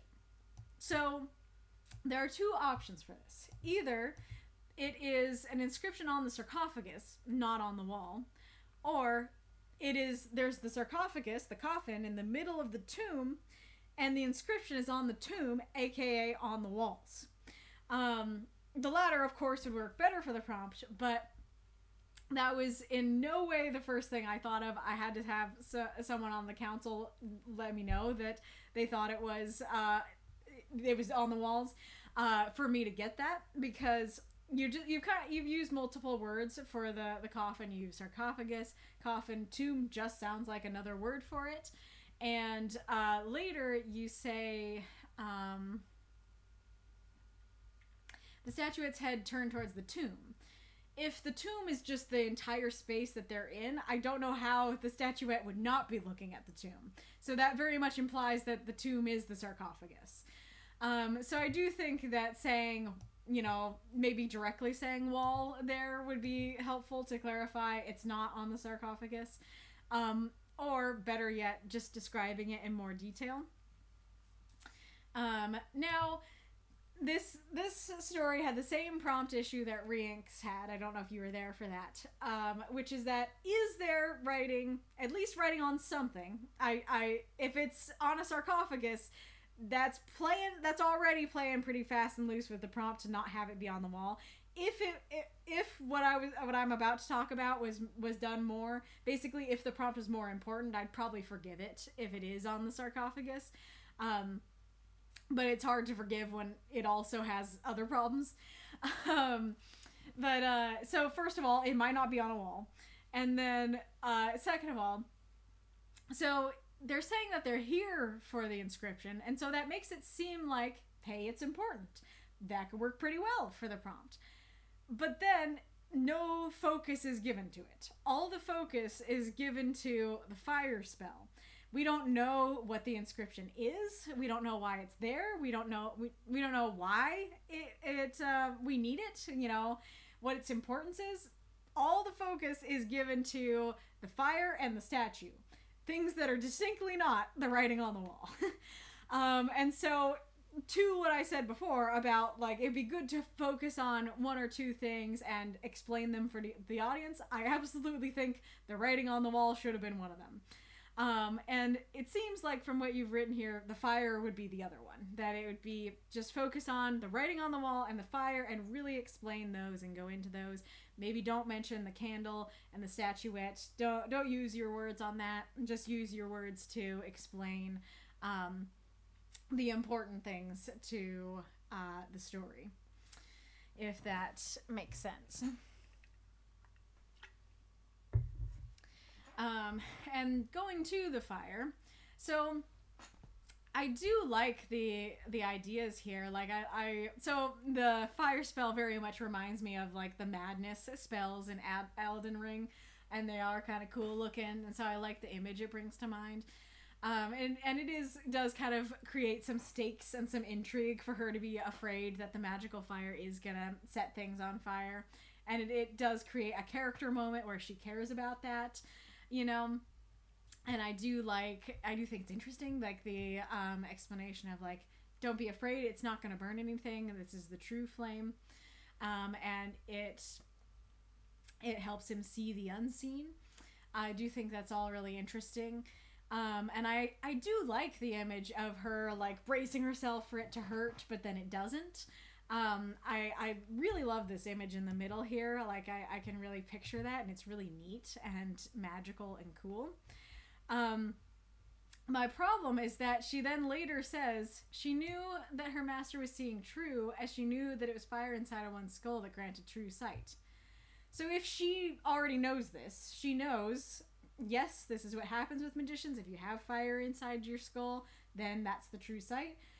Why did she think it would burn anything? Like, I would presume she already, if she knows this about it, she knows it's magical, she knows it's not going to hurt anything. And so it seems in conflict to have her go, oh my gosh, you're on fire, you're going to burn things. Oh my gosh, you're going to hurt my hand. And then to go, no, I know, this is the true sight, you know? And he also even says, fear not, this is the true flame. And so I think just him saying that, you know, him saying, it's fire inside one's skull that grants true sight to my pupil. You know, I think that would work perfectly well. But the fact that she already knows, seems contrary and confusing. And I like that idea in general of this fire allowing them to see. That's very curious. And I do like the image of the idol. Like I said, it's very well described and very well written. I can really imagine this stone idol and stuff like that. And I also like the specificity of her flowing sleeves. I can really imagine that too. And I also like this idea of transcribing it into his mind. It very much... the fire image is an Elden Ring image, but the inscribing it on his mind is a Bloodborne image. It makes me think of, you know, grant us eyes, but grant us eyes on the inside kind of thing. And so I think that's a really neat image there. The iridescent flame is also a really neat image. So is the statue turning, like that's kind of creepy in a good way. The statue turning and it like coming alive, its eyes sparkling, like creepy but good images. So like all your images are really good, really intriguing, really well written, but they're also not explained. And so I'm mostly left going, this is a super cool image I'm getting. I don't know why I'm getting it though. You know, I don't know the importance of it or what, you know, the actual plot is here of what's going on and why we're here, if that makes sense. And then, like I said, so, like, yeah, I do think the fire is the best explained thing because it's like, okay, why does he seem to be on fire? Well, because this is a magical flame. This is the true flame. This allows him to see things truly. And this is, you know, not just him, but this is what magicians do in general. So that all makes sense. That works. That's a good explanation. But then in the end, we have Rhea going, fire within the mind, like she didn't get it. Like there's something more here that the story hasn't told us. And especially because it's the last line, you know, this is the impression that we're left with. And instead of it being a summary of the entire story, though yes, it's repeating what's there in the story, it creates the idea that there's more going on here than what's been told. And so I'm kind of left hanging. I'm kind of left going, oh, so is there something more going on? What are you pondering about fire within the mind? Why are we leaving here? And I don't feel like I get to have, you know, my answers there at the end. So yeah, really well written, really great images, but also a lot of questions there that don't get answered, if that makes sense. Mako also said a magician's tomb. Yeah, her first excursion into a magician's tomb. So I guess because both of us said, like, I said an ancient magician's tomb and Mako said a magician's tomb, maybe that does sound more natural. Yes, very Christmas ornaments from the colors. Gotcha. Hello, Shogo Buggo. Dragon Eye, I cobbled this piece together so any comment helps. The details of the piece were morphing as I wrote it. At first, the tomb and the magician were named, and then I cut it out because A, it wasn't important, and B, the scale was way too big. So I basically cannibalized it, and plenty of these lines echo to the prior version of the piece. Gotcha. It's a bit aimless. I shotgunned a bunch of stuff in this one. That bit on the Black Seat, or Mavrikath, came from the prior version of this piece, where it was the excavation of the very first magician. Ooh, this would be significant, since it's like uncovering the body of a saint. So the point was that they'd basically snag the spell for themselves, and then tell the Black Seat. But that was what I cut out. In that case, actually, say, like, replacing an ancient with the first, or if you had the words the first ancient magician. Well, I guess that's a little strange to say the first ancient, so maybe just the first magician. That might help a lot, actually, because sure, it still won't tell us what the spell is, but it does at least give you one clue as to why it's important and why we're here and why she's excited about the body. So that is actually a darling that you killed that maybe should have been kept alive. Well, that's the thing. The fire can burn things up. Unfortunately, that just adds a new question, because he says, fret not, this is the true flame. And so to me, he's telling her not to fret. He's not, like, and what was she fretting about? She was fretting about the flame burning things. And so if he's saying fret not, that's telling both her and the reader, oh, it's not going to burn things, it's fine. So if it is going to burn things, then I feel like either, as I've been saying, you need to do more, or you need to do less. Either you need to explain it can burn things, but it's fine if it burns things, or have her not, just don't have her worry about it. Don't bring up the question of if it's gonna burn things. If it can burn things, but for some reason that doesn't matter, and you don't have the words to tell us why that doesn't matter, don't bring up the question. Some word choices did confuse things. The whole fire in the mind is meant to be a supernatural explanation for the natural phenomenon of intelligence. Flame is connected to thought. But there is a literal fire. Like, it's not just, oh, we're smart. Like, he literally had fire, and it literally can burn things. So what do you mean it's a metaphor? The statuette moved. I mean, I get that the statuette moved, but if that's your explanation for why it's important, that's not enough. It moving isn't an explanation for why it matters.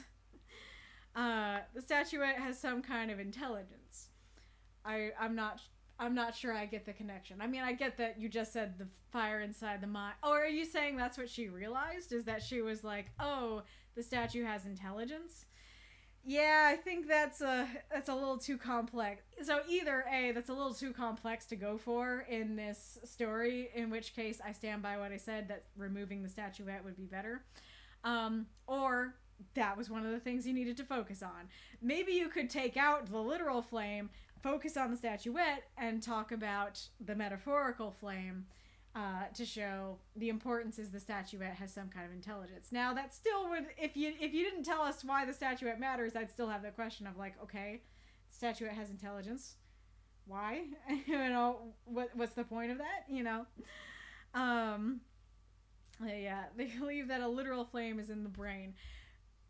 But isn't there if he has a literal flame coming out of his eyes? Because, like, I mean, it would be one thing if it's just like, oh, his eyes are a little fiery. Like, he has passion in his eyes, and they're a little fiery. And then she's overreacting to the passion in his eyes, and is like, oh my gosh, your eyes will burn things. That's one thing. I do think that would need to be clearer. And, like, you'd have to take out, the flame that, at Rhea's palm and stuff. I just lost my train of thought. But you said it could literally burn things, and so there's a literal fire. And I just realized that's the other thing, is that he says fret not, and then he also presses a flame into her palm, and it does not hurt her. And so it's like, what do you mean it can burn things if it didn't burn her? If he said it's fine, fret not, don't need to worry about it burning things, and here you go, let me prove to you it doesn't burn things by pressing it to you and it not burning you,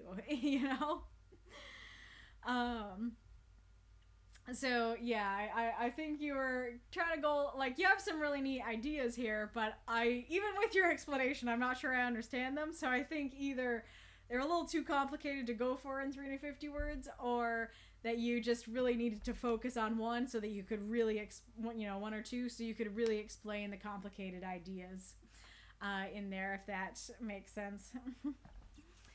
Mako, I didn't get any of that about the fire. I think maybe it needed to be explained better or not brought up. I'm not sure if you're talking about the intelligence thing or something else, but yeah, I didn't consider the intelligence thing for a second because there's literal fire.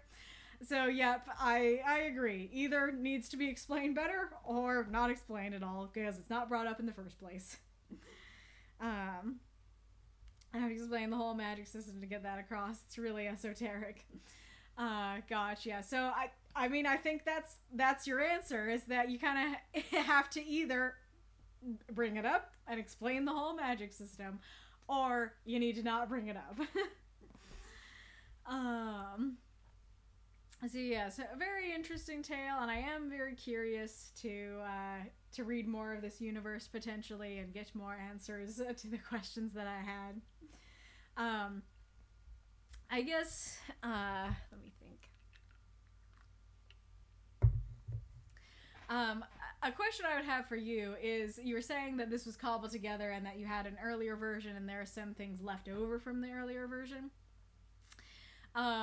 I would ask, so did you write an earlier version and then write this version and then post it and, not realize there were some things left over? Or did you write the earlier version, then turn it into this version, read it again, go over it? You knew those things from the previous version were there, but you didn't realize they would be confusing.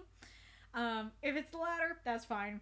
If it's the former, I highly encourage you to go over your story a third time after editing it, and I encourage anyone to do this. I say this in the rules, in the new rules.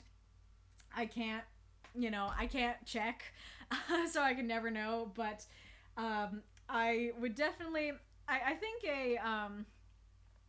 so like the thing is that I go over these stories 4 times. I read them to check that we're good to go, there's nothing, disqualification worthy in them. I read them to practice. I read them again. I read them Friday night to practice. I read them again Saturday morning to practice, and I read them on the stream. I should not be reading them more than you are. I should not be putting more thought into your story than you are. And so I encourage you and anyone, especially if you do something like that, where you cobble things together and you take things out and you put things back in, I would definitely say, go over it again, make sure that you don't have any vestiges that shouldn't be there, kind of thing. I was literally rewriting it as I was writing it.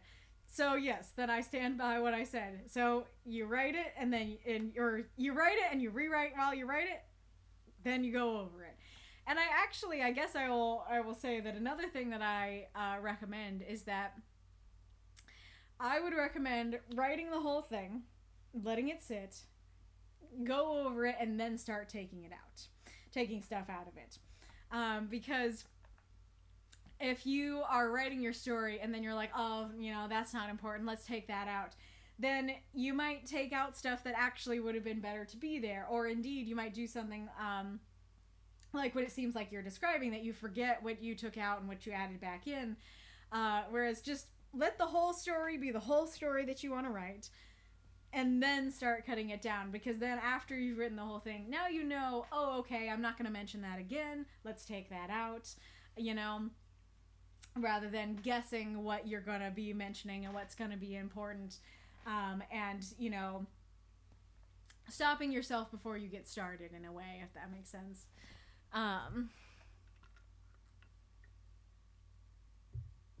Like, I'm trying to think of a good, comparison.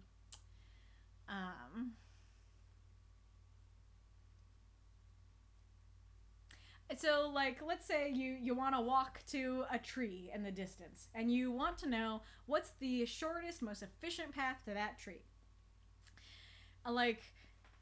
You shouldn't be walking and then being like, oh, wait, actually, let's try this path. Oh, no, not this path. Let's go on this path.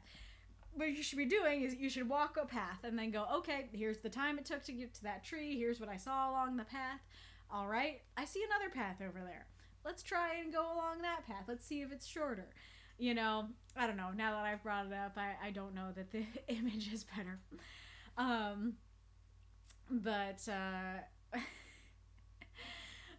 But yeah, I'm sure if I had more energy, I could better explain it. But bottom line, to you or anyone, I don't recommend you rewrite as you go. I recommend you write the whole thing and then you edit it. I would have to reread it and edit it, but I got super busy, so I just had to post it. I don't know how to respond to that, because my response to I would have to reread and edit it is, yeah, that's writing. That's the point. Like, I know that like I am a different writer from other people, but like to me that is like a baseline thing you should be doing with all your stories. Um, However, I also understand being busy and being like, I want to get a story out, but I don't really have the time, and being like, I would like to reread and edit it, but I don't have the time. I can understand that. So, uh, yeah, I have very mixed feelings on that, because I understand being busy, and yes, a story that is not reread and edited is better than no story, absolutely. But I would say rereading and editing it is crucial. Is not like, it shouldn't be optional, basically, for anybody's stories. Um, yeah, gotcha. I meant that as I would have done that, but time was not on my side. I usually reread and edit my pieces. Okay, yeah, that makes more sense. I'm more comforted by that. For sure. All right. Well, I hope I wasn't too harsh on your story, and if I was, you can always let me know. Hopefully, it was helpful. Thank you so much for submitting. Let us go on to our prompt announcement.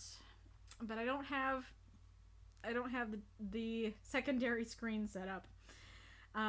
So maybe we can. Oh, we have an ad incoming. You know what? Let's do a little bathroom break. And then we will come back for it.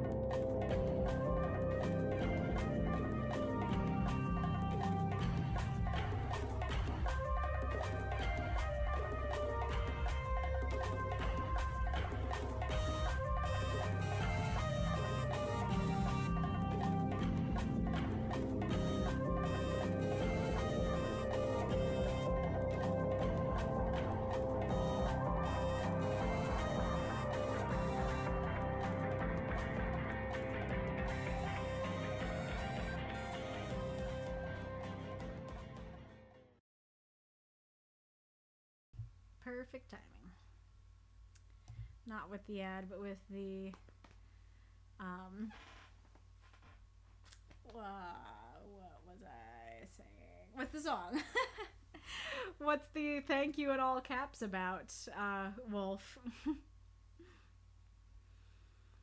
I'll go back to Christmas Cats while the ad is going.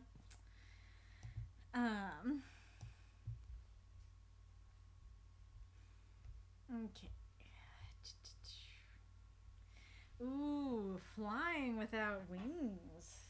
That's a fun one. So that can be like, so first of all, it can be literal, like the Peter Pan type flying where you can fly around without wings. You can write about like more metaphorical type flying that, something good happens and somebody feels like they're flying. Like, it reminds me of Decoy's story a while back about the, like, I don't know that you should date her. We don't know if she likes girls. And then She does. And like there's a flying image in that story. Like you could go that direction with it. You could write about somebody getting high, that they're flying, you know, high as a kite without wings. And like I guess it could also mean just like doing something really cool and lofty. But yeah, I guess just that alone could work. Of like, yeah, there's a lot of things that you could equate to flying. That it's like, wow, you know, yeah, you did something really cool. You got really high up in the company or something like that. That sort of thing. Origins Cantonese, meaning of news, to spread quickly, to spread like wildfire, to spread fast as if on wings of an object, to disappear suddenly, to disappear without a trace, to vanish into thin air. I don't know that I would have immediately thought of news, but that definitely works. That is like, yeah, news spreads quickly. It flies, but without wings. You know, you could use that for time as well. Like time flies without wings. You could totally use that kind of image. So anything that spreads really far and fast, but doesn't have is like flying, but without wings. That totally makes sense. I don't know that I would have gotten disappear without you saying it, but I guess that does make sense. That it's just like it flew away. It disappeared. You know. Oh, I see. You really needed to go potty. Gotcha. Well, I'm not offended if you. I'm not offended if you know, put me on your phone and bring your phone to the bathroom. That's fine. Oh yeah, hot air balloon. That would work too. That could be really cute. So yeah, on first blush and principle, I really like that prompt. I think there's a lot of ways you can take that. I don't know that I have enough brain power to think what I do for my stories. I mean, obviously I could do something with my Peter Pan retelling. You know, maybe about one of my characters being in love. I could go with that kind of flying idea. Maybe they could use their telekinesis or firepower to fly without wings, literally. That kind of thing. I know it's just very difficult to go to the bathroom when watching a doggo. Oh gosh, yeah. It's not just the stream, it's doggo. Fair enough. Okie dokie. Well, I guess I'll put you on the screen. Maybe I'll put you on the screen, the stream ending one, because we don't get to show off that much. While I'm getting the prompts ready to, or not the prompts, the prompts. the next prompt queued up. Okie dokie. In third place, with 6 votes, we have A Walk in the Snow. I think that's a really sweet, cute little Christmassy, well, wintry prompt. You could still continue to submit it in January. That's a neat one. In second place, with 7 votes, it's my prompt. I didn't even realize that. Thanks, guys. It is the prompt Under the Mistletoe. But our 3-way tied winners are The Hidden King, Watch the Magic Night Unfurl, and Feast of Starlight. Now, I am not the culprit this time. I did not tie them up. That was all you guys. So I could break the tie myself if you guys would like me to just, you know, quick pick one and not have to do another vote. Or we can put it to a secondary vote. So what do you guys want? Do you want to do another vote amongst yourselves, or do you want me to just pick one? Meow. Hello. Look at the kitty while people are saying what they want. Looks like Ghoulish votes for Paul. Oh, I need to open the stream chat on my phone because I don't know what people are saying. Here's a kitty.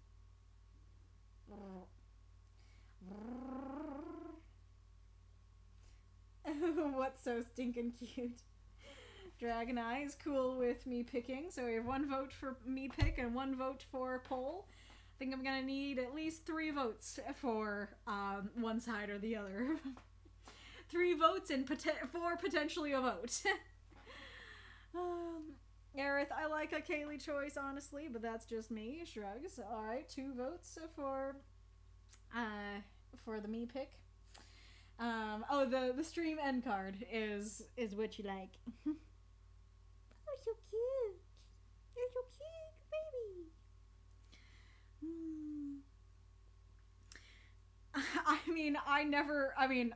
I guess I shouldn't say never. There's only like 1 time that I voted, and it's that time that I purposely made it tie. I don't vote because I show it in, because I show it here, and I don't want people to know what I voted for. Like, I don't want people to feel bad if I didn't vote for their prompt. And B, that was literally the entire reason that from, like, way back in the Tail Foundry days, I didn't vote. As I asked Benji, I was like, can I have tiebreaker powers if I don't vote? And so that is the other reason that I don't vote is, to potentially allow for tiebreaker powers. If people don't want me to do the tiebreaker, if you guys want to vote, that is fine. But there is a reason I don't vote, and it's not, and that's why. That's one of the reasons. Go ahead and pick, Mako says. So there's our 3rd vote. I am ambivalent, no vote from Coolish. And Corian also is ambivalent. So I guess that is, I guess that's enough votes for me picking. So if I'm picking, I am picking the Hidden King. They're all great, and they all work as a Christmassy prompt, but I really like the Hidden King. And like, if you don't know why it's Christmassy, Kitty, what you doing? What you doing, Kitty? She was, there you go. What? You had to like go out of your way to do that. Why are you doing that? Oh, kitty cat. You're so silly. If you don't know why that one is Christmassy, it's because, presumably, I don't know for sure if this is why it was submitted, but it was, as far as I recall, submitted after I specifically called for Christmassy prompts. So I presume, in one way or another it was intended to be Christmassy. But I presume it is a reference to Jesus and how Jesus, came to Earth as a baby in a manger. And so a lot of people didn't know that he was the king. So he's the Hidden King. And also that, he had to hide from, well, I don't know how intentional, but, Herod wanted to kill the Hidden King, right? He was hidden from Herod. And so I think that's a really interesting, way to do a Christmas prompt. And of course, as a Christian, I find it fun. And I just think that's a really interesting prompt. And I guess since it's our prompt, it's my time to go into what I find interesting about it. But it conjures to mind classic, it conjures to mind classic, like, ooh, the main character's the king, the heir to the throne, but they don't know it because they were born out or not born, but like they lived out in the woods or they lived out in a farm, It conjures a very classic fantasy hero kind of, trope, I guess, that I really like. And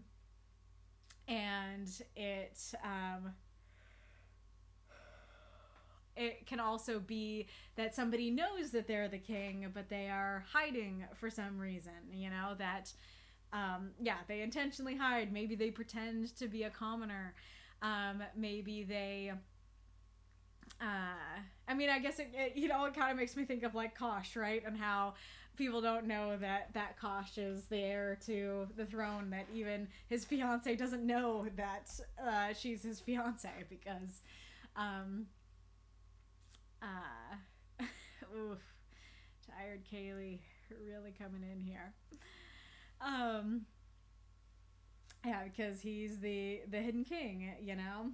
Oh yeah, also reminds me of the Nutcracker. That also could be another reason why it's a little Christmassy. Um, uh, King Arthur asleep under Avalon. Yeah, definitely. And like, you know, it could be something like Rapunzel. You know how Rapunzel learns that she's the lost princess, but instead it could be somebody who realizes, oh wait, I'm the lost king. I'm the hidden king. Sort of thing. Yeah, that she was hidden away by Mother Gothel, so it's like I'm the lost king hidden away, sort of thing. Yeah, let's see. And I guess you could use king to mean like any sort of like ruler or authority potentially.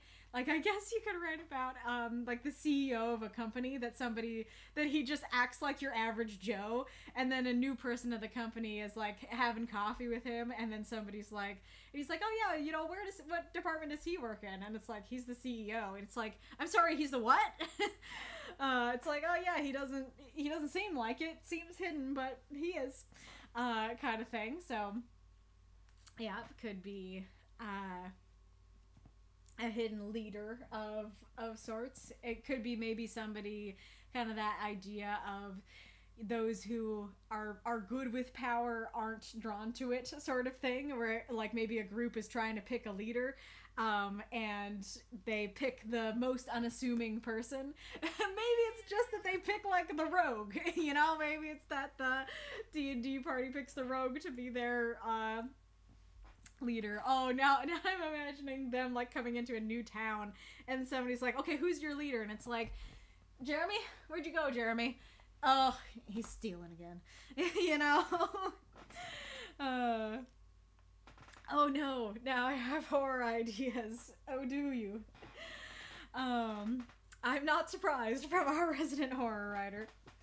Makes me think of the Man in the Iron Mask. I don't think I know enough about that. I like it as a prompt, but as a Christmas prompt, oops. As a Christmas prompt, I'm going to write anything but Christmas/wintry stuff. Oh yeah? Why is that? An exiled king who's hidden away either to protect himself or hidden away by the evil usurper of the throne to keep away the true king. Ooh, yeah. That could totally work, that he's hidden just because he's away. And like, there being a decoy king definitely works for the prompt, that it's like the real king is standing there but pretending to be a servant or pretending to be a guard, you know, so he's the hidden king. Undercover boss sounding story. Yep. That's basically the plot of The Man in the Iron Mask, actually. The mysterious man in the Iron Mask is the true king exiled by the evil brother, sort of thing. Gotcha. Could also be like Aragorn vibes. I mean, that's kind of what I was saying about classic fantasy stuff, but it's like, yep, Aragorn is the true king, but he's out here in the woods, you know, pretending to be this ranger, sort of thing. So yes. And I could say now that my challenges will probably be the usual one of make it Christmassy, but I might make another similar but more general one of to inject some level of hope into your story, because that's sort of what, you know, the Jesus story is about. And so yeah, how do you make, you know, the hidden king have some element of hope to it? In the Valgariad, the Long of Riva is hidden away for generations because... Do you mean king?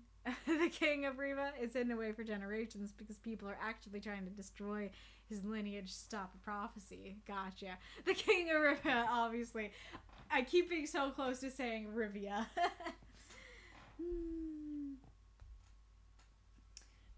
Whoa, that's terrifying. Alrighty, Rue. Well, it is now time to tell the story that I've been saying I've had for the whole time.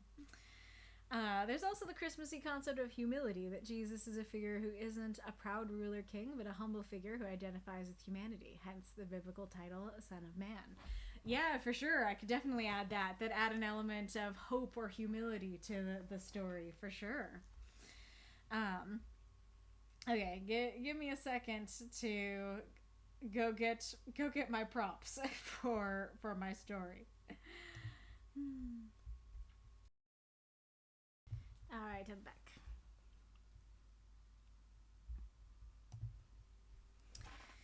Same with the story of the Buddha giving hope to humanity and escaping the cycle of reincarnation. Nice. Yeah, that definitely works. Let's see if I can. Okay, and then we just. Nope. Okay, over here. Yeah. Okay.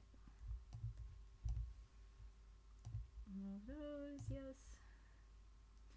And then let's try and let's see what happens if I try to put the stream ending one there.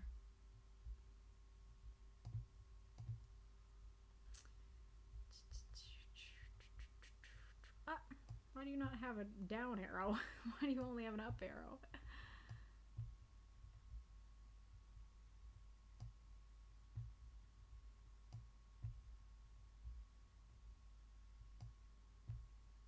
Is that it?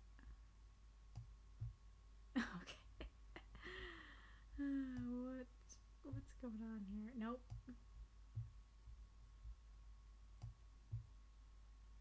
Okay. Yeah, that's cute, right? I mean, I should probably have me on the. What are you? What is that? Oh.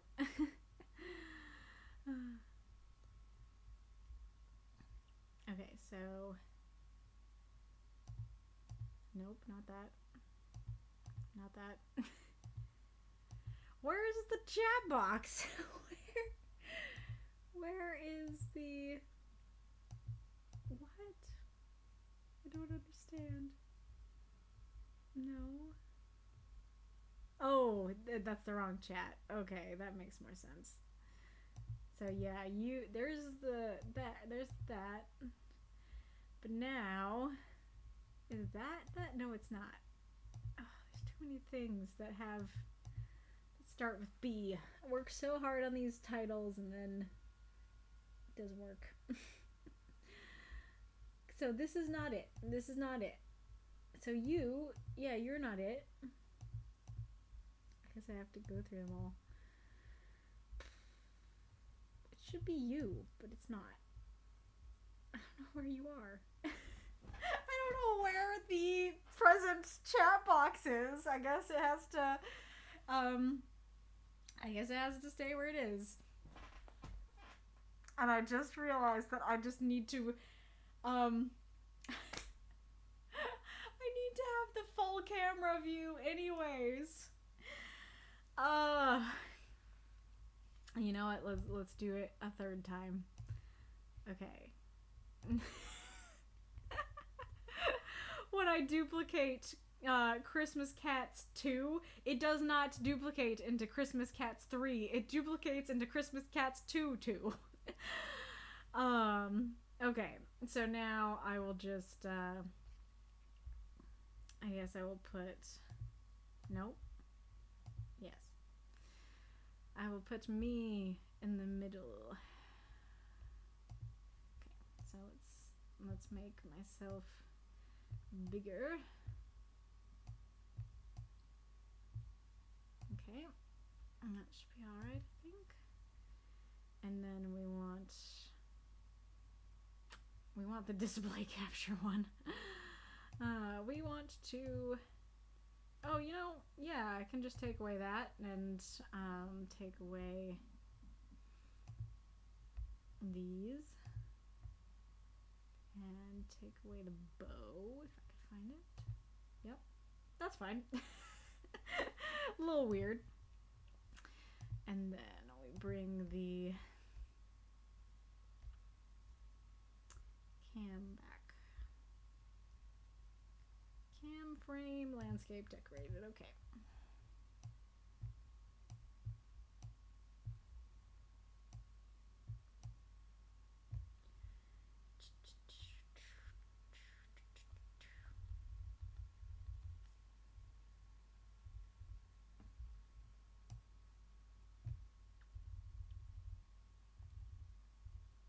Does that look right?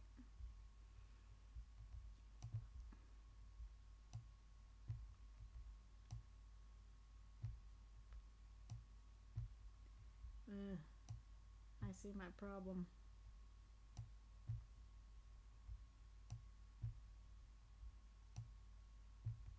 Okay. There we go. What in the reincarnation is that varmint doing?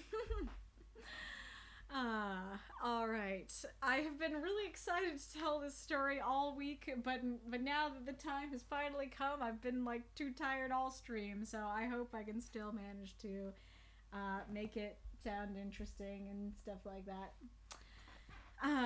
Looks right to me, says Aerith. Nice.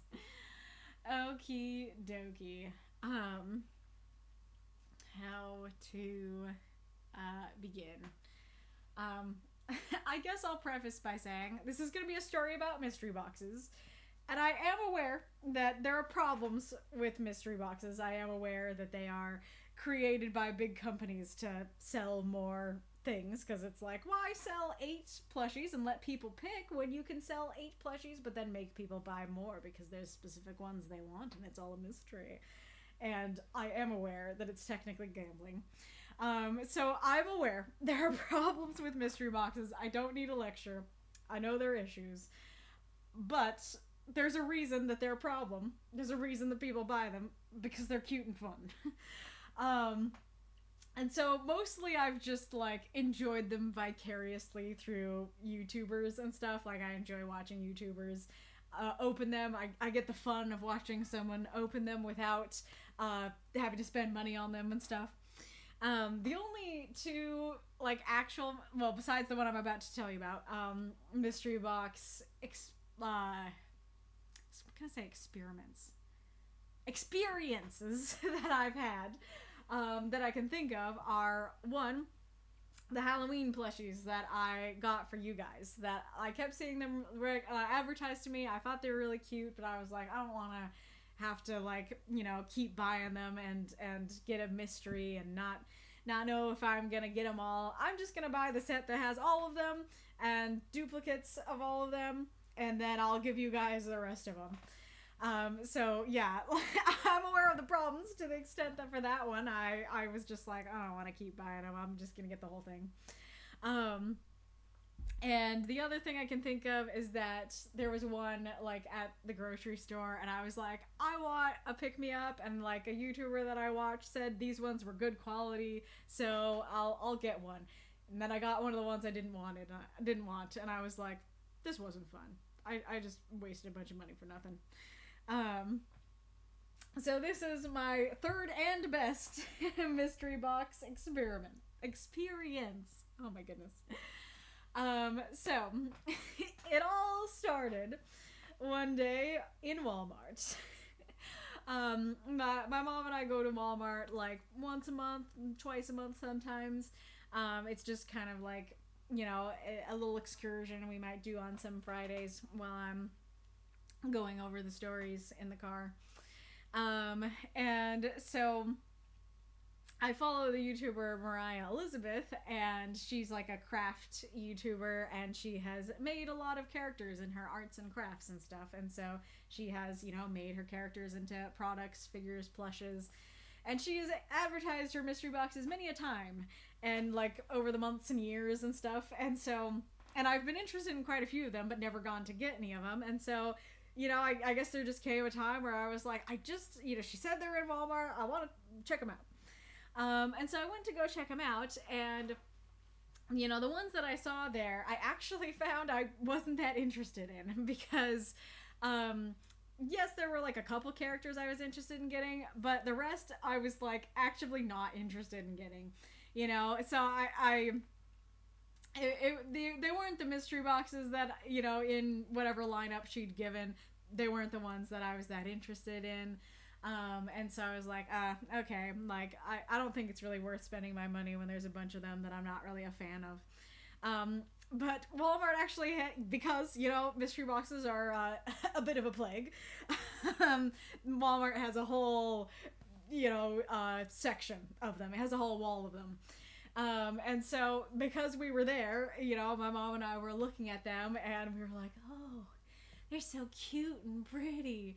You know, she was like, oh, like there's like a Harry Potter one over here and a Lord of the Rings one over here and stuff like that. And so we were just kind of oohing and awing over them. And I planned to just walk away and be like, okay, you know, the one I was here for, you know, wasn't doesn't interest me the way that I thought it did. And so I was like, they were cute and I was a little bit interested in getting a different one, but I was like, nah, I'm not gonna spend my money. But my mom was like, because, you know, she also found them cute. She was like, I'll get you one, you know, and I was like, what? And she was like, yeah, pick one. I'll get you one. And I was like, aw, that's so sweet. Like, thank you so much. Like, I feel so loved. And so I decided if I was going to pick one, I needed to pick one that I was going to be happy with whatever option that I got. And so I found this one, which you can't see because it's all bright. I found this one and I looked at all the cats on the side of the box. They're elemental cats. And I was like, you know what? I think I'd be happy with pretty much any of these. And so, you know what? Let's go with this one. And, side note, the only one that I was like, I'm not sure I'd be happy with is the lightning cat. So keep that in your back pocket. So yeah, I was like, I think I'd like any of them except maybe the lightning cat. But the one that I wanted most is this white cat. The element that it is of is light. And I just thought the expression on its face with these little like half closed eyes was the cutest, and so I was like, yeah, I think I'd be happy with any of them, but that's the one I want the most. And so she gets me one, and we get home to open it, and this might seem a little silly, but my mom decided to pray over it, and she was like, Kaylee's gonna get the one that she wants. And at first I kind of felt awkward, embarrassed about it, and chuckled at it myself. But, you know, we had been just like listening to sermons about how God wants us to ask for blessings and even the little things. So I was like, it can't hurt. So anyway, so I have a box and I open it up, and lo and behold, that is exactly the one that I got. And it is really glowing.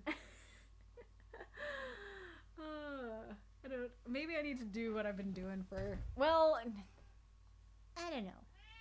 I don't know, Katie. Let's see what happens if I try it. Yeah. Well, yeah. It's actually not that much better. Oh, well, you can see the wings better. But you can't see the face that much better.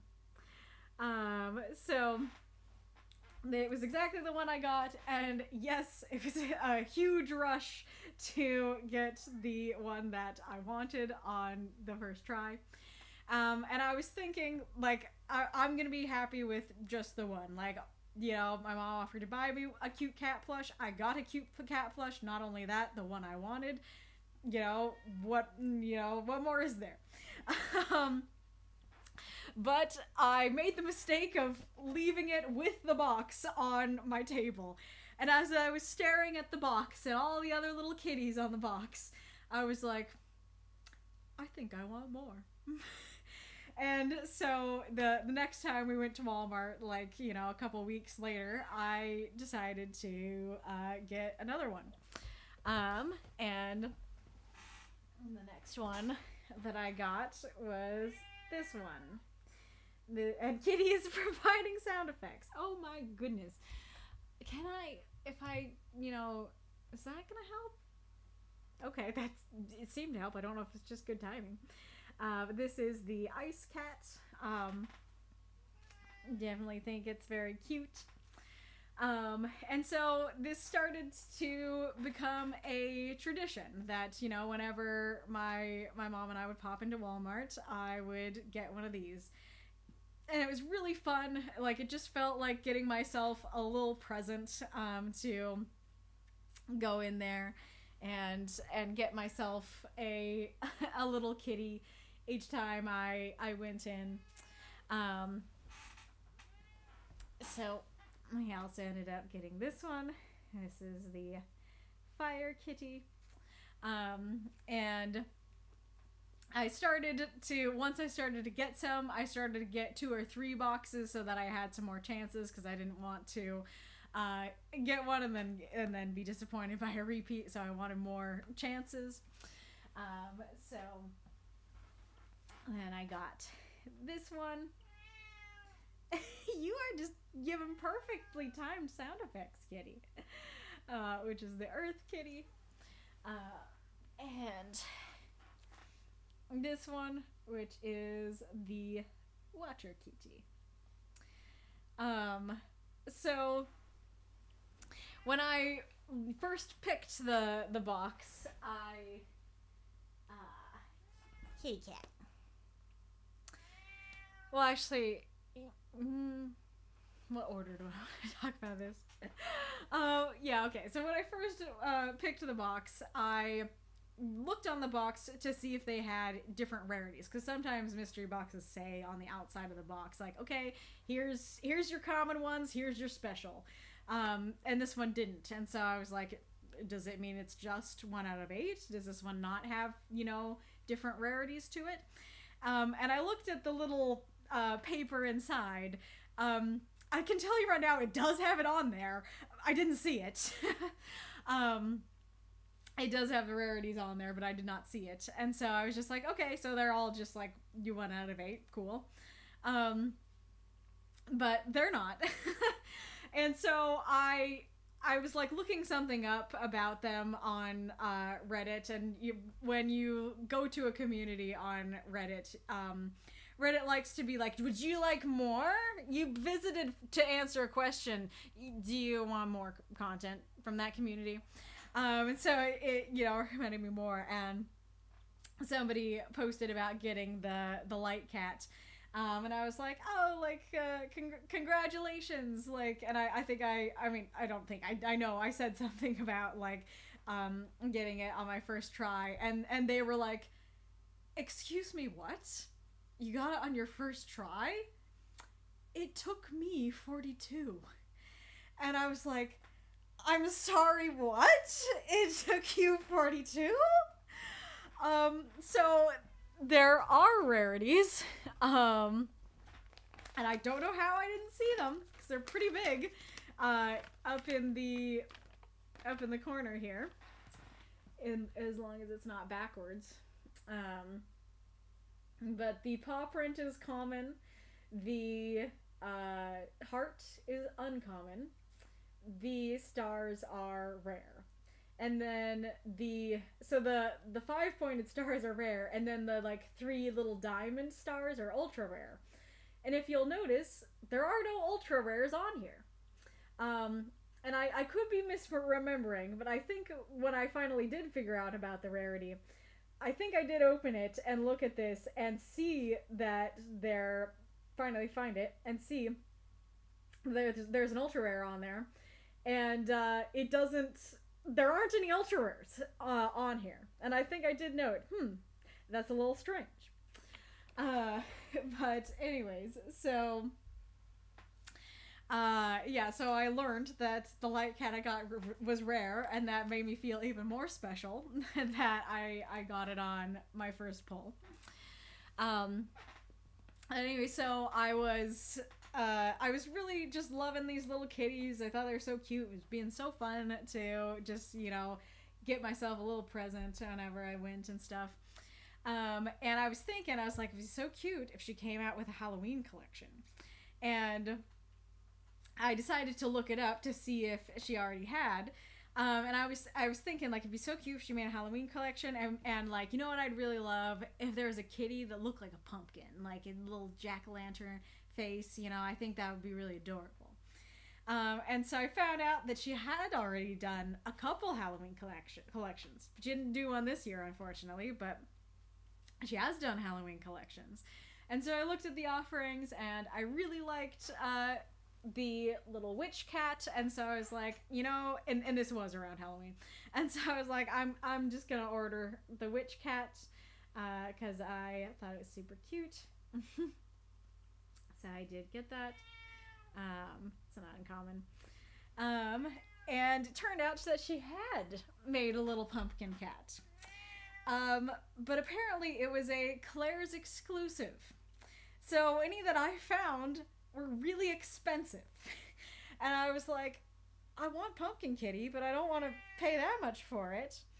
And I found one that was little. There was a little version, still more expensive than a little kitty should be, but less expensive than the other ones.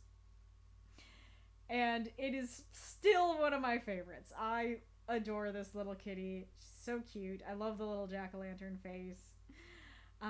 So I was like, yes, these are my Halloween presents to myself. More kitties. So I continued to get more. Hi, yes. I continued to get more of the boxes as I went. And I got little air kitty. You. And so there, and I will note that I think there were only one or two times that I didn't get a new one. That and like, granted, I did get 2 or 3 to get myself more chances to help that happen. But yeah, it was only once or twice that I didn't get a new one. So there came a point where I only had 2 left, and that is the Lightning Kitty and the Dark Kitty. Now, I actually thought the Lightning Kitty was common. I didn't realize the Lightning Kitty was uncommon. But I knew that the Dark Kitty was rare. And so I was like, okay, like, what do I do? Like, there's a bunch of them, and I only have 2 left, and one of them's rare. And so if I keep buying them, then, you know, it's likely I'm just going to keep getting duplicates. But I thought the Lightning Cat was common, and so I was like, but the Lightning Cat should be easy to get. Why have I not gotten the Lightning Cat? And so I was like, I still want to keep trying, because it's so much less fun to just get it on eBay. And not have the joy of opening the one that you want. And yes, I know that's part of the problem of these, and that's why they're, you know, gambling, is because you're gambling on your chances. Are you gonna get the one that you want? And, you know, you get that rush if you get the lottery, but, you know, you're disappointed every other time.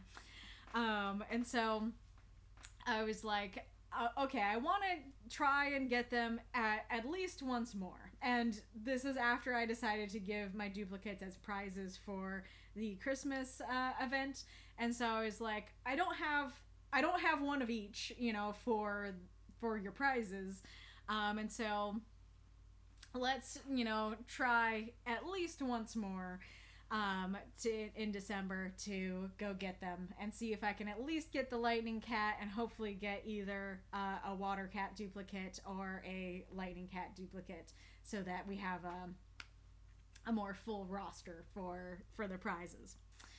But the thing is, I did look up I did look up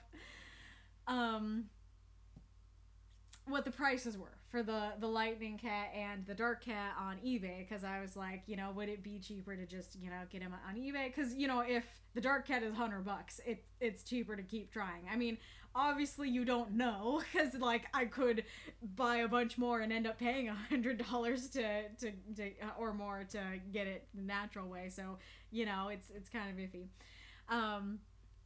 But I looked it up, and it was just twice the usual amount. The lightning cat, normal amount, and the dark cat, twice the amount. And so it's like, okay, that's pretty reasonable. But when I was looking it up on eBay, I saw somebody selling a different cat. And when I first saw it, I hadn't seen it at all for this collection, and so I assumed it was for a different collection. And I immediately was like, that's super cool. But I was like, you know, it's probably for a different collection. But I quickly saw that it did say elemental. And so I was like, what? And that cat, here, let's just do it like this. That cat was this cat right here. And so as I looked into it, I realized that it's the Claire's exclusive for this collection. And so I was like, oh yeah, the pumpkin cat was the Claire's exclusive for the last one. So this is or not the last one, but a Halloween one. This is the Claire's exclusive for this one. So I wanted to go to Claire's, and my mom and I planned to go on Friday, you know, as we usually did with Walmart. And but we called Claire's because I didn't want to go all the way over there and then have them not be, you know, selling them. So I called on Monday, and they were like, yeah, we have them. I have 7 of them. We're doing a buy 3 get 3 free sale. And I was like, you're doing a what? And so I was like, Mom, I don't think I can wait till Friday. Because I did ask her how long the sale was going, and she didn't know. And so my mom graciously was willing to take me on Monday. And so we go. And granted, I will say, it wasn't, like, she did confirm that there was a sale of, like, buy 3, get 3 free, but it actually turned out that instead they were just half off. So I got 6 for the price of what would usually be 3. So, like, I don't know, I guess it was more money than I anticipated it being. But it's fine. I was happy to have all the extra chances. So I get there, and I see the box, and I'm like, wait a second. Not only is there this one, that's not the dark cat. That's a different cat.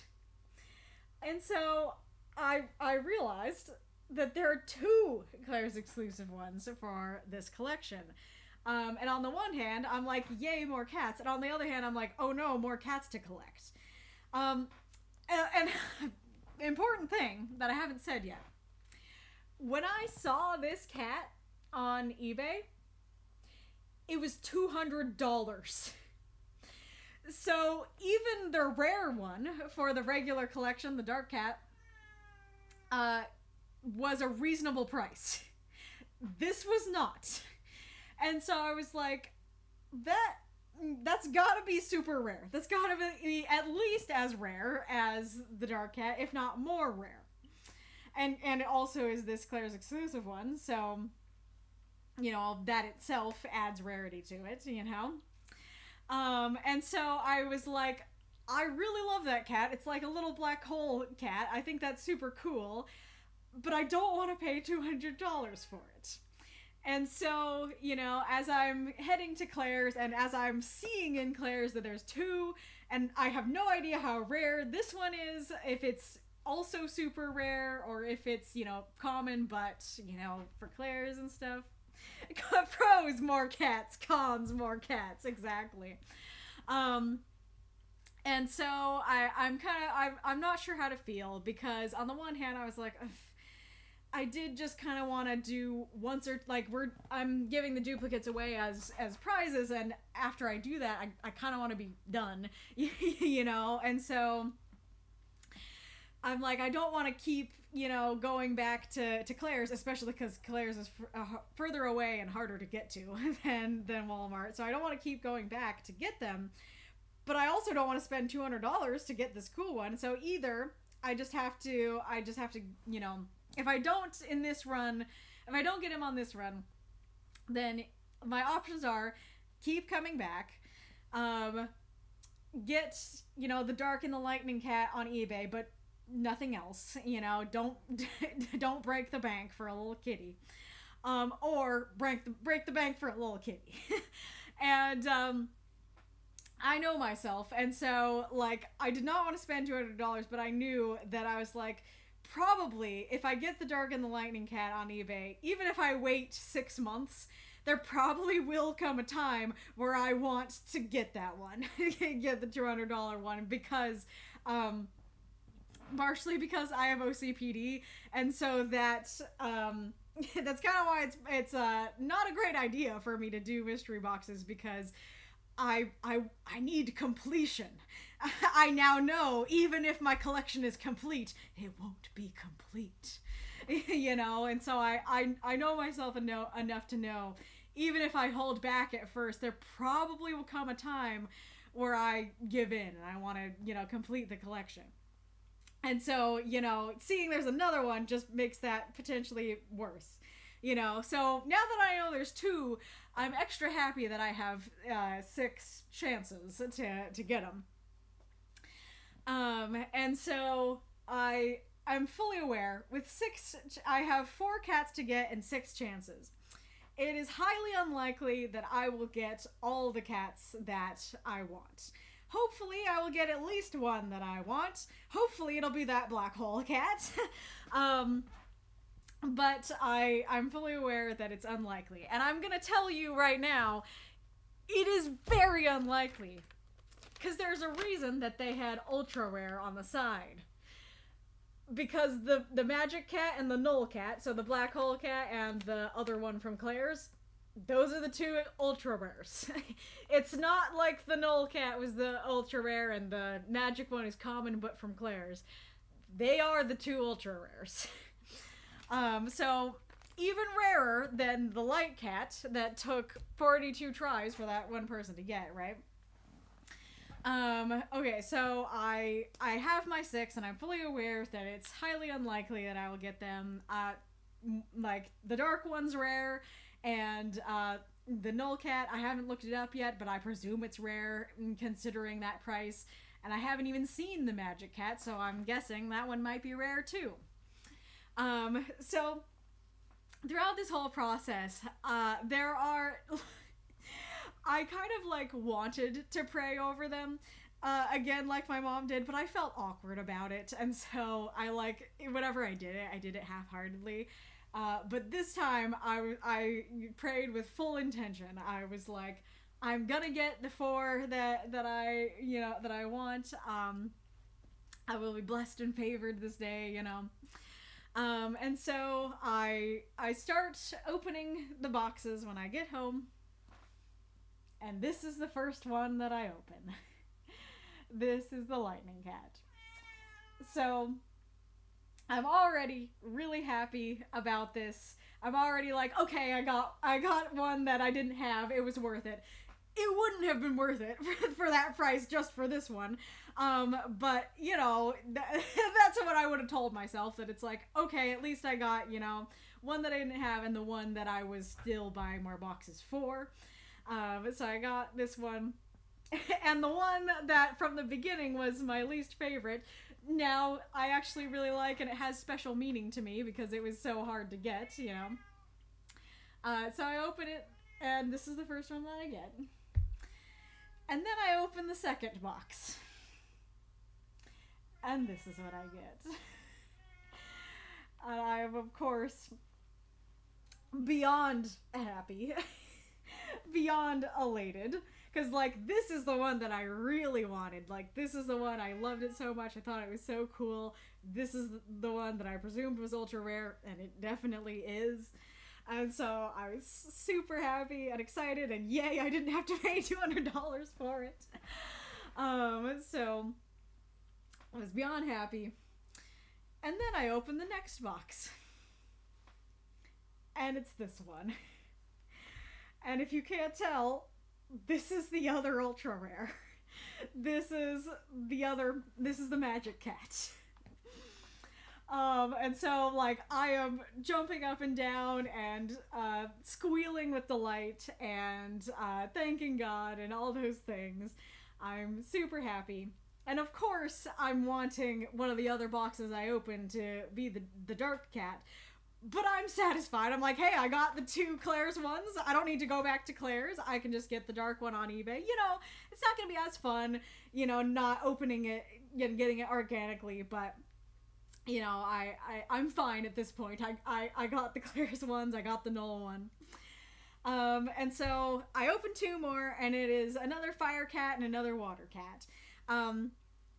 Now, I am happy about the Water Cat because that means that was one of the ones that I didn't have a duplicate of, so that means that there is a Water Cat available as a prize for the contest. And so I'm like, okay, yeah, that's expected. I'll just get the dark one on eBay. And the last box that I opened, actually, because we were like taking the wrap and the tape off of them and putting them in a line, it actually was one of the first ones that we like took the tape off of, but it ended up falling and becoming the last one that I opened. And I'm very glad that it was. Because the very last box that I opened, this is the Dark Cat. So, of my 6 tries and my first and only trip to Claire's to try and get the Claire's exclusive ones, I get all 4 that I'm looking for, 1 of which is a rare, and 2 of which are ultra rares. I was beyond elated. I cannot describe to you how elated I was. I was so close to going into the Christmas the Christmas event, you know, rules thing, and like in all caps being like, oh my goodness, I have them all. I'll tell you the story on Saturday, but you know, I know what the prizes are gonna be now. But yes, I have, like, all week I've just been taking them everywhere. I mean, not outside the house, but everywhere inside the house, you know. I sit and watch TV. I snuggle them. I write. I put them on the table in front of me. I just feel so blessed and favored and happy and excited that I got all the ones I wanted, 2 of them being ultra rares and 1 of them being rare in one go, that I didn't have to worry about if I was gonna get them on eBay, if I was gonna go back to Claire's or anything. All it took was the 1 trip and I got them all. And I also, I didn't say, she said she had 7 on the phone, but there were 6 left when I got there, so they only had the right amount, basically. I did let her know I bought up her stock. So I love them so much. I'm so happy. I don't know if I can hold them all up for you. But it makes it extra special that the first one I got was the Light Cat and the last one that I got was the Dark Cat. And like I said, even better that it's the last box I opened. So here you go. Here is a gaggle of elemental kitties. Here. Yes, it was like less than an hour that since calling her that we went and somebody bought that other one. Oh. But here. Let me just hold the favorites to end. Yeah, so I don't know how to describe just how happy I was, but I was beyond happy and excited and delighted and stuff. They're so wonderfully cute. And yeah, I said in the rules thing that the dark and light cats are ultra rare. They're not ultra rare. They're rare. So yeah, and so what this means for the contest is I have a duplicate of everything except lightning. However, I didn't like the idea of just taking lightning off the roster because I thought that was one of the most interesting motifs that you could pick, and I really liked Spectre's examples. So I think what I'm going to do instead is move lightning to the challenge. And so, like, you have your challenges of snowed in, include a Christmas tradition or holiday tradition from a culture that you are not a part of or currently living in. And then the third challenge will be to use lightning as a motif or electricity. So yeah, so that won't be a prize, but you can still have fun with it. So one of my very few forays into the world of mystery boxes, and you know, this was fun as heck. This was, yes, best ending ever. It was absolutely amazing and wonderful. And yes, I know it could have gone a lot worse and I could have spent a lot more money. And so I'm very lucky that it went as well as it did, but I'm very happy it did. Also, I have 10 cats, right? 10 cats? Let me make sure. 1, 2, 3, 4, 5. 1, 2, 3, 4, 5, 6, 7, 8, 9, 10. Yes, I have 10 cats. Just had to check. And I have 9 duplicates. So I actually have 1 less duplicate than I have cats, which I think is a pretty good ratio for mystery boxes. Like the tea turtle Halloween ones that I got, they basically are forcing you to have the experience of getting duplicates, getting 1 duplicate per new one. By when you get the full set, you get another full set. And so I think it's kind of, I mean, granted, there were the 2 like bonus ultra rares for that too, and they didn't duplicate the bonus ultra rares, so maybe that messes with things. But I was just thinking how kind of crazy it is that like you could kind of count what happened here in like actual default mystery box experience. I had a better ratio than when I just bought the whole set from Tea Turtle and got 1 of each, 1 duplicate of each, rather than 1 less duplicate than I have cats. So yes. Makes me want to make a JRPG video game starring Kaylee with the element cats as weapons that shoot elemental beams at the enemies. Oh, that would be fantastic. Yes. It's also funny because I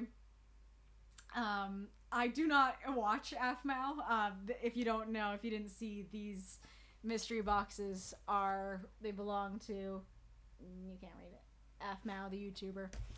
I haven't watched her videos, so like, she doesn't have my views, but she does have my money. She does make some good products. So that is the story. Just a fun story about how I got, you know, the 4 that I wanted in one day, 2 ultra rares and 1 rare. And that's also the story behind why they're the prizes for the contest. So some of the ones that I have 2 of, I might end up giving to people down here, but I will make sure that there is at least 1 on deck of each element to have as a prize for the Christmas contest. So be thinking about, well, let me bring up, let me hold up the ones that you guys can get.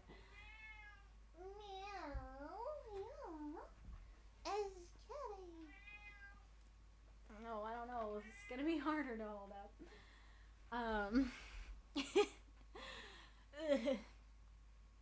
Here are the ones that, here are the ones that you can get. So fire, earth, air, water, and ice. So be thinking about which one you think is the cutest of the options, which one you like the most. and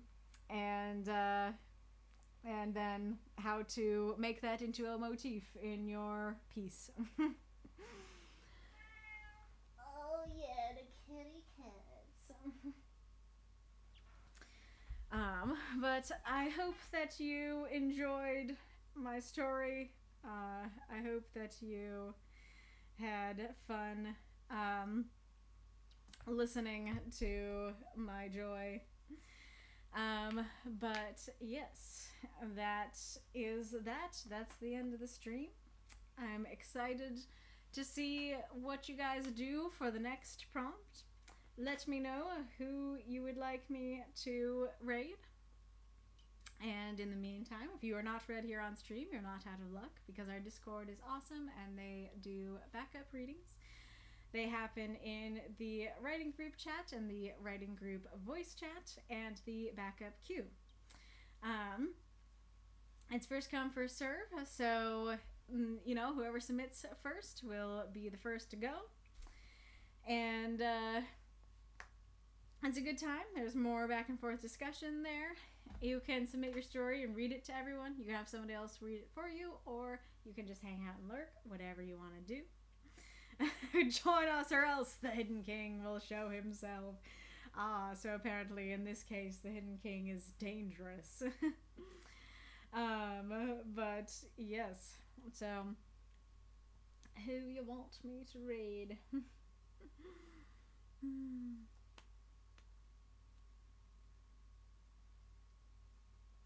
Yes, it smells again.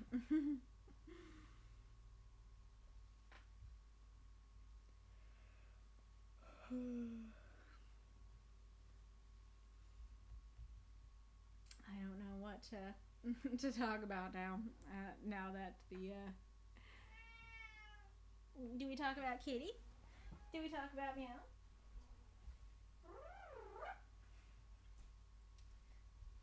There's a kitty. I don't care. A little too tired. Fair. Best kitty.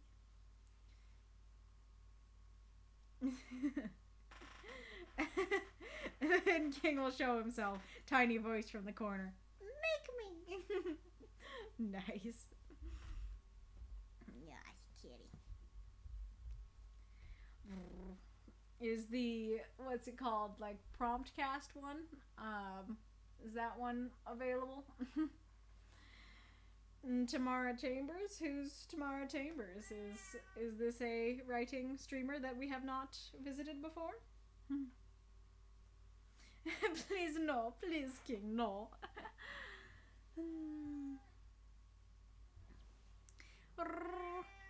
There's your baby. No, my goodness. Oh my goodness.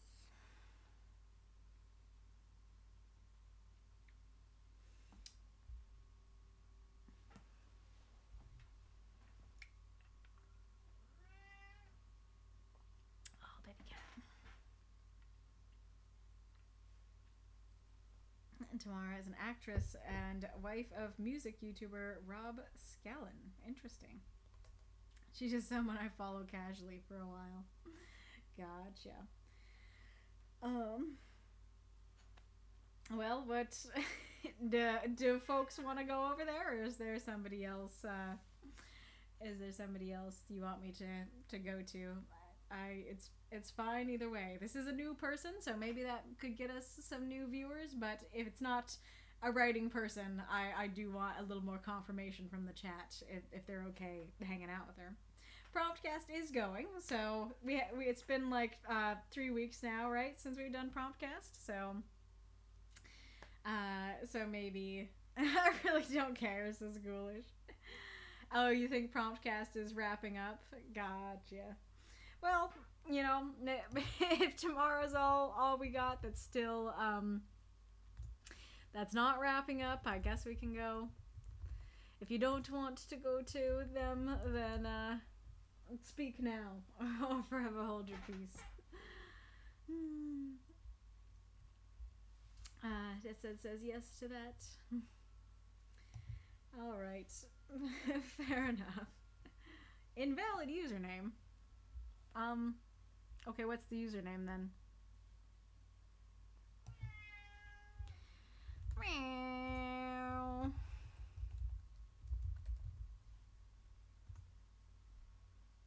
There we go. Hopefully that works.